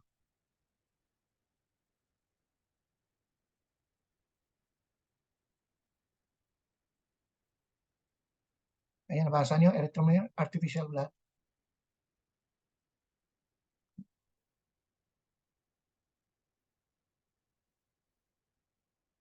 So, ito yung mga benefits, no? Artificial blood. Okay? So, sa ACLS, minimum tayong tao. So, papakita ko paano. But dito tayo sa reversible age. Pag hypovolemia, ang intervention, fluid resource. Pag hypoxia, airway management, hydrogen ion, airway management. Hypoglycemia, you can give dextrose, you can give potassium chloride. No? Glycemia pa, sorry. IV dextrose, sorry. Hypokalemia ba yan? Sorry, hypoglycemia. So, dextrose or D50-50 sugar. Pag hypokalemia, potassium chloride or IV magnesium. Pag hyperkalemia, marami-ramihan.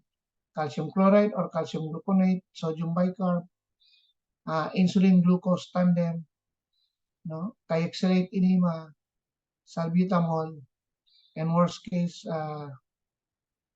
not really worst case, but is your hemodialysis para tanggal kagad yung hyperkalemia. Hypothermia is extracorporeal rewarming lang yan. Simpleng pagbalot ng pasyente. So ituturo ko rin yun. Then sa T-tension pneumothorax, mag-needle decompression tayo. Tomorrow, tuturo ko. Tamponade, pericardiocentesis, tuturo ko rin siya. Thrombolysis, pulmonary, paano tayo mag-embolectomy or mag-fibrinolytics. And then we have the thrombosis coronary. So depende sa kanya, pwede ka rin mag-PCI.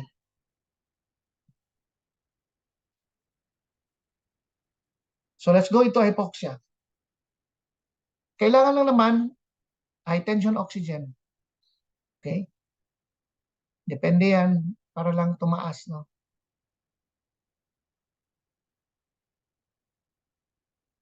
Kasi pag hindi natin tinaas, no more we will have brain damage kung hindi maganda. So importante meron ka to settle hypoxia. Hypovolemia, again, we will do fluid resuscitation. Depende anong needs, anong available. No? So available, kunwari, ano lang, NSS ka, di sige NSS muna. Kasi kaya pa naman ma-jack up. Pero kung meron kang makunan na blood products, kung may blood, ano yan, blood loss, maayos. Kasi sa Pilipinas, wala tayong O negative na mabilisan. Mabilisan, O negative, wala tayo, hindi common sa atin yan. Then we have hydrogen ion. Pag sinabing hydrogen ion, acidosis to. Ginawa lang ganyan to satisfy the H. So, bakit hypovolemic hydrogen ion na dito? Mali yung slide nangyari. So, acidosis, pag correct natin dito, ano lang siya? Airway pa rin. But we can give sodium bicarb. Pero pinakauna, airway pa rin. Pag nasettle natin yung sa mabilisan sa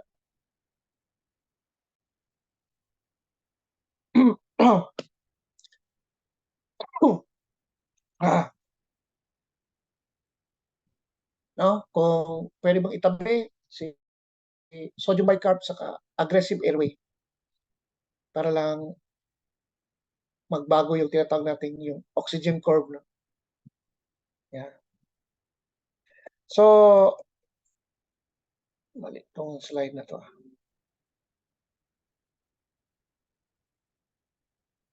Dito ko sa tao, dito.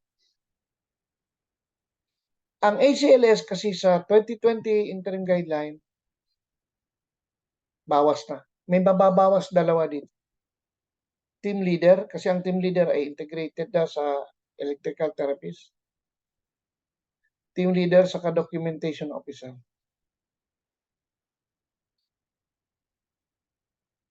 Itong dalawa. So, apat lang talaga sa ACLS ang alam. Pwedeng leader siya, pero electrical therapist. Pag ikaw compressor, kasi nung kapalitan mo, yung IV, yung drug guy, siya kapalitan mo. So, electrical therapist, doon lang siya kasi siya yung team leader. So, yan na, apat lang. Okay? So, that's the, just the introductory to your ACLS.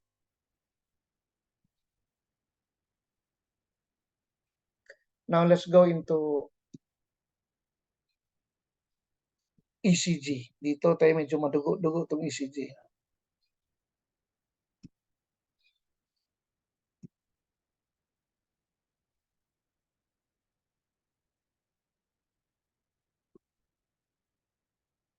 Kunin ko lang yung ano. Oops, kunin ko lang yung mali.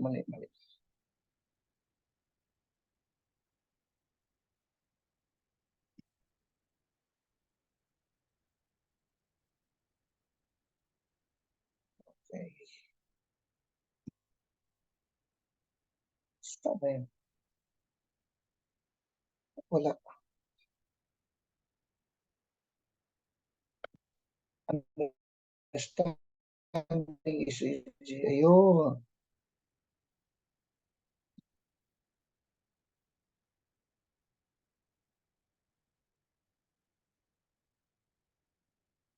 Ayan. So, right now, our second session is ECG.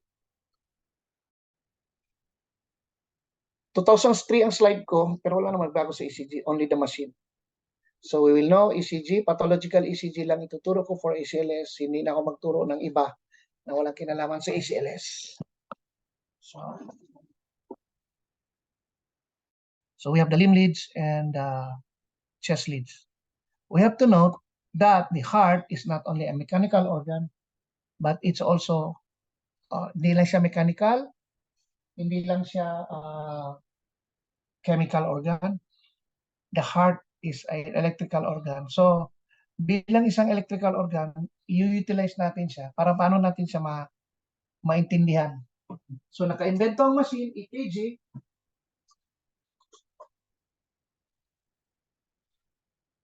EKG or ECG. Nabasa niya ang heart kasi ang heart ay may electricity dahil meron siyang SA node. So, SA node siya yung first to fire, no? Yung firing mechanics kay SA node. So, si SA node nag-generate ng electricity, hindi lang sa heart kumakalat, pati sa buong katawan kumakalat siya. Kaya, pag nagkabit ka ng ECG, bakit sa heart, bakit nakakabit sa wrist ng heart saka sa ankle? Kasi yung electricity ng heart ay bumabiyahe all over the body. Sa SA node. Tapos, pag galing kay SA node, pupunta kay AV node. No? AV node. So, meron tayong internodal tracts dyan, tatlo. Internodal tracts of Bachmann, internodal tract of Torel, and internodal tract of Wenckebach. So, meron siyang delay to allow filling of the fluid from the left atria, so dalawang atria, saka sa filling ng atria to the ventricles. Pagdating sa AV node, tutulak yung electricity through bundle of his and Purkinje fiber, kaya mag-contract si ventricles. So, ganyan lang. So, binabasa yan ng ECG. So, si SA node, pag i-fire natin, it can fire to 60 to 100. Si AV node, 40 to 60. Si bundle of his, 40 to 60. Saka si Purkinje system is 20 to 40. Pero hindi ibig sabihin na pag si Purkinje system na lang nag-fire, mamamatay ka kasi 20 to 40. Mag-accelerate po yan. Ganyan po ka-wonderful ang heart. Accelerate yan. Now, anong nadedetect ng ECG? Siyempre, heart rate, rhythm, conduction time intervals, tapos abnormal conduction pathways. So, yun yung ideal. Pero sa mga magagaling na mata, nakaka-detect din sila ng hypertrophy. Again, ECG is the graphic representation of the electrical activity of the heart. So, nakukuha niya. Isa sa magandang na-invent itong ECG. Now, we have to do a breakdown. Dito. Medyo mahirapan kayo konti dito. This line, tingin lahat. Ha? Kasi after my ECG lecture, meron tayong exam ECG. Okay, sasagutin nyo lang sa chat box. At yun yung ating way of i-assert, malaman kung ano ang intindi natin sa ECG. Okay, so magbibigay ako ng slide, kayo nang sasagot, i-monitor lang nila ng WIPAM kung sino yung sumasagot. Pag hindi ka sumagot, wala ka. Or ang mga sagot mo mali, patay. So makinig. Tingin sa cursor. Dalawa ang ating tinitingnan. Ang main na tinitingnan natin ay ang horizontal. Because horizontal talks about time. Okay? Time. Ang vertical talks about voltage in millivolts. So ano ang 1 millivolt? So 1 millivolt ay dalawang big boxes. 1 millivolt. Kung gano'ng kataas, 1 millivolt ang kuryente na yun. Sa 2 big boxes or 10 small boxes or small squares. So wag mo natin si millivolts, out nyo muna. Dito muna tayo sa horizontal. Nakita niyo itong line na to. Ito, line, dugtong sa kabilang line. Ang tawag dyan, baseline. Diyan magsisimula lahat, baseline. Pag nakakita kayo ng letter P, yan o P, yan, ito, umbok na yan. Ang tawag dyan, waveform. It is the line that curves up or down, depende kung up or down.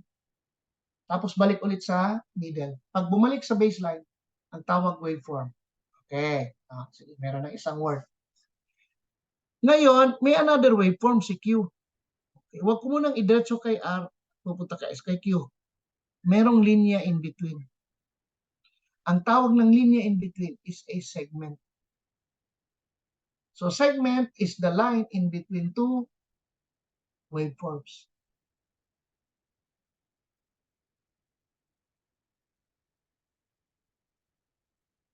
Then we have the waveform and the segment. Anong mangyari?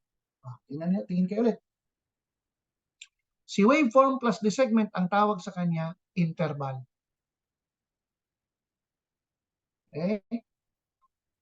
Then we have the waveform Q, the waveform R, the waveform S. Pag nagkadugtong-dugtong ang waveforms, katulad niyan, ang tawag ay complex. Kaya tinawag na QRS complex. Oh.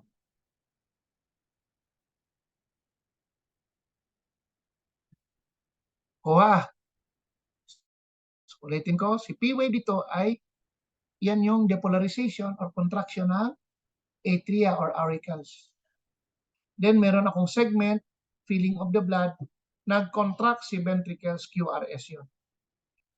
Then, segment ulit, tapos T-wave. Yung T-wave does not mean merong activity ang heart. Yan yung relax form ng heart. Ngayon,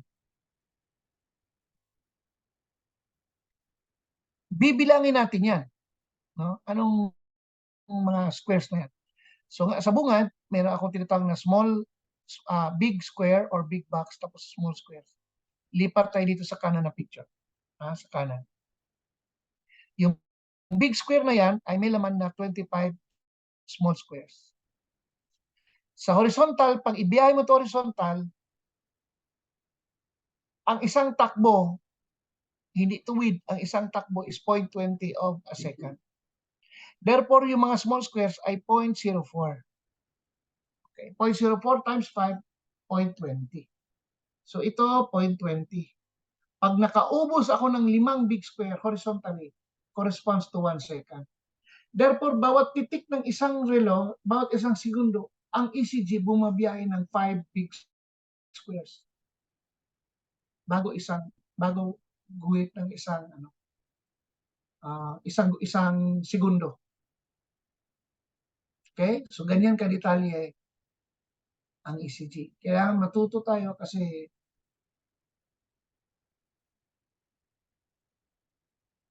ito yung isang business ng ACLS. Pag hindi mo makuha ang ECG, we are in no business running ACLS. Okay, so tingnan ulit. Big square, horizontally 0.20. May laman siyang 5 small squares. No? Huwag mo nang bilangin yung 0.25. Yung horizontal lang, 5 small squares. Bawat isang small square is 0.04.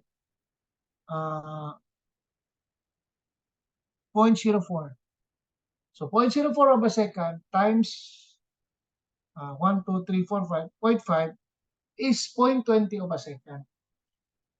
So, yan yung essence. I mean, that's the how we look at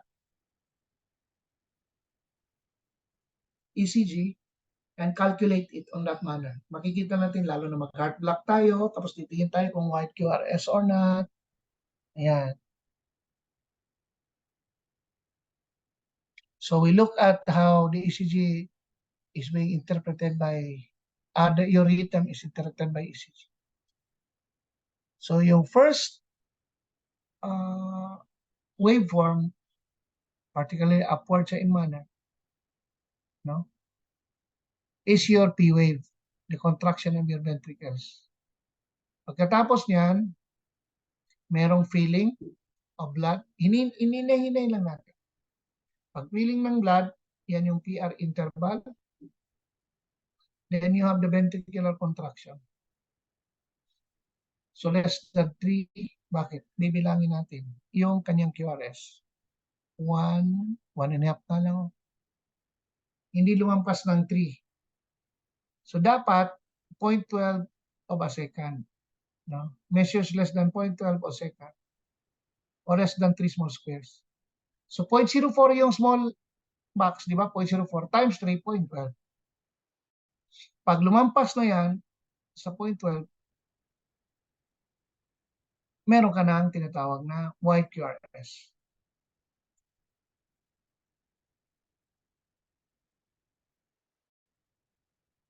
Then you have T-wave. So si T-wave nandito sa cursor ko. Makamalito kayo. Ito si P-wave, QRS, T.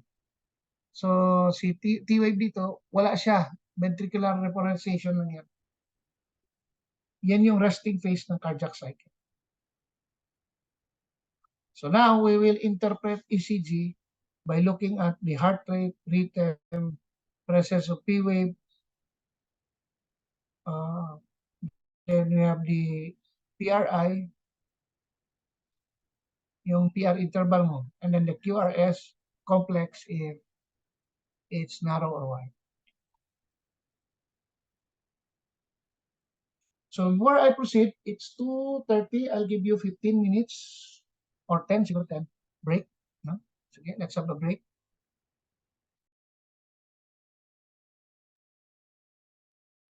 While you are deciding your question. Okay, break tayo. 10 minutes.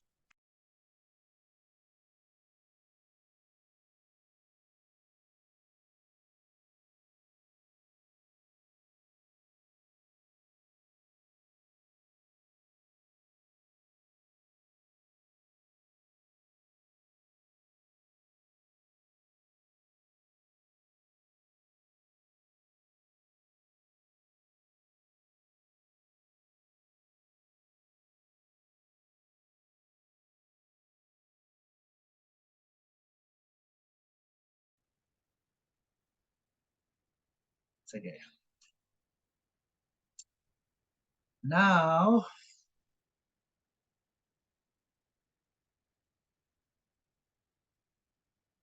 balik tayo sa ECG, heart rate tayo. So, sa ECG, pag nagkuha tayo ng heart rate, although, usually, machine na nagbibigay sa atin yan, pero kailangan marunong din kayo. Hindi tayo nagdi-division method. For the sake na baka atrial fibrillation, mahirap ang division method sa atrial fibrillation. So, ang ginagawa lang natin is 6 second. So, paano tayo nagsi-6 second? Okay, tingin dito, tingin. Sa ECG strip, makikita nyo to. Broad mark. Merong mababaw. So, it is composed of 5 big squares, to big boxes, corresponding to 1 second. Bakit siya naging 1 second? Di ba sabi ko sa inyo kanina? 0.20 plus 0.20 plus 0.20 plus 0.20 plus 0.20, 1. Okay, 1. 1 second. Kasi time second eh. Ang pataas is millivoltage. So 1 second. Pagdating sa 3 seconds, may broad mark. Pagdating sa 3 seconds, may broad mark. Kukunin mo yung 6 seconds. So yun yung 6 second lead. So therefore, meron kang 30 big squares. 30 big squares. Huwag nyo na lituin yung 30. Hanapin nyo na lang yung big mark. Broad marks. Broad marks. One broad mark, second broad mark, third broad mark. That's 6 seconds. Sa 6 seconds na yan, bilangin mo yung QRS. Ito. 1, 2, 3, 4, 5, 6, 7, 8. So there are 8 QRS there, complexes. Times 10 mo lang, di 80. So you have an 80 beats per minute. Ganyan lang. Okay? Simple, no? So hindi pala mahirap si ECG. Pang grade 1 lang pala si ECG. Diba? Pang grade 1 lang. Ito, ilan ang heart rate nito? So 6 second lead ako. May broad mark, broad mark, broad mark. Yan. Bilangin ko lang, 1, 2, 3, 4, 5, 6, 7, 8, 9, 10. 100 beats per minute. Oh, sisiw. Okay? So may heart rate na ako. Ang next, ano yung next? Di ba sabi ko kanina, ang alamin natin ay rate, then rhythm, then presence of P wave, then PR interval, then QRX complex, whether it's narrow or wide. Yan lang. Yan lang. Diyan lang muna tayo sa 5. Kuhang-kuha na natin yan. So tapos na tayo sa heart rate gamit ang 6-second lead. Punta tayo sa rhythm. So ang rhythm natin actually ay mainly ay 2 plus 1. Regular rhythm. Tingin na, tingin, makinig kayo. Kasi para pag nag-exam tayo mamaya, medyo hindi kayo regular rhythm, irregular rhythm, irregular rhythm, regularly irregular rhythm. Ano, nakakalito, no? Pero dito lang muna tayo sa regular sa kasi irregular rhythm. Okay? Okay. So, paano natin malalaman kung regular? Okay. Tingin ulit sa akin. Babalik ako sa itaas. Pansinin niyo to. R. Idugtong nyo. Sukatin niyo itong R to R. Sukatin niyo ulit dito. Sukatin niyo ulit dito. Pag nakita niyo na equal ang sukat, ang tawag dyan, regular rhythm. Pero pag nakita kayo ng lampas na sa tinatawag nating 0.06 of seconds, no? More than, di ba, ang small square is 0.04. 1.5 of that. Lumampas yung isang R doon. Irregular na yun. Halimbawa ito. Balik ulit ako. Ayan. R to R. Okay? Pagdating dito, kunwari humaba to ng dalawang, equidistant pa, equidistant. Biglang nagulat ka, parang humaba konti, lampas na 2. Tapos equidistant ulit, merong lumampas sa 2 small squares. Irregular na yan. Okay? So usually, parang ito, isang tingin lang, alam mo, oy, regular rhythms, equidistant. The word equal equidistant. The distance of R to R to R to R to R is parang equidistant. Okay? So that's regular rhythm. Okay? O dalawa na ang alam natin. Rate, 6-second lead, bilangin ang R times 10, that's the rate. Number 2, regularity. Pag nakita natin equidistant, karamihan dyan, equidistant, R lang tingnan ninyo, regular. Pag nakita mo merong sumemplang konti, irregular rhythm. Okay. Let's go now into presence of P wave. Lahat ng rhythm, kapag may P wave, ano nga yung P? Atrial contraction. Ibig sabihin, merong sinoatrial node fire. Nag-fire si sinoatrial node, which is the main conductor of electricity sa heart. Siya yung pasimuno dapat. Sa kanya magsimula. So pag mayroong P wave, the word is sinoatrial node, sino. Ang tawag sa kanya is sinus wave. So sinus, balik ulit tayo dito. Meron ba? Balik ulit tayo. Balik ulit tayo dito sa rhythm. Tingin kayo lahat. Tingnan nyo to. P, Q, R, S, T. P, Q, R, S, T. Sagutin nyo nga ako. Naintindihan nyo ba? Nakikita nyo cursor ko? Hindi. Nakikita nyo ang cursor ko na minumove ko? Hindi. Nakikita. Good. Tingin ha, kasi this is, I want you to understand this, lalo na, yung mga marunong sa ECG na, lalo na mga doctor. Do we have doctors around? Joy?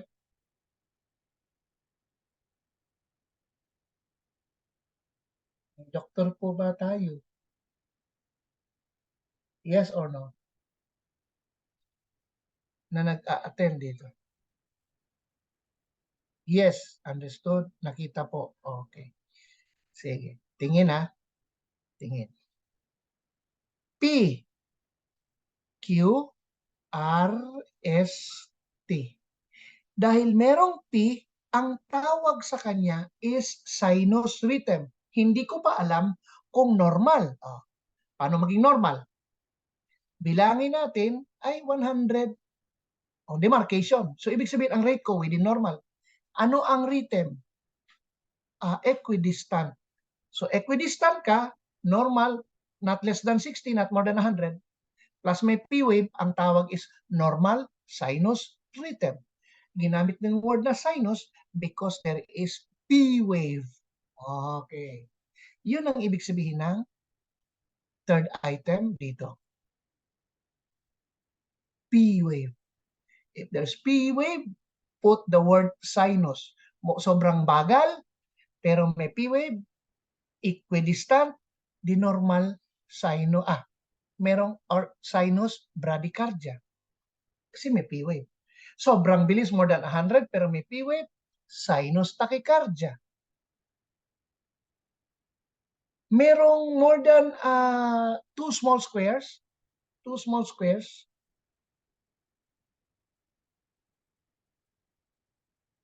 merong mga ilang mga bit, yung QRS na more than, nakikita mo, humaba. Then, sinus arrhythmia. May P-wave, use the word sinus. Ganyan. Okay? So, understood? Tatlo na ha. Marunong na tayo ng rate. Marunong tayo sa rhythm. Ngayon, nakikita natin P-wave. Tingnan natin ang PR interval. Tingin ulit dito sa slide. Ang PR interval, dapat si PRI, meron ba akong slide? Wala. Si PRI ay nasa 0.12 to 0.20. So, ilang small boxes si 0.12? Tatlo. Kasi yung small boxes, 0.04 po ang sukat noon. 0.04 times 3 is 0.12. Hanggang saan? Hanggang 5 small boxes. 5 small boxes, 0.04 times 5 is 0.20. Yan. So, babalik ako sa itaas. And we will see. Tingnan nyo si P-wave. Ang PR interval ay mag-start dito sa P. Tingnan nyo ang cursor. At mag-end sa Q. Will you ask me a question? Ang tawag PR, the word PR interval. Saan mag-start si PR interval? Mag-start kay P, mag-end kay Q. Bakit hindi tinawag na PQ interval? Bakit PR? Hindi naman mag-end doon sa R. Kung saan si R tumbok, sa PQ lang siya. Okay. Kasi itong complex na to, ang dominating waveform is R. So holistically, it's the R. We call it the dinosaurian philosophy. Kung sino yung malakas, ganun, or pinakamalaki, plus the roar, rules the kingdom. It's like the lion. Malaki naman ang elephant, but the lion growls like he owns the kingdom. That's why the lion is called the king of the jungle. Si elephant, wala naman eh. Pangalawa, hindi siya predator eh. Si buhaya. Subukan nila yung tumawid sa ilog, patay siya kay buhaya ngayon. Pero bakit si buhaya hindi king of the kingdom? Does not know how to growl. So ang component doon is merong huge, tas merong sound. Pero dito walang sound. Ang ECG. Pero siya malaki, si R. Again, dito nag-start. So kailangan bibilangin ko yung small square simula kay P hanggang kay Q. Dapat maglalaro lang from 3 small squares to 5 small squares. When you go beyond that, it's called the first degree heart block. Okay. So PR interval, dito pa lang isang tingin, normal looking ECG yan. Balik ako dito. Therefore, NSR talaga. Okay? So, tapos na ako sa PR interval. Walang question sa PR interval. Let's go into QRS. Sa QRS, dapat hindi lalampas sa 0.12. Ano yung 0.12? 3 small squares. Diba? Sabi ko sa small squares, 0.04. Alam ko medyo nahihilo-hilo kayo dyan sa mga 0.04, 0.20. Okay, so 0.04 times 3 is 0.12. Pag lumampas ka sa 0.12, ang tawag dyan ay wide QRS complex. Let's see. Ayan. Ito si Q QRS. Tingnan natin. Nako, dalawa nga lang, hindi pa nga umabot ng dalawa. Di narrow QRS hanggang 3 small square. Pag lumampas ka ngayon, ang QRS mo, lumampas sa 3 small squares, it's called a wide QRS complex. Naintindihan? So, walang nagtanong, walang nag-interfere, naintindihan. Balik ako, naintindihan natin paano kumuha ng heart rate sa 6-second lead times 10, naintindihan natin ang rhythm, equidistant ang R, no? At kung merong konting variation, hindi lalampas sa 0.06. Then we go into the presence of P wave to indicate that it's a sinus rhythm. Tapos pumunta tayo sa PR interval na hindi lalampas na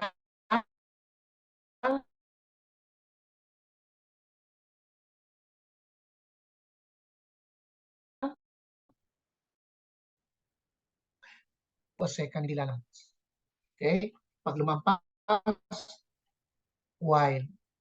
Yan. Now, let's go now into looking at the rhythm. But, at dito, titingnan natin. Basahin natin ito. What is the rate? What is the rate? 1, 6-second lead ba? Oops. Broad mark, broad mark, broad mark. 1, 2, 3, 4, 5, 6, 7, 8, 80. What is the rhythm? Isang tingin lang, equidistant siya. So, regular rhythm. Is there P wave? Yes, there is P wave, P wave, P wave. That's P wave. Is the PR interval? Normal range, normal looking. QRS narrow, but there's a problem. Spiky, very spiky. Meaning, yung needle niya, ang tawag namin, wala, ewan ko kung na-enjoy nila ang ECG ngayon. Yung ECG namin ngayon, merong tinatawag na, meron siyang needle na, it's like a ball pen, na doon dumadaan sa kanya yung strip at siya ay gumuguhit. At siya ay mainit. Nakalimutan ko, it's in my tongue. Mainit siya. No? Hindi po ink ang ECG nung ginagamit namin sa panahon namin. Okay? So I'm not ashamed to tell you that what you're enjoying now, doctors and nurses, is the offspring of the forefathers of the ECG. So ang ginagamit namin ay yung thermal needle, we call the, anyway, basta needle siya. At ang strip ay tumatakbo ganyan, tumatakbo. Dito ka na lang, tumatakbo. Gumaganon yung needle. Kikita niyo. Kung hindi ko patakbuhin yung ECG, gumaganon lang yung needle. Check, check, check, check, check, check, check, gumaganon siya. Tapos pagtakbo noon, calibrated na pag kumain siya ng 5 big square, 1 second yun. Calibrated siya doon. Yan ang ECG noon. Tumatakbo yung ECG, yung strip. Hindi katulad sa inyo ngayon, isang printout, nandun na si 12 lead, gumagano siya computerized na, hindi na kayo gumagamit ng some sort of a stylus or what. Wala na. Pero same principle pa rin. Plate na sa inyo sa aming strip. But it is still called a strip. Sa inyo plate na. It's the whole plate of it. And you can even print it out. Sa amin wala. Ang strip lumalabas, puputulin namin strip, ipipaste pa namin sa bond paper. That's how we do it before. Hindi nyo na na-enjoy yun ngayon. But anyway, pag ang ECG nyo ay ganito, kasi bihira kayo makikita ang ECG na ganito ngayon. Ibig sabihin may sira yan. Bakit? Kasi spiky siya. Ibig sabihin grounded yan. Grounded yan. Kaya kami noon, yung ECG namin, kinakabit pa namin sa bakal. Sa gilid ng, alam ba, ang pasyente nasa ospital. May bintana, ang bintana bakal. Merong ground yan, alligator clip, kinakabit namin para lang mawala ang artifacts. Artifacts po yan. So pag nakakita kayo ng ganyang ECG, ipaayos nyo na kasi hindi talaga makabasa yan na maayos. Okay? So anong cause ng artifacts? Ang artifact ay pwedeng nag-move ang pasyente, loose or defective electrodes. Loose, hindi nakabitaw, loose. Kasi pag nakabitaw ang electrode, flatline po yan. Flatline. Pero defective electrodes, magkirig-kirig yan siya. There's quivering. Or improper grounding. Or sira na yung ECG ninyo. Okay? Now, types of rhythm na tayo. So, dito muna tayo sa mga sinus rhythm. Okay? Pag sinabing sinus rhythm, nagsisimula sa sinus atrial node. So, there are 4 sinus rhythm. Normal sinus rhythm, sinus bradycardia, sinus tachycardia. Okay, let's start with NSR. Bibilangin natin ang rate. Can someone tell me the rate? 1, 2. Okay. Times 10, 80. 80. Okay, so 80 ako. Titingnan ko ang regularity. Equidistant. Isang tingin lang, alam ko rin, equidistant yan. So, regular rhythm. Titingnan ko P-wave. Aha, PQRST, PQRST, PQRST. Therefore, sinus rhythm yan. Titingnan ko ang PRI, interval. Within normal range. Titingnan ko QRS. Aha, narrow. Hindi more than 0.12 of a second. Therefore, that rhythm is normal sinus rhythm. Assuming, ito siya, ito, tingnan niyo cursor ko, ito lumayo dito, tapos equidistant, equidistant, equidistant, equidistant. Ito lumayo, tapos equidistant, equidistant, equidistant. Yan lumayo. There is some sort of irregularity. We call it sinus arrhythmia. Okay. Yan na. Now let's go down. 6-second lead reveals 40. Equidistant ang R to R. Ang distance ng R to R, equidistant. P-wave, yes, there is P-wave. QPRI, tama ang interval. QRS, narrow. Therefore, it's called sinus bradycardia. Next. Bibilangin natin. 1, 2, 3, 4, 5, 6. Paano magbilang ba? Arabic? Paano iba Arabic? French? Espanyol?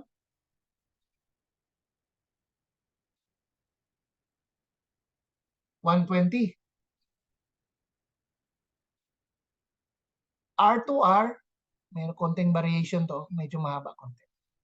Pero equidistant to each other. Equidistant to, so regular rhythm. P-wave, yes, PQRST, PQRST, PQRST. Okay. There is sinus. PR interval, normal range, QRS, narrow, therefore it's called sinus tachycardia.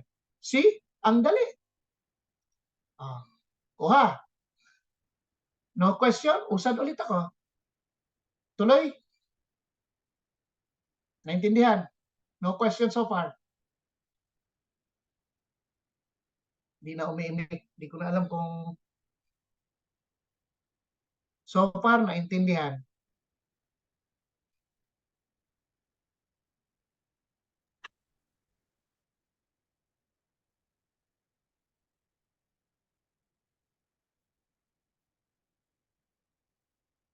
Continue po. Yes, sir. Yes po. Very good. Okay. Now, let's go into atrial rhythm. Very good. Yes, naintindihan. Atrial rhythm. Sige, atrial rhythm na tayo. So, kailan nangyayari si atrial rhythm? Wala na akong sinoatrial node. Hindi na siya nakaka-fire. Does not generate any electricity or impulse. Ang nag-generate na lang ay around the atria. Next time, bibili nga ako ng heart para ituro ko lang sa akin. Para gusto ko talaga meron, gawin kong decoration yung heart. So, wala na si sinoatrial. Pero ang merong impulse, maybe sa walls ng atria. No? Depende kung saan. Not anymore in the SA node. So, nasa ibabaw kasi yung heart, hihiwain ko sa dalawa, the upper atria, the lower ventricles. Nandun pa rin sa ibabaw. Ibabaw, hindi sa junction. Sa ibabaw. Okay. So, they are called atrial rhythms or atrial dysrhythmias. So, what are they? Tingnan natin. So, there are 3. We have the atrial flutter, and the atrial fibrillation, and the paroxysmal supraventricular tachycardia, or simply we call the atrial tachycardia. Okay, let's go to atrial flutter. Tingin. Tingin. Balik ulit ako sa rate. Broad mark. Hindi ko alam kung nakikita nyo, pero nakikita ko siya. Yan, broad marks. So 6-second lead. 1, 2, 3, 4, 5, 6, 7, 8. Then, times 10, 80 beats per minute. Aba, normal. Tingnan ko kung regular rhythm. Tinignan ko si R to R to R to R to R to R. Aba, equidistant. Regular rhythm, ladies and gentlemen. Hahanapin ko si P. Uy, hindi ko nahanap si P. Asan si P dyan? So, walang P. So, maraming fire siya. We call it 3:1. There is even 4:1. It looks like ngipin ng lagari. That's why it's called the sawtooth appearance. So, walang P, wala akong PR interval. Out si PR interval, walang P. Titingnan ko si QRS. Tingnan nyo ha. QRS narrow. Happy ako. Si P lang hindi ko nakita. Pero may sawtooth appearance ka, it's called a flutter. That's why it's called atrial flutter. Okay. Is it an emergency? Hindi. Magiging emergency lang yan kapag nag-2:1. Dalawang ngipin, isang fire, dalawang ngipin, isang fire. Hanggang isang ngipin, isang fire, like a PSBT. Then it's already a semi-emergency. Pag hindi mo i-reverse yan, mag-emergency yan. Ang tawag doon, atrial flutter with rapid ventricular response. Now, let's go down. Atrial fibrillation. Ladies and gentlemen, let's look here because this is very unique rhythm. Bibilangin ko sa 6-second lead. 1 and 2, 3, 4, 5. Sit nang sa, si, go, la, si, we, cow. So, cow is 90. Okay? So, normal range. Normal rate. Tingnan ko si rhythm. Tingin. Tingnan mo ang distansya. Pagdating dito, malayo. Pagdating dito, sobrang malayo, bumalik sa maiksi. Sobrang malayo, maiksi. Medyo malayo, sobrang malayo. Paiba-iba, walang rhythm. Kung ito ay kanta, sintonado. Walang ritmo. Ang tawag dyan, anong klaseng rhythm? Kindly write in the chat. What rhythm do I have here? Write in the chat.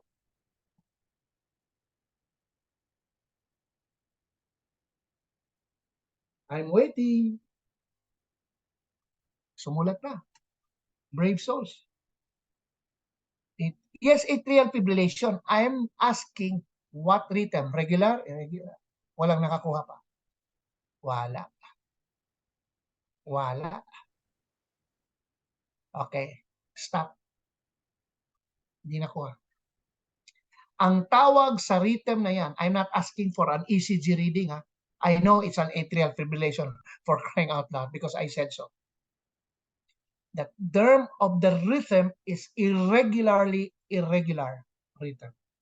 The only rhythm on earth that's gonna give you irregular rhythm is no other than atrial fibrillation. Kaya hindi ko kayo pinapa-division method sa ECG. 6 second. Kasi ang nakakabasa lang ng saktong rate sa irregular rhythm is a 6-second lead. Not a division method. Yung 300, 150, 180, yan. Mga ganun, hindi. So, yan Ngayon, so meron akong rate which is 90 or 80, 90. Irregular rhythm. Asan si P-wave? Tingnan natin guys. Hindi ko alam. Ang daming P-wave, karag-karag si P-wave. Ang daming firing sa around the walls of the atria. Sabay-sabay. Pinick up ni QRS. Kaya nag-QRS. Then wala akong PR interval.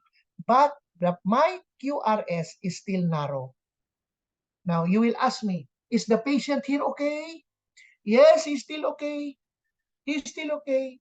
Except that magme-maintain lang tayo ng mga, in the old school sa amin dati, mga aspirin, ngayon mga clopidogrel, kasi pwedeng mag-form ng embolus to Yan. Irregular rhythm. So it's called atrial fibrillation. Yan. Dito na tayo sa pangatlong atrial rhythm. Uy, ano to? Sorry, lumampas. Nako, ang hirap bilangin. 6-second lead. 1, 2, 3. That is 180 to 200 plus. Hindi ko na bibilangin. Ang demarcation po natin is 150 per minute. Pag lumampas na po 150, huwag niyo pong patagalin yan. You will be in your last 20 minutes of your life. You leave a patient with this, mamamatay yan. Okay? So, what's the rate? That's more than. That's 180 to 250 beats per minute. Okay? What is the rhythm? Isang tingin ko lang, regular rhythm. Is there P wave? None. So walang PR interval. QRS, narrow. Ladies and gentlemen, this rhythm is called supraventricular tachycardia or atrial tachycardia or paroxysmal supraventricular tachycardia. Suki po ako dito. Hindi po ako nawawala ng SVT. Suki ako. Ewan ko bakit pag may pasyente ako, sa akin lumalapit ang SVT. Yan. If you have heard of the old man, si Oscar M. Lopez. Siya po may-ari ng Lopez Group. No? Tito siya ng may-ari ng ABS. Boss ko po yun. He's not only my boss, he's my friend. Kasi nung umakyat kami sa Everest, siya po nag-finance. He's a staunch environmentalist. A very nice guy. Napaka-humble despite na sobrang yaman. Napaka-humble. Hindi nag-a-announce na natutulong niya sa tao. Lately, namatay siya. No? Nasa Turkey po ako, nung lindol. Pag uwi ko ngayong taon, mga February, mga March, na-ICU siya. And he stayed for more than a month. After that, April, bago siya nag-birthday, namatay siya. So malungkot po sa ako kasi syempre, hindi ko lang siya boss. He's also my friend. As in. When I say friend, friend ko talaga.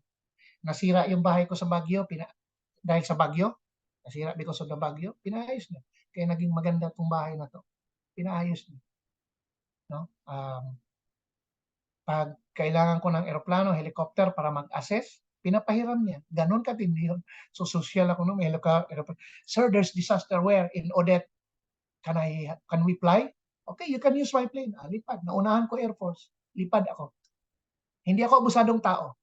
Kasi yung eroplano, helicopter na pinapalipad ko ay nakikinabang din ang tao. Siguro kung ang nakakilala sa akin ngayon, kung tingnan nyo sa Facebook, meron akong mga palawit-lawit sa helicopter. Yan po. Ganun po ako kabilis pag may disaster. Kasi may sariling eroplano, helicopter yung boss ko, which I can utilize. Nag-SVT yan. Nag-SVT siya. Siyempre, natakot ako. So, na-reverse ko siya. No? So, before he died, nagtayo kami ng ICU sa bahay niya. Doon ako, doktor niya ako sa ICU. Nung isang araw lang, kinuha ko na yung gamit. Kasi wala na siya, namatay na siya. No? Kinuha ko yung gamit, namatay siya last April. No na yun, May, June, July, August, September. So 5 months ago. Nung isang araw, kinuha ko lahat ng gamit, mga vital signs monitor, ultrasound, yung mga ICU equipment, nasa akin, nasa ibaba ngayon. Bukas, gamitin natin. Tawag nito, where am I? So anyway, na-reverse ko. So ito, medyo bukas ipapakita ko sa inyo paano mag-manage ng SVT. So atrial rhythm ay 3. Flutters, sawtooth appearance. Tandaan nyo to, atrial fibrillation, irregular. Pag nakakita kayo ng QRS na paiba-iba ang distansya, automatic AF yan. And then ito, mataas, isang maiksi, isang mataas, isang pandak, isang matangkad, isang pandak, isang matangkad, isang pandak, automatic SVT yan. Okay, now let's go into ventricular rhythm. Wala ng SA node, wala ng atrial firing, wala ng AV junctional firing, ang nagpa-fire na lang ay sa ibaba ng heart, which is the ventricle. Oh, so ano nang gawin natin? Ventricle na lang. So, ito ngayon. We call it the ventricle dysrhythmia. So, ventricular rhythms ay marami. Merong PVC. So, PVC is not independent. Pwede akong merong normal sinus rhythm with premature ventricular contraction. Nangyari po yan sa akin. Nung ako'y nag-COVID, muntik po ako namatay, na dali po niya heart ko. No. Grabe si COVID. Ang dinali ng COVID sa akin actually mainly ay brain, lungs, liver, as in. Kung 2020, February, March, kasagsagan, may ilang doktor namatay, yun yung kabats ko. Siguro sa iba sa inyo, napapanood niyo ako sa TV kasi lagi akong na-interview. Kasi katawa-tawa kasi buhay ko. Parang kilala ako ng tao na, ay, nag-Everest yan, malakas yan. Pero ako yung unang na-COVID. Buntik pa namatay, no? Pero kung hindi lang ako malakas, patay talaga ako. Ang lala ng COVID. But I was cheating it because I don't like to go to ICU. I was cheating ICU. I-ICU ako, gagawa ko paraan ng ICU. Breathing yoga ako, lahat ginagawa ko. Kasi I know what it means to be in the ICU. Ida-down nila ako, i-rapid sequence intubation. Siyempre, doktor ako, marunong ako. Dadayain ko yung mga result. Ang hindi lang madaya, x-ray. Pag in-x-ray yung lungs ko, puti lahat. Hirap huminga. So I was able to twist it.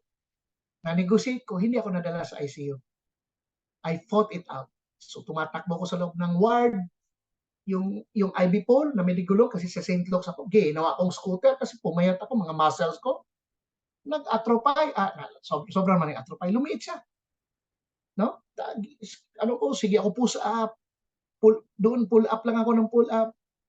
No? Nakita ng mga nurses sa pag-post ko, sabi niya, anong pinagagawa? Isipin mo, dinadaya ko yung mga vital signs. Sabi ko, ano sa mga vital signs? Tatanggalin ko para walang reading. May babalik ko ngayon. Sabi niya, bakit maraming walang reading? Tatanggal ko eh. Siyempre, marunong ako sa mga gamit nila. Tatanggalin ko ngayon. Kung ano pinagagawa ko. Aba, nilagyan ng camera yung room ko. Pero yung time na yun, paalis na ako. Kasi nakita nila na yung iba nakakita sa post ko. Kasi siyempre, lumalabas ako sa media, nakita nila. Sabi niya, bakit tinatakbo yung gamit, pinapatakbo? Siyempre, bawal yun.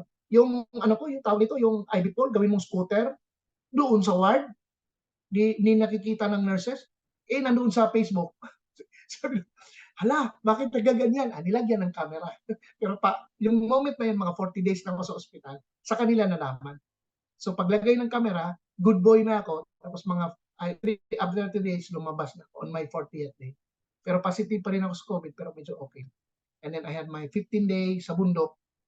Ginastusan ako ng Lopez. Bundok lang ako na may request ko bundok. Sabi ng Lopez, dalhin sa bundok. Doon ako sa bundok, tumatakbo ako. Meron akong dummy na full dummy. Full dummy siya.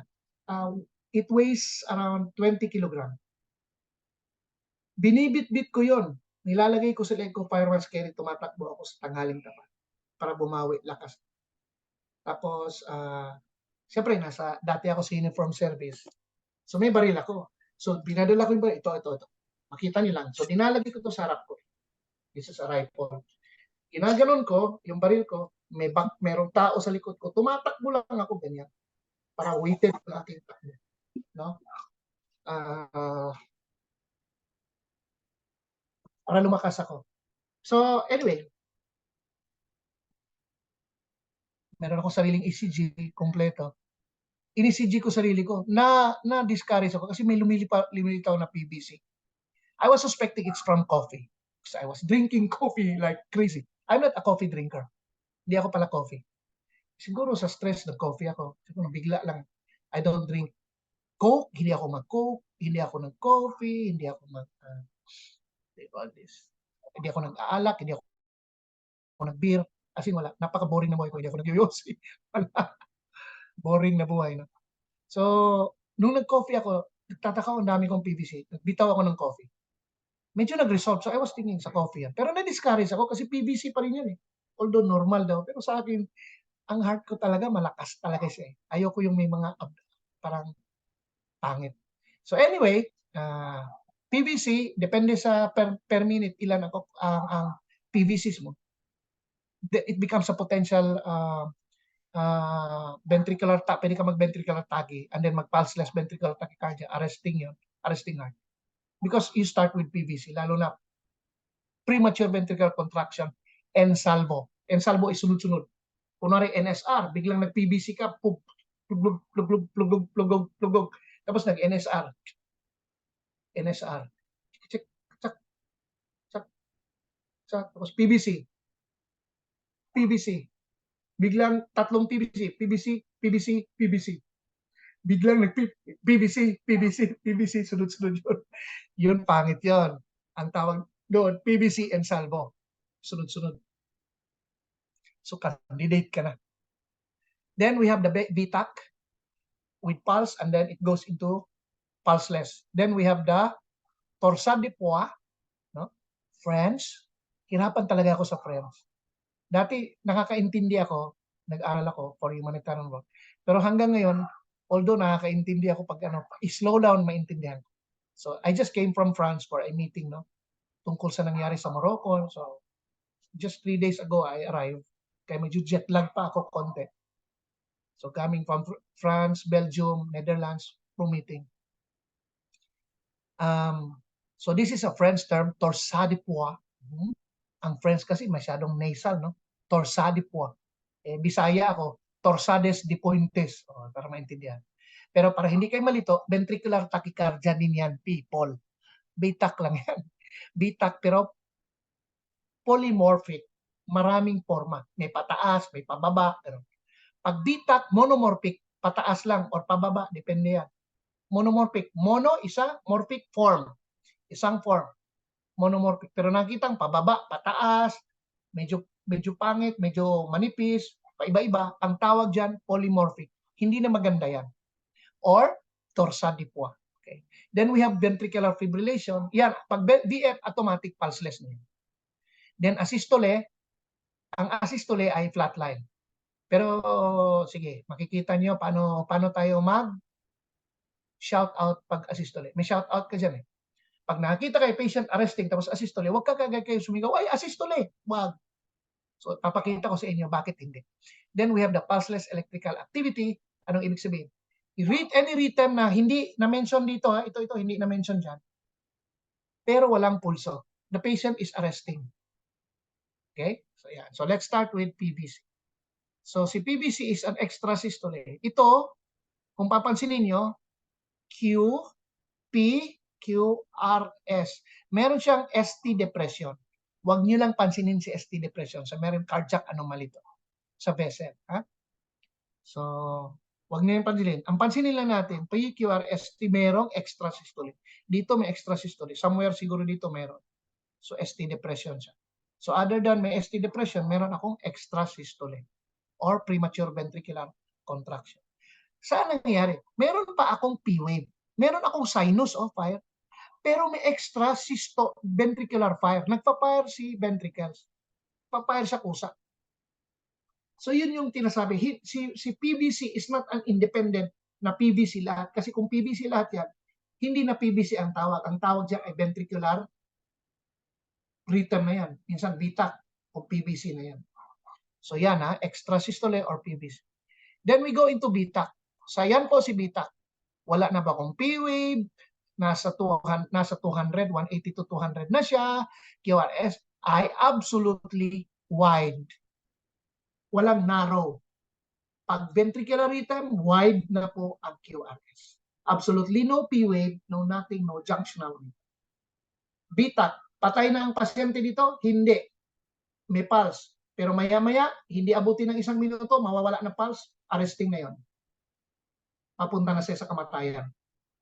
Pag arresting na, dyan tayo nag-defibrillate. Sa pulseless ventricular tachycardia. Okay. So next slide. Dito tayo sa ventricular tachycardia na kung saan ay nawendang. So tingnan nyo, tingin kayo sa slide. I want you to look at the slide. This is a BTAC, pero medyo malaki, lumiit konti, lumaki, medyo lumiit. Dito, yan. Magugulat kayo, hindi ba yung ventricular fibrillation? Hindi. Because it's not fibrillating, you can you can still see YQRS. Yan. YQRS. Dito, ang pasyente papunta na sa walang pulso na yan. Wala na yan dyan. Ito ang typical torsad. Oh. Tingnan nyo to, torsad. Oh. Biglang lumiit, biglang pababa, biglang gumano. Yan ang typical torsad. Makakakita tayo ng ganyan kapag ang pasyente ay in the state of mababa ang magnesium. The heart is not enjoying magnesium. You will witness this kind of rhythm. Ladies and gentlemen, papunta na sa arrest yan. Hindi na yan pwedeng magpa-cute ng matagal. And then, of course, nobody will miss this one. Fibrillation. Ayan, no? Wala ka ng halos QRS. Breathe fine BF. And this is the coarse ventricular fibrillation. Napakagulo. Wala na talagang pattern. Wide siya pero walang pattern. Yan ang coarse ventricular fibrillation. Pag coarse pa yan, ang ganda. Habulin mo pa. Hanggang mag-fine, konti na lang, hanggang mag-asystole. Okay, sabihin ko sa inyo, to be honest with you, this is a wrong asystole. Siguro, para lang may ma-present dito na asystole, gumawa ng ECG rhythm, tinanggal lang. Hindi po ganyan ang asystole. Ang asystole po ay mayroon pang konting mga movement. May konting movement po yan. No? Yan. Konti lang. Pero flat lines. Yan, ano lang, for the sake of, sige, gawa asystole, i-run mo lang yung ECG. Ang electron, napaka-smooth. No? So, asystole. Okay, ganito po guys. Kunwari, kasi ang ating, nilalamig na naman ako.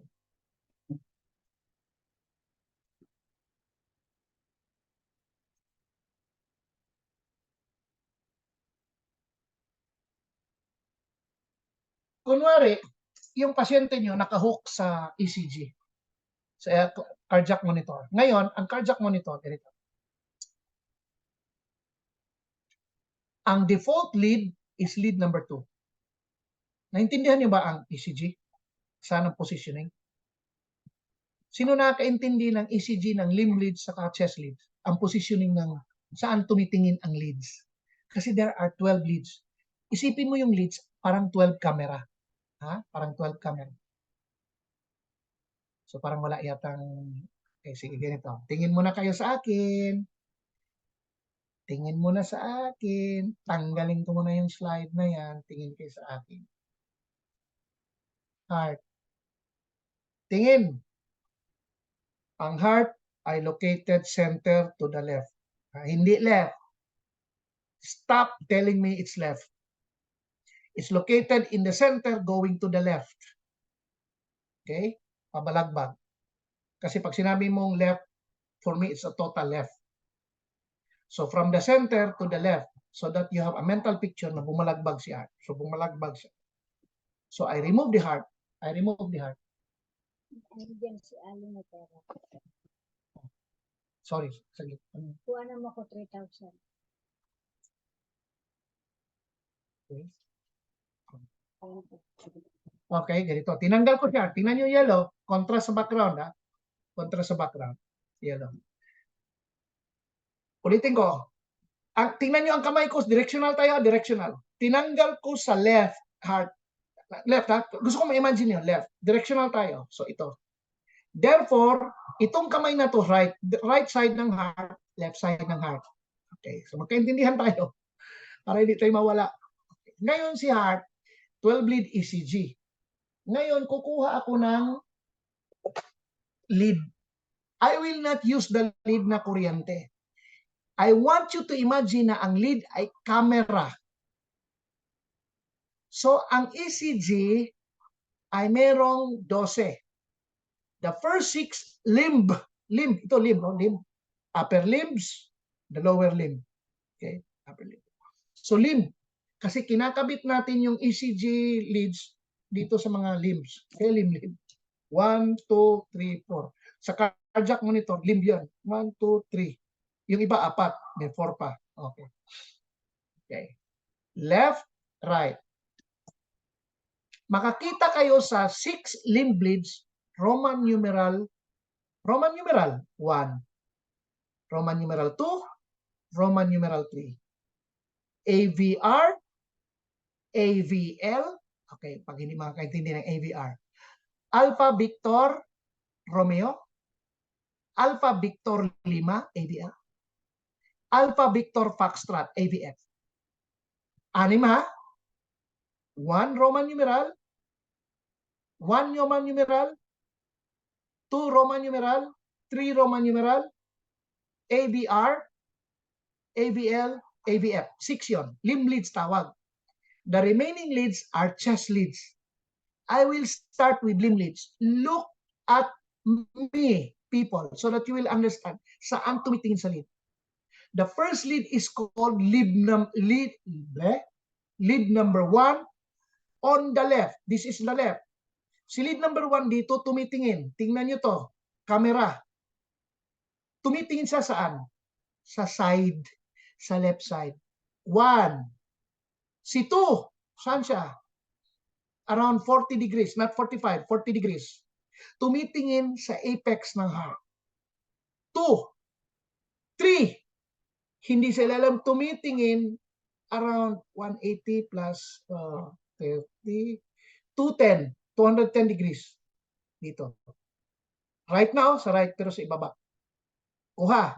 1, which is 0. This is 90. O, nagtatrigonometry tayo. 0, 90, 270. Yan, no? So, 0 is 1.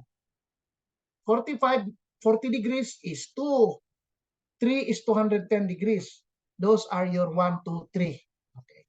Nasaan si AVR? AVR is here, AV right. Saan siya banda? I-negative ko lang. This is your 90. This is your negative 290. Tama ba 90? Mga 200. 210, negative. Negative tong pataas, positive tong pababa. Okay, negative. AVR, AVL. Okay, negative 45. Yan, negative 45, AVL. AVF, which is positive 90. Gets? Naintindihan? Tell me if not. Ulitin ko.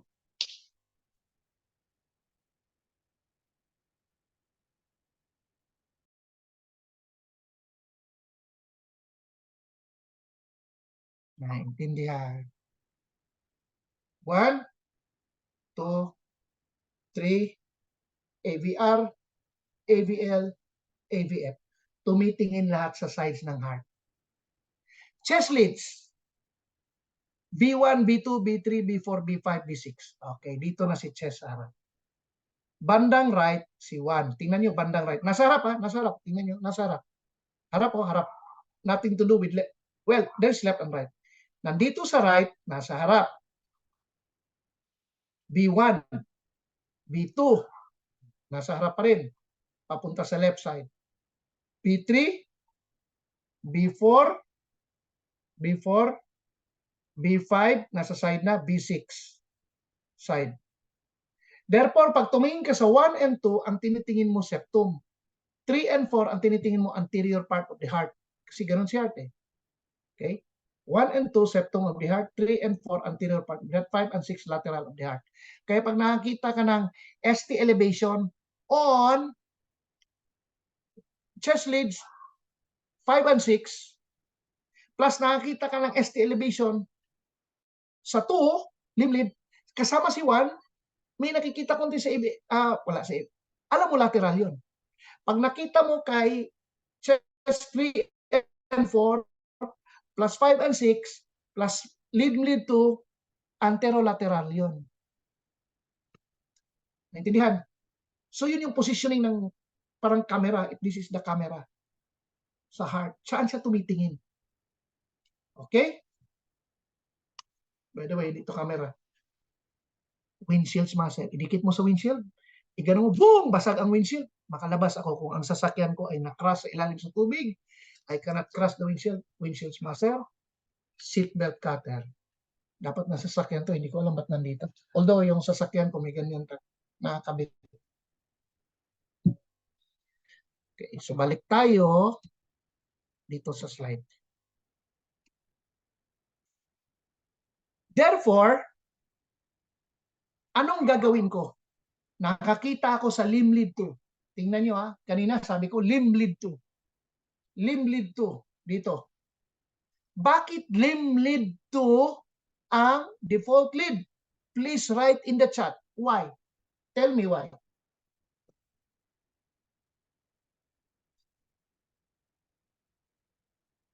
Bakit limb lead 2 ang nakalagay, ang ginagawang default lead? Makita nyo lahat ng ECG. 1, 2, 3, ABR, ABL, ABF, 1, 2, 3, 4, 5, 6. Tapos doon, long strip, dalawa, Roman numeral, 2. Did you not ask why limb lead Roman numeral 2? Sagot.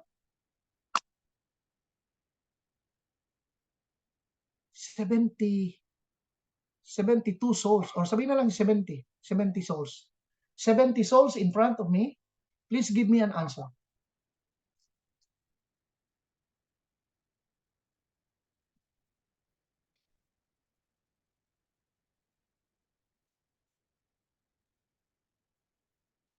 Wala ni isa.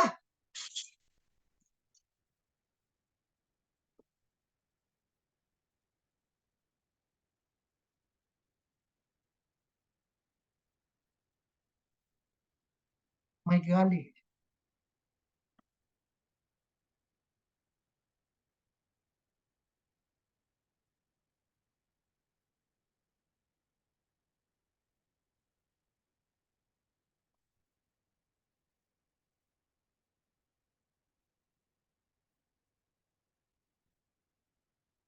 Okay, tingin ulit. Ay, tingin sumagot na. Salamat naman. Because it's fronting. Very good. Pero kulang ang sagot. Kulang. I don't care where you are positioned. Why?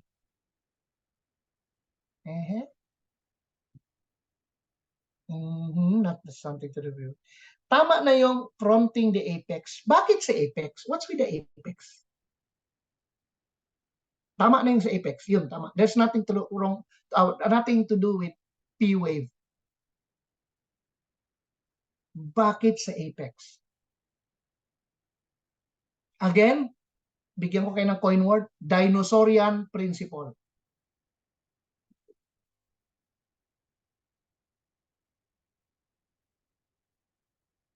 Close to orientation of the vector of heart based to apex. Well.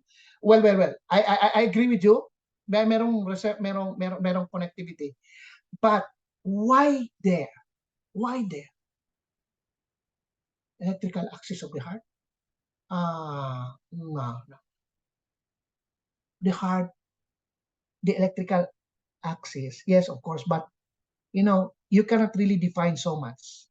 Except, lahat naman sa atin, dito sa katawan, kaya tayo conductor ng electricity because of we are 70% water. And the high percentage of water is located intracellular. If you touch the electricity sa electrical outlet ng bahay ninyo, kuryente ka talaga. At pag tinouch mo yung electrical outlet sa bahay nyo at hawakan mo yung isang kasamang tao mo, kuryente din yun. Kasi lahat tayo water. Pag tinanggal ko lahat ng water, assuming hindi ka mamamatay, isaksak mo yung daliri mo, hindi ka conductor. So, heart, yes, but the whole part of the body is somehow, you can create an axis when you put a trigger for electricity because of the virtue of the fluid. And the fluid has electrolytes, therefore we are conductor.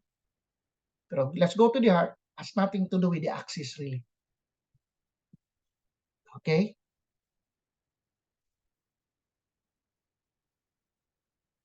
Okay, walang nakasagot. So ako na lang sasagot.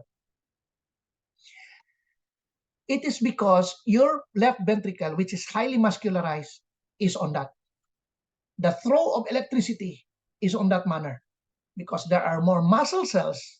Remember, kung marami akong muscle dito, mas grabe fluid dito kasi maraming fibrils. So, grabe. So, kung merong electrical activity, mas matindi dito kasi ang daming fibrils actin, myosin, and blah, blah, blah. No? And then muscle fibers, consuming much water. Pag maraming fibrils, mas maraming water, maraming activity. So si left ventricle is most influential by virtue na siya yung pinakamuscular. Di ba? Ang word, dinosaurian complex. Okay, so yun. Doon nilagay. Kaya ginawa natin limb lead Roman numeral 2 kasi siya yung pinaka-influential. If there is an anomaly in the heart, most often, by high percentage, it can go even 90, kitang-kita na sa 2. Hindi lahat. Kahit sa ABR mo, opposite of the 2 is the ABR. Balik rin, may, kunwari lang, ST elevation ako sa ABR. Mag-mirror siya pero on the opposite side. C2. Kita niya. Makikita niya. Okay? Ang hindi na niya makikita, septal. Halos wala siyang konti. Kasi malayo si septum. Kung may septal ako, lapos maliit pa, pero nakita ni 1 and 2, hindi nakikita ni not limb lead, but chest leads 1 and 2, septal, hindi makikita ngayon ni limb lead. Pero mayroon siya. Pwede pa rin mabasa. Pero mas na-emphasize kay ito. Sa isang magaling na mata, makikita pa niya na mayroong anomaly ang heart. Pero siyempre, nakikita ko kay chest leads 1 and 2. Septal MI ito. Septum, may dumaan noong blood vessel. Okay. So, balik ulit ako sa asystole. Nasa limb lead 2, si asystole. Uy, flatline, huwag ka mag-declare. Pindutin mo yung lead ng defibrillator mo. L-E-A-D. Pag pindot mo sa lead, si 2 magagawang 3. Flatline pa yun. Pag pindot mo, magkikita mo square, paddle sign yun.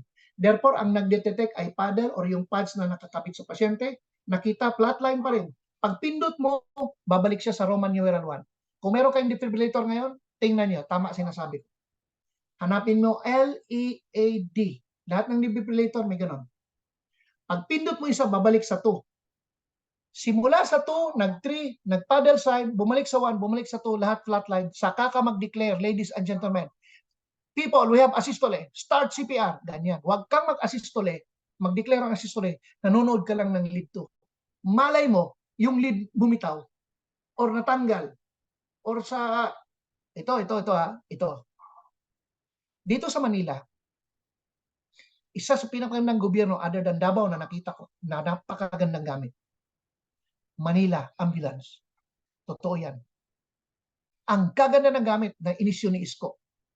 And you know the sad story? Hindi na exhaust yung magagandang gamit. May transcutaneous spacer. When I was inside the ambulance, ang mga leads lumalawit. Ibig sabihin, tayong mga Pilipino, wala tayong sense of responsibility na alagaan ng gamit. Ako, very strict ako. Nung panahon nasa serbisyo ako, yung mga tao ko sa medical dispensary, pag may makita ko konting alikabok, yung lead na hindi na kukoil ng tama, ay 200 push-up yan sa labas. Papupush-upin ko talaga yan. Kasi itong mga gamit na to ay pangsalba ng nanay, tatay. Hindi to gamit na pwede magtayo ako ng eskwelahan, simbahan. Gamit to, sagrado to, bumubuhay ng tao. Tapos pati pag ako, ok ako, may sakit po ako, hindi ko po dinidena yan. Ok ako sa gamit. Kailangan pag-coil, sakto. Yung mga leads, sakto. Para pag kahit madilim ang gabi, alam ko to, boom, kabit. Kahit ang mata ko nakakabit ko sa tao. Kasi gusto ko yan in place. Nako, nasa loob ako ng ambulansya ng Manila. Nakabalagbag ang mga wire. Tumaas ang nagkataon, hindi ko tao eh. Pero sa loob ko, kung tao ko to, patakbuhin ko to ng 10 kilometro. Because I don't like equipment dangling like that. These are wonderful equipment. Kung sira ulo na ako, gusto kong nakawin eh. Kasi alam ko, magagamit ko maayos itong mga tao, hindi magamit maayos ko. Sinayang. Ang worst case scenario, even mga doktor, hindi alam na nanood sila. Ay, ganyan pala yan. Oh my golly. Don't you know that is a transcutaneous space? Dito, tinignan ko, that is a filter. Nobody knows the filter. Ano yung filter? Kinabit mo yung machine, nag-CPR ako. Anong lalabas sa ECG? Magulo. Magulo ang ECG mo. Nag-CPR ka eh. Pag pindot mo sa filter, meron siyang sensor na ang sinesense lang niya, what is the activity of the heart? Makikita mo, ventricular fibrillation. Pag pindot mo sa filter, hindi niya makikita na gumaganon ako. Nakikita niya what is the standing rhythm of the heart. You can't find easy a machine like that here in Manila lang. It's a wonderful bloody machine, people. Nakabalagbag lang, iniiwan sa ambulance na nakabilad sa init. Ang tawag doon, heat island. Pag iniwan mo sa init, iitim ang LED. Wala. Ilang ambulansya, sangkatutak. Ganong gamit, sangkatutak. Ewan ko ngayon kung gumaganap. Hinayang ako. No? Masama ang loob ko kasi gusto ko yun. No? Pero may mga tao, sorry ha, karamihan sa mga Pilipino, wala tayong sense of responsibility, accountability. Wala lang. Ay, hindi naman aking gamit yan eh. In the morning, on, off lang. Hindi alam kung ang humidity sakto. Hindi ganon. Kung gusto mo mahaba ang shelf life, pakialaman mo, pati humidity sa paligid mo, kung yung defibrillator mo, okay. Ganun ka dapat. Anyway, lukso tayo sa PEA. Ang PEA po ay any rhythm na hindi ko na-mention dito. Pero walang pulso. So it's called the pulseless electrical activity. Okay. It's not an actual rhythm, but it represents a clinical condition wherein the patient is clinically dead. Hindi pa siya definite dead. There's a term we call it. There's a probable sign of death and definitive. Siya ay clinically dead. Pero mayroong mga rhythm nag-appear sa monitor na hindi flatline. So it's called a PEA. Now let's go into blocks. We have 4 blocks. First degree, second degree, Mobitz 1, second degree, Mobitz 2. Okay? And third degree or the complete heart block. Ulitin ko, the first degree heart block, second degree Mobitz 1 or Wenckebach, second degree Mobitz 2, and then the third degree or complete heart block. So let's go into 1. Babalik ulit ako sa rate. What is the rate? So meron akong broad mark, 1, 2, 3, 4, 5, 6, 7, 70. What is the rhythm? Equidistant ang R to R ko. Is there P wave? Mayroong P wave. P, Q, R, S, T. P, Q, R, S, T. Meron. What is the QRS? QRS. QRS is narrow. What is the PRI? PRI ko. Lampas 5. Nasa 7. So, lampas 5, lampas 0.20 of a second. That is a first degree heart block. Ang haba ng PRI. Haba. Haba. So, what is the status of the patient? Nothing. He can still play football, basketball, whatever ball. No problem. No? So, yan. Let's go now into second degree. Ito medyo nakakalito na konti ha. Raise up. What is the rate? 1, 2, 3, 4, 5, 6, 60. Is the rhythm? Tingnan nyo. Equidistant. Pagdating dito mahaba. Equidistant. Pagdating dito mahaba. Equidistant. Pagdating dito mahaba. Ang tawag dyan, regularly, irregular rhythm. Regularly, irregular rhythm. Kanina is irregularly, irregular. Dito regular na irregular. Pwede na rin irregular. Okay. Sige. I-family ko lang sa irregular. Pero ang tamang term is regularly irregular. Okay. Doon sa R and R. R to R. Is there P wave? Meron po. QRS narrow. What happens to PR interval? Tingin dito. Tingin kayo sa slide. P, QRS, T, sakto distansya.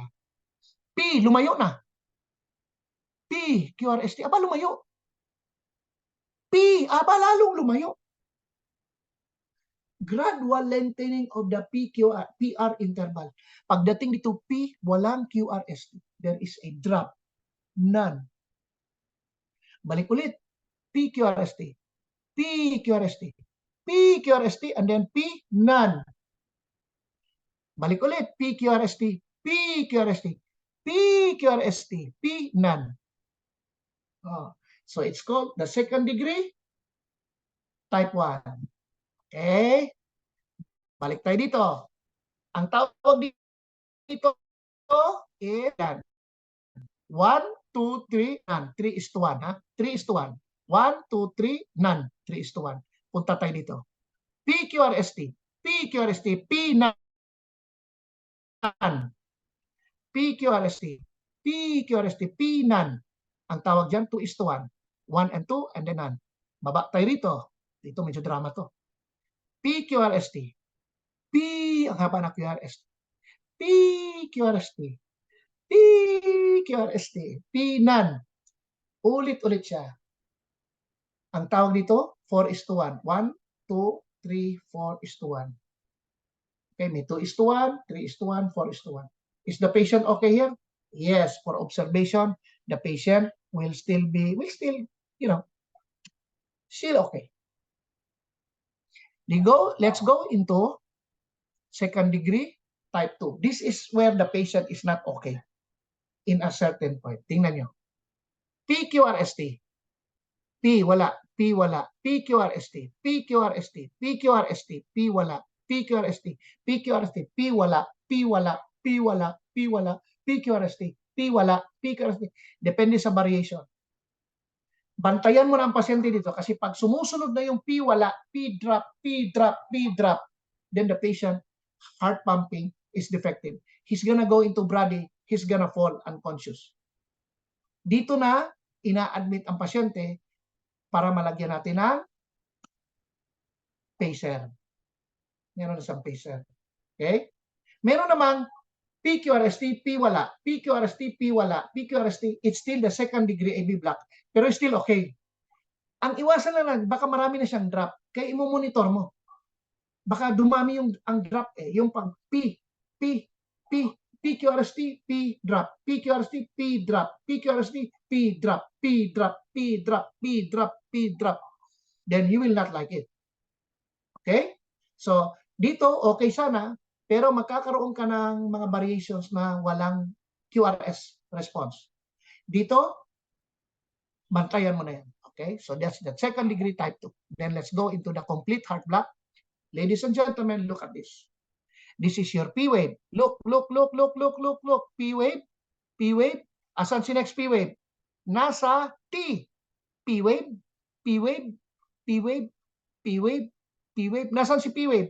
Nasa QRST. Si P wave equidistant. Si QRS equidistant. What do you see here? Si auricles nagpa-fire ng kanya, si ventricles nagpa-fire ng kanya, hindi sila nagsasabayan, hindi nag-uusap. Ang tawag po dyan, Kongreso, Senado. Hindi nagkakaintindihan. Biro lang baka ma-misinterpret yun. So nagkanya-kanya si auricles, nagkanya-kanya si ventricles. Automatic this patient, dahil hospital yan, mamamatay yan malaunan kasi wala ng saktong firing. Walang dugong kasi nagpa-fire si auricles, hindi tinatanggap ni ventricles kasi hindi siya ready, hindi siya gumaganon. Nagpa-fire lang siya, bahala. Mas maraming firing si auricle, tapos ito si ventricle, hindi na tugma. So, dinala na natin. Isa pa, ayan. P-wave. P-wave. Next P-wave, nandito kay QRS. P-wave. P-wave, nandito. P-wave. P-wave. Si P-wave, equidistant. Si QRST, equidistant. Another. P-wave. P-wave. Si P-wave nasa ST. P-wave. P-wave nasa QRS. P-wave. P-wave. Si QRS wide, equidistant. Si P-waves, equidistant to each other. This is the heart block. Complete heart block. If you see an ECG like this na merong guhit, yan po ay pacer. Merong makina sa loob ng katawan niya, robot. No? Boom! Pag-fire ng pacer, meron kang meron kang electrical mechanical capture. Nag-beat yung heart. Siguro nag-third degree heart block, nilagyan ng pacer, kaya ganyan. So ito ay capture. Kasi pag nakakita kayo ng ganitong guhit na malalim, tapos itong QRS mo ay malayo, walang capture. Ito may capture. Ibig sabihin, pag-fire ng pacer, nag-beat si heart. Okay. Now, let's go into exam, people. So, hindi ito exam pa, pero may exam proper tayo. So, makikita nyo, atrial fibrillation with PVC. Ito is PVC, pero makikita nyo, wala kayong makitang atrial fib, pero makikita nilang irregular yung rhythm. So, mga ganyan. So, you have question? Because I will give the exam now. Ang sagot lang, 10 seconds kayong sasagot. Pag sagot nyo ay ilagay sa chat. Ang inyong name ay imo-monitor ng ng staff, no, ng WIPAM. So pag hindi kayo nag-join, wala kayong points for ECG. So mag-join kayo. Pag mali, wala na, bahala na sila kung paano kayo, no? Kasi ang exam ng ACLS ay tatlo. General ACLS, ECG, at saka Mega Code. Tatlo po ang exam. So mamaya pa ang exam niyo sa General ACLS. Tomorrow, hindi ko kayo ma-exam sa Code Blue. Dito tayo mag-exam sa ECG. So I need you to write quickly sa chat. Okay. Let's go into the exam. First, diretso diagnosis na. Anong klaseng ECG yan? Write in the chat. 10 seconds lang. 1,000, 2,000, 3,000, 4,000, 5,000, 6,000, 7,000, 8,000. Sige, hanggang 12 ako. 10,000, 11,000, 12,000. Okay. Sinus. Nako, walang nakakuha. Stop. Wala na. Stop na. Okay. No more, no more, no more. That is not a sinus rhythm. That's not even a sinus brady. That's not a complete heart block. Walang nakakuha. Walang nakakuha. Okay? Wala na. Lampas 10. Wag na kayo magsulat. Lampas na. Hindi na i-honor yan. Guys, this is a second degree type 2. Kita nyo? PQRST, P-drop. PQRST, P-drop. PQRST, P-drop. That's a second degree. Type 2. Okay, next.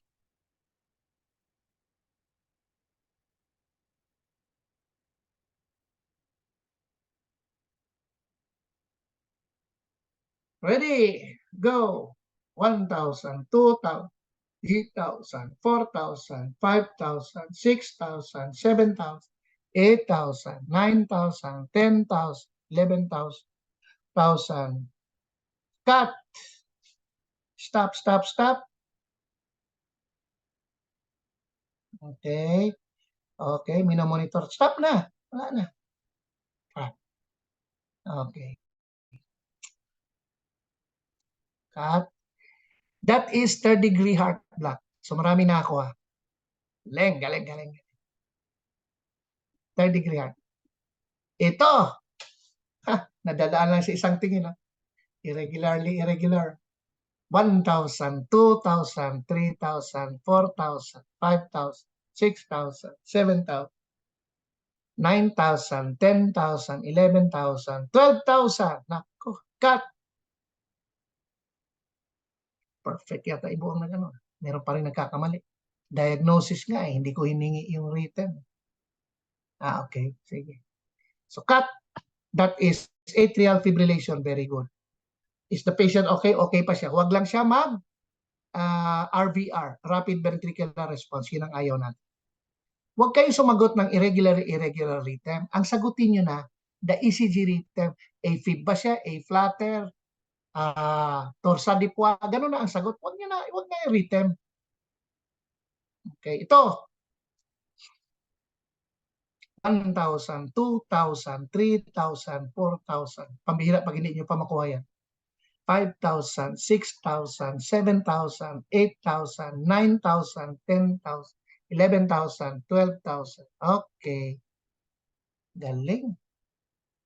Okay, stop.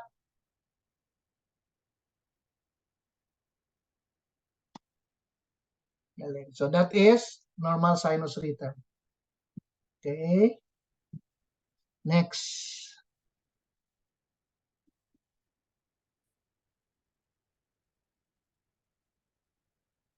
Go. 1,000, 2,000, 3,000, 4,000, 6,000, 7,000, 8,000, 9,000, 10,000, 11,000, 12,000. Cut. Galing ng batch na to Pero pag sumagot ng PVC ano ba? May sumagot ng atrial fib. Paano naging atrial fib? May P-wave ako. Okay, the right answer is sinus tachy. Very good. Galing. Ito, 2 points. 2 points yan. 2 points.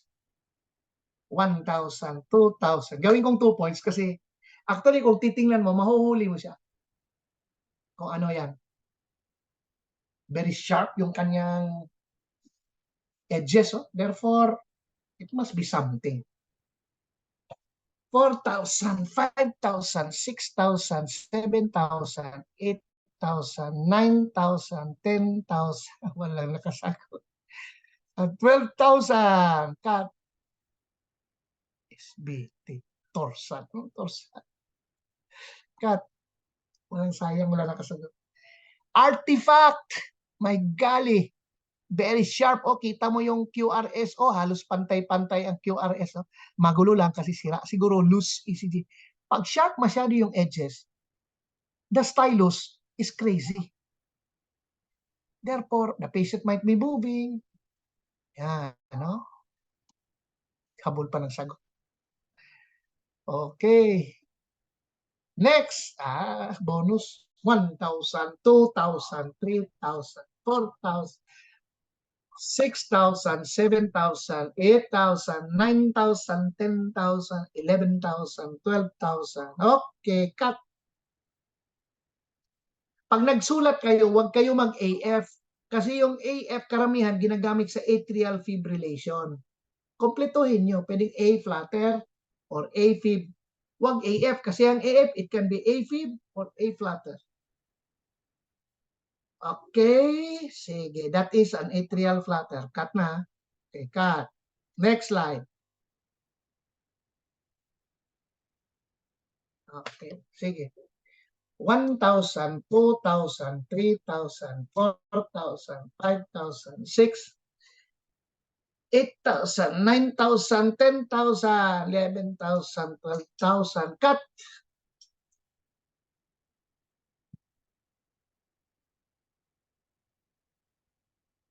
Cut na cut.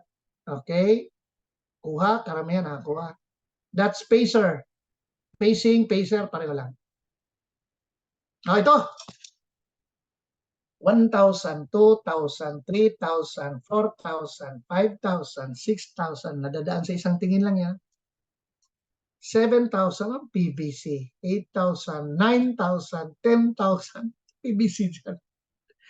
11,000, 12,000. Ay, nako. Okay, cut.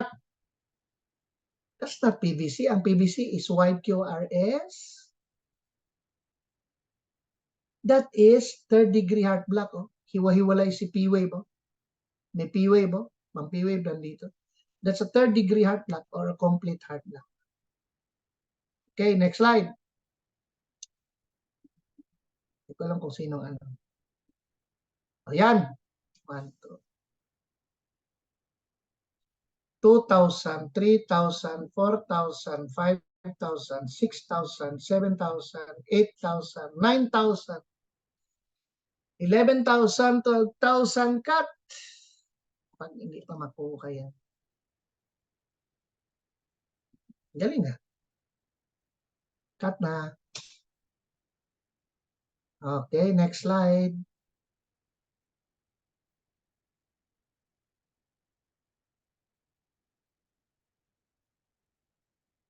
Yan. 1,000, 2,000, 3,000, 4,000, 5,000, 6,000, 8,000. Kompletohin ha. Huwag lang kayo maglagay ng bitak. Kompletohin nyo kung anong klaseng bitak yan. 5,000, 6,000, 7,000, 8,000, 9,000, 10,000, 11,000, 12,000. Cut. Cut na cut. Okay? So, ang rhythm na yan ay polymorphic. Lagyan nyo ng polymorphic bitak or torsadipua. Okay. Torsadipua. Huwag yung bitak. Kasi dalawa ang bitak eh. Monomorphic sa polymorphic. Okay, next. Dadaan sa isang tingin. Suki ako niyan. 1,000, 2,000, 3,000, 4,000, 5,000, 7,000, 8,000, 9,000, 10,000, 11,000, 12,000. Cut. Cut, cut, cut, cut, cut, cut, cut. Hirap daw maghabol ang ang WIPAM. Hirap maghabol. Sige, nandyan lang yan. Kung sino mga nakakuha at makapasa. That is supraventricular tachycardia. Atrial tachycardia, PSVT, SVT. Okay, yan. Ito.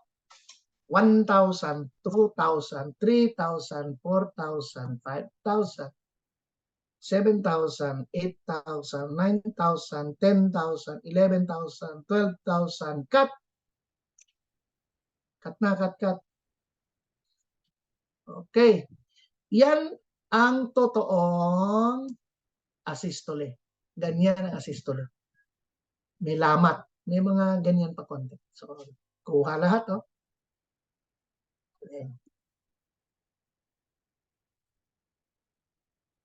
Ito.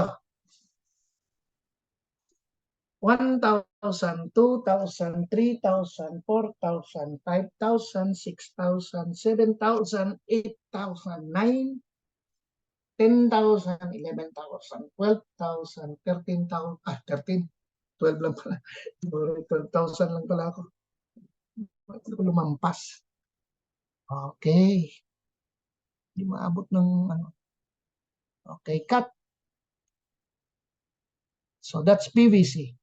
Pag sinagot niya extra systole, pwede. See. Cut na, cut.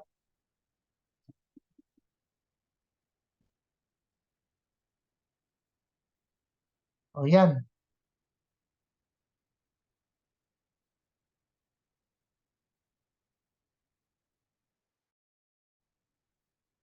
$1,000, $2,000, $3,000, $4,000, $7,000, $8,000, $9,000, $10,000, $11,000, wala nakasagot, $12,000. So, let's see. Galing! Sayo. Okay, cut. Cut. Next slide.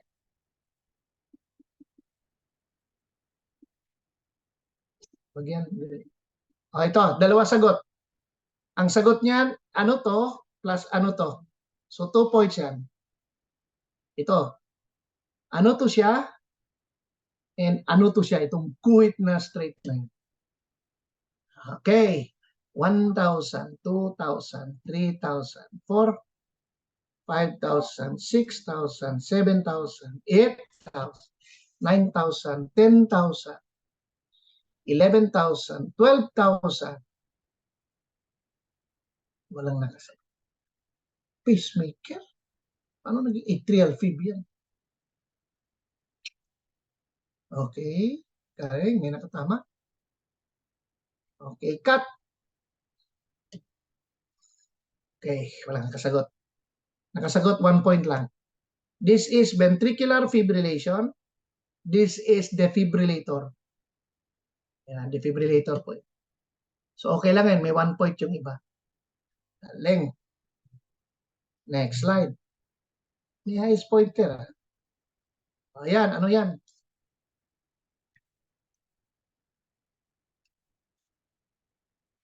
What's that?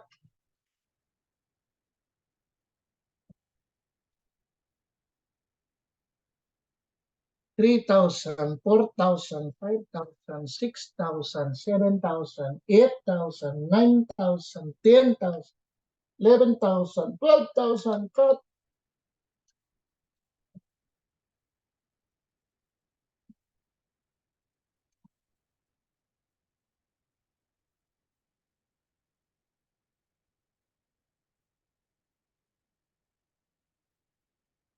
Very good. Atrial fibrillation.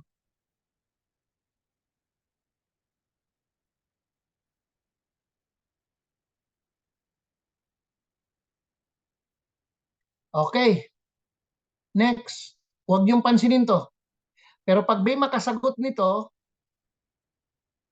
5 points. Ito lang. Ito lang siya.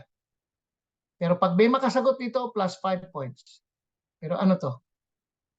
1,000, 2,000, 3,000, 4, 5,000, 6,000, 7,000, 8,000, 9,000, 10,000, 11,000, 12,000.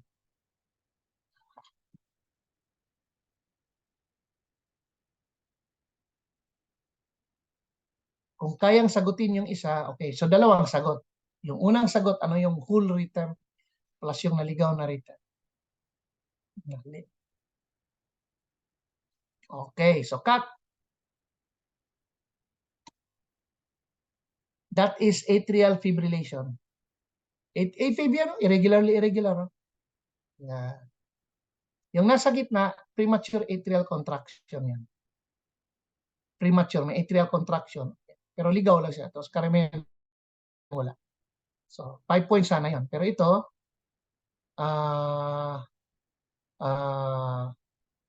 yeah, premature atrial contraction. So, ito ay atrial fibrillation. Okay.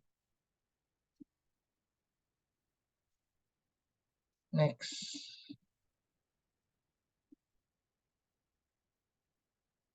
Okay, ito. Okay, tanggal lang yung sinulat nyo. Next.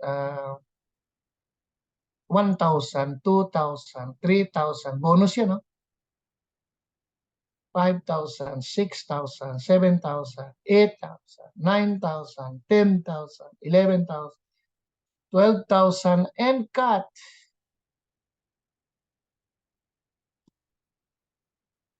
Okay? So, sinus bradycardia, kuha. Kuha. Next slide.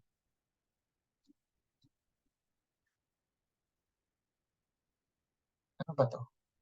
Ayun! Kuha na. Nakita ko na ano yan. Tingnan natin kung may makakuha. Gawin ko kayang 2 points to, no? Okay, sige. Sige, request ko si Wipam 2 points to. 1,000, 2,000, 3, para makabawi.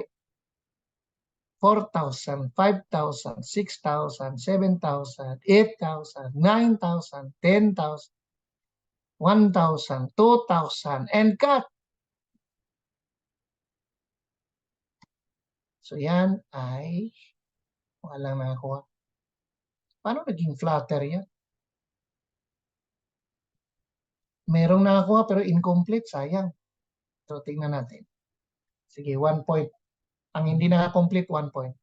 Ito ay second degree type 1. Pag sinagot nyo ng second degree, 1 point. Pag sinagot nyo ng secondary type 1, okay, Mobits 1, sige, allow ko na. Mobits 1, sige, 2 points yon. Okay, tama na. Wala na, lampas na. Okay, next slide.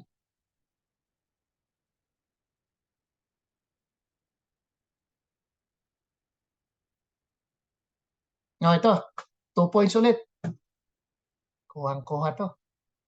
1,000, 2 points ha. 2,000, 3,000, 4,000, 5,000, 6,000, 7,000, 8,000, 9,000, 10,000, 11,000, wala na ako at 12,000. Okay, cut. Oops, may nag-attempt. Cut na.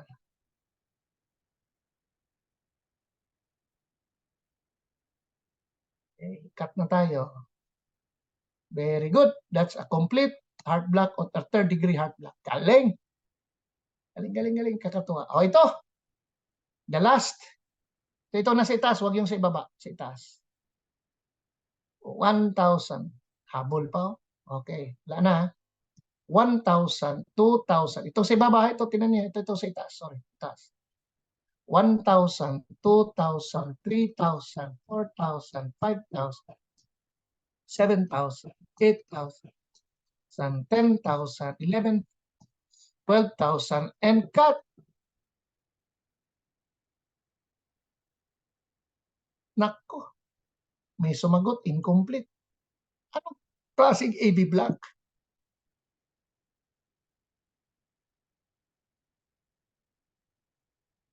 AB block, pero anong klase? First, second, third, ano ba? Okay, cut.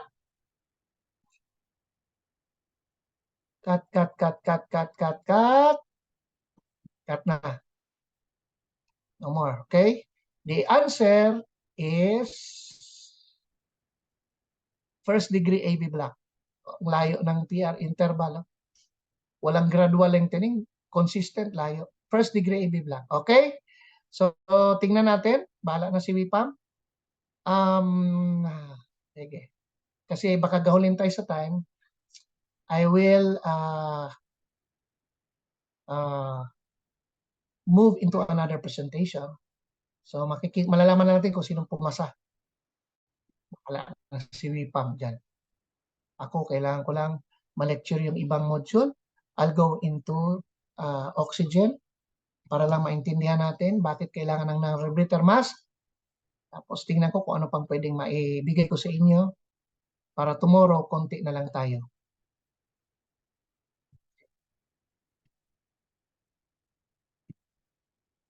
So my next is oxygenation. Hindi to standard ng ACLS, pero gusto ko malaman niyo paano, gaano ka rami ang percentage ng oxygen in emergency. Okay? So this is the third part. The second part, the first part was general ECG, second is ECG plus exam, then third is oxygen. So merong sizes ng oxygen. Okay? Mga cylinder. Hindi to problema sa inyo kasi nasa loob ng ospital kayo. You might use the wall-mounted oxygen support, oxygen supply, or oxygen at the side of the patient, yung malaking oxygen. So sa amin, depende, may mga, karamihan sa amin, mga FAA, yung mga, tawag nito, magagaan aluminum. So pag maliit, ang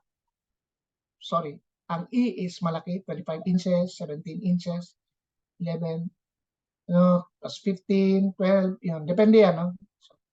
E, D, C, ang E pinakamalaki. So ganyan, yung aluminum lato. Sa inyo kasi metal talaga, sa amin ganyan para magaan kasi pag nasa eroplano, magaan siya. So depende sa laki ng oxygen, depende sa flow rate in hours. Halimbawa, gumamit ako ng size E, di ba? Kanina Kung gagamit ako ng 4 liters per minute sa size E, 2.8 hours ang mauubos ko. Okay? Pag gumamit ako ng 6 liters, 1.8 hours. Pero habang pababa ng pababa ang aking oxygen, pakonti ng pakonti yung aking hours dito. Ayan. So, oxygen therapy is dalawa kasi klaseng oxygen. The medical oxygen, yung may humidifier, and then the emergency oxygen, yung walang humidifier. So, 100% po ang laman ng oxygen sa loob ng green tank. So pag nilagay natin and you use the devices, different devices, bumabagsak siya. So makikita natin, no? In an emergency, 15 per liters per minute. So ang flow rate mo starts from 0, which is low flow, and then a maximum 15. Meron na kang 20 na ngayon. But this is emergency oxygen, hindi dumadaan ang flow rate. Pag nasal cannula ka, adult and child, ang kanyang percentage lang, 30 lang talaga max. So, pinaka-sagad na ibibigay mo is 4 liters. Beyond that, wala nang silbi. 30 lang talaga iluluwa niya. Kahit pa 10 liters per minute mo, 30% lang talaga. Okay, so ginagamit natin sa non-acute. So, patient without lung disease. Pag meron kang MI, we start with 4 liters. Na kung yan ang available mo, okay lang yan, tolerable. Yung iba ngayon, pag MI, ginagamitan ng Hudson mask. Okay, so yan si nasal cannula. Again, baka pwedeng lumabas sa exam yan. 24 to 30%. No? Then we have this Hudson mask. Hudson mask is the simple face mask. So kung kanina is umabot tayo, ang release niya is 24 to 30, dito naman 30 to 40 oxygen. Pero pwede mo ang flow rate mo sa medical oxygen hanggang 10 liters para ma-achieve mo yung 40. So it's still okay. Good siya sa type 1 respiratory failure. So yan ang face mask natin. Simple mask. Then we have the Venturi, which is not related to ACLS, pero mahal to. Kasi they come in sets. Meron siyang jet. So ginagamit natin ito COPD, umaabot hanggang 60%. For example, ito siya. Ginamitan mo ng yellow. Tanggalin mo yung jet, papalitan mo ng yellow. Obligatory na ang oxygen mo maglalaro sa 8 to 10 liters para meron kang 35% of oxygen output. Kunwari, ginamit mo, ito red, nilagay mo dyan, natatanggal kasi yan eh. Paglagay mo sa red, obligatory na 10 to 12 dapat ang flow rate mo para maka-achieve ka ng 40%. Ang pinakamataas green para maka-achieve ka ng 60%. Okay? Non-rebreather mask is the emergency mask. Para siyang simple face mask or Hudson mask pero meron siyang reservoir. Nakaka-deliver siya ng 85 to 90% at using the 15 liters flow rate. So ito yun, pag nag-arrest ang patient, huwag mag-nasal cannula, tatawanan ka ng mundo. So non-rebreather mask, ganito ang forma niya. Ito ginagamit natin. Hindi tayo gumagamit ng partial rebreather. Non-rebreather, bakit? Meron siyang one-way valve. Pag nag-inhale ang pasyente, kukunin sa reservoir. Pag nag-exhale siya, lalabas dito, hindi siya papasok yan. So high flow concentrated oxygen talaga ang pumapasok. Yan po ang tinatawag na non-rebreather. So simple face mask, Hudson, lusot-lusot lang hangin, maximum 40. And then the NRM on NRB, which goes into 85 to 90. Okay? So yan lang ang ating oxygenation. Para maintindihan nyo, yan lang yung sa airway. Ngayon pupunta tayo sa next lecture, which is the, what do you call this?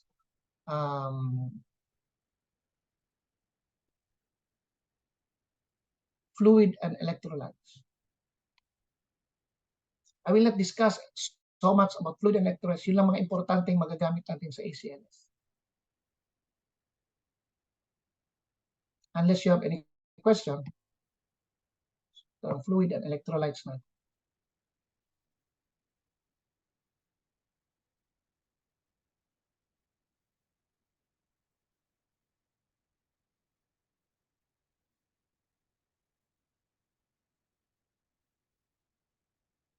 So we know that 70% of our body is made up of water. Now we are like Mother Earth. So kasama yan sa aerobic metabolism natin. Para sa production ng adenosine triphosphate, there must be water. And then the byproduct of water is still water.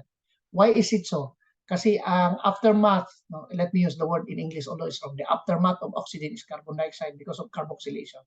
The aftermath of glucose is measured in calorie because it's converted into energy. But water, the aftermath is still water. Magtaka kayo, bakit hindi siya nag-change into another molecular form? It is because we will still need water to facilitate excretion of materials through urine. So ginamit sa cell, babalik siyang water, babalik sa circulation, pupunta sa kidney para isama ang mga unwanted. Kaya double purpose ang water. Sa metabolism at saka sa elimination of waste. Intindihan niyo na, ha? Yan ang physiological the physiological relevance of water. So in by ratio, mas mataas sa newborn kasi ano siya growing kasi very wild ang mga germinal cells. Kasi nga, siyempre, kailangan lumaki ng PEB, kaya grabe yung metabolism niya. So pag grabing metabolism, mas grabing water. So pag nawalan ka ng 20%, for example, ako adult, so most likely I have 5 liters of blood. Pag nawalan ako ng 1 liter, drama na yan. No? O drama na talaga yan, 1 liter. Okay? So 20% of 5, that's 1. So 1 liter. Pag nag 1.5 ako, Diyos mio, magpo-point of no return ako dyan. Now, we have the intracellular fluid compartment which is dominated by your potassium sa cation. Ang totoo pong nagmamahalan, ang forever, o makinig kayo, malayo pang Valentine's, malapit na Christmas. Wala pong forever. Hindi totoo yan. Mga matay tayong lahat. Hindi forever yun.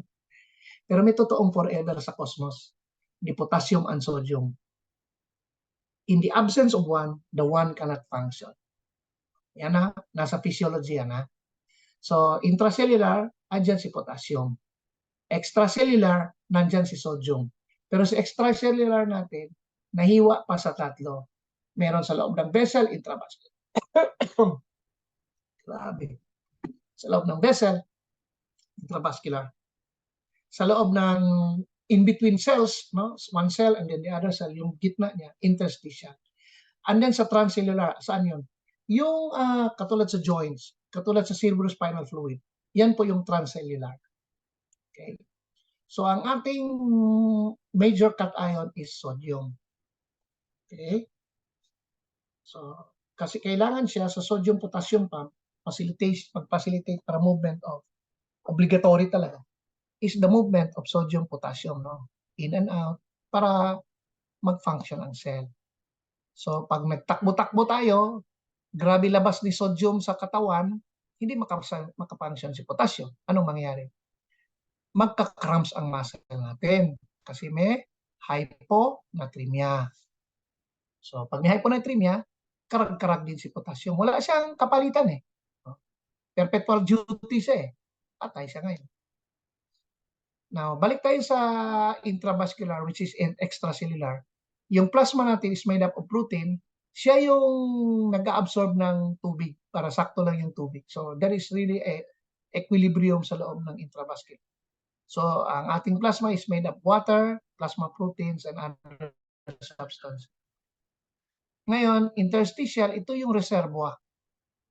No? Reservoir, para kung anong kailangan ng cell, nakukunin mo na sa interstitial. So, transcellular, ito yung mga nasa joints, CSF. Now, the regulation inside our body is managed by two. One, does not require energy, like osmosis, which is water potential. Anong ibig sabihin? Sa isang lugar na water ay mataas, pupunta siya sa lugar na kung saan mataas ang solute concentration. Solute, para i-balance niya. No? Solute concentration mataas. Ma-move ang water, osmosis. Kabaliktaran naman, ang diffusion is tinatawag nating solute potential. Kung saan ang solute ay mataas, lilipat siya doon, an area of higher concentration to an area of lower concentration hanggang mag-equal equilibrium. And osmosis and diffusion, they go they go together. Both can occur at the same time. Balance yan. No energy requirement. Again, osmosis is water potential, low to high, and then diffusion is high to low, movement of particles or solid potentials. Now we go into movements or transport that requires energy. One is active transport, which is exemplified by your sodium-potassium pump. Yun yung sinasabi ko. Exchange of sodium ions for potassium ions. Pag walang sodium ions, ang potassium ions cannot function, your muscle will become crazy. Okay? So, isa dyan. Number two is insulin-glucose regulation. Our insulin is a hormone. It's a multi-function. Its function is like a Lamborghini Countach. I mean, a sasakyan. So, ganito yan. Meron akong vessel, meron akong cell. Galing sa vessel, sa blood vessel, kumain ako ng enzymada, so napuno ng sugar ang vessel ko, magre-release ngayon si insulin. So, si insulin mag-aabang doon, ita-transport niya from the capillaries to the cell ang sugar gamit si insulin. Siya yung kotse. So, dalawa po ang kailangan dyan para ma-transmit, para ma-transport ang sugar. Una, meron siyang kotse. Pangalawa, meron siyang paradahan o receptors. Ngayon, kumain ako kasi sabi ng cell, nagugutom siya. So, utusan ni si Brain, sabi ni Brain, kumain ka. So, kumain ako. Release ang insulin, kinarga ng insulin, in-upload yung cell ng sugar. So, buhay, tumatakbo ang metabolism. Nagkaroon ng mga problema kapag kapos si insulin. So, ang sugar na-retain. Yan yung diabetes, mga type 1 hanggang type 2. Ito naman, merong insulin, pero hindi siya nakakagarahin ng ayos, walang reseptor. Kaya, this is where issues of diabetes can come in. Meron namang transport of sugar na hindi kailangan si insulin. Exercise. Pag nag-exercise ka, ang sugar ay kusang lumilipat sa cells without insulin. Kaya baga, isang advice ng mga doctors sa mataas sugar is submit yourself to exercise. Then, osmolality, I will not discuss about osmolality na makikita ko sa serum sa urine. No? Ito yung mga lapot. No? Lapot. Dito makikita hydration status ng tao. So I will not discuss on that because that's not an ACLS topic. Dito sa fluid replacement sa ACLS is replace blood with blood, replace plasma with colloid, resuscitate with colloid, replace extracellular fluid depletion with saline, rehydrate with dextrose. Yan lang ang objective why we put fluid in the body other than using it as a line to give drugs. Now, the overall physiological objective in the body is to create an homeostasis, which is an equilibrium, so that the optimum function of all body organs, tama siya. And we are alive, we are well, and we are healthy. And it's participated by electrolytes, no? Para ito yung mga ions that carry electrical current. Kailangan sila sa homeostasis para yung ating movement of particles inside the cell will move in and out. Without these electrolytes, walang movement in and out of the cells. I will not discuss hypertonic, isotonic, and what. So what are the available IV solution? So we have water and glucose. We have crystalloids, mainly mga salt, saka salt siya. Water and glucose is sugar. Colloid, mainly itong mga starch, protein components, and then the whole blood and blood products. Pwedeng whole blood, packed RBC, platelet aggregates, depende kung anong kailangan. Our objective, why we give this, is to look at this. Okay, I want you to look at the slide again. Ito ay sa loob ng cell, di ba? Sabi ko sa inyo, pinakamaraming fluid sa loob ng cell. Ito ay interstitial 9 liters, ang 3 liters ay vessel. Nagbigay ako ng 2 liters of blood. Tingnan nyo, sa loob ng vessel. Anong mangyari? O di 5 liters na sa loob ng vessel. Di ba? Nagbigay ako ng 2 liters of colloid. O tingnan nyo ang mangyari. 5 liters, except hindi huminto. Colloid, sabihin natin, protein component. Anong mangyari? Hihigupin pa niya yung fluid simula sa cell at saka sa interstitial. Aakyat ng 7 liters. Kaya pag ang pasyente ay grabe bagsak yung BP, may mga doctors nagbibigay ng colloid para ma-jack up ang BP. Okay, yun. No? Nagbigay ako ng 2 liters of 0.9 saline. Tataas siya into 5 liters. Pero si saline, lilipat sa interstitial.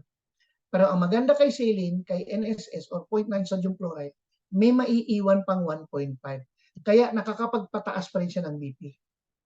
Ang medyo little problem sa kanya kasi nasa interstitial cell siya, there's a tendency initially na ibababa niya ang fluid sa loob ng cell. 2 liters of 5% dextrose. Dextrose to. Sugar. Ang bilis ng sugar lumipat. Diretso yan papunta sa cell. Kasi doon siya kailangan sugar yun.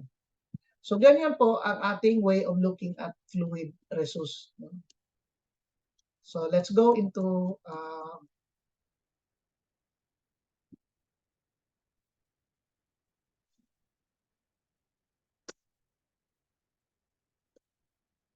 kasi bilis naman ng battery. Yun, tumilim yung laptop ko. Humina yung battery. So let's go into the electrolytes. Okay, sodium, normal is 135 to 145 milliequivalent per liter. Pag nag-hypernatremia ka, siyempre, water deprivation, no? Treatment natin, free water. Okay, so that's not ACLS.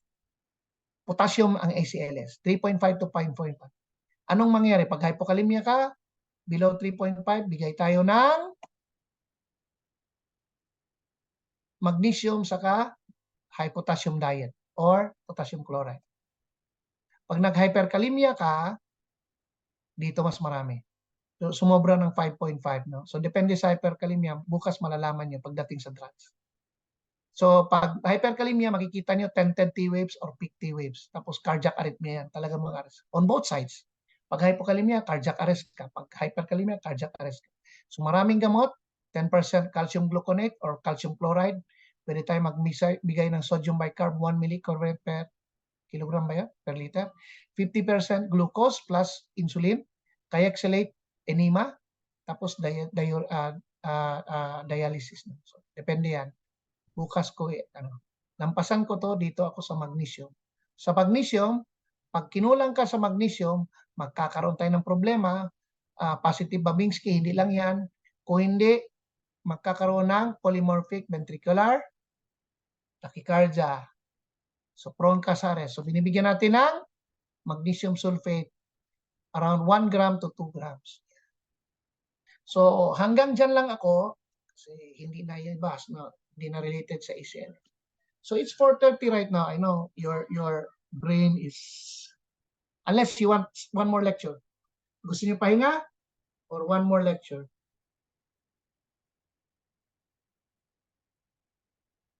Mag-resume tayo tomorrow 8. O gusto niyo ng isa pang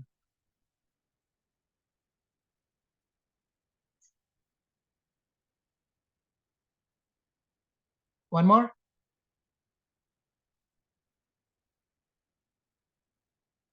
Mas masagot sa akin. Hindi ko alam kung one more lecture. Very good. Sige. So, next ibigay ko ay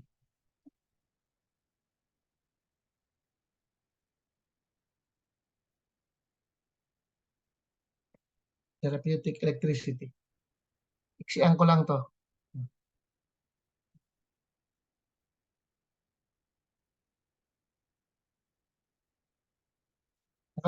Marami na nag-react. Sige, basahin ko muna.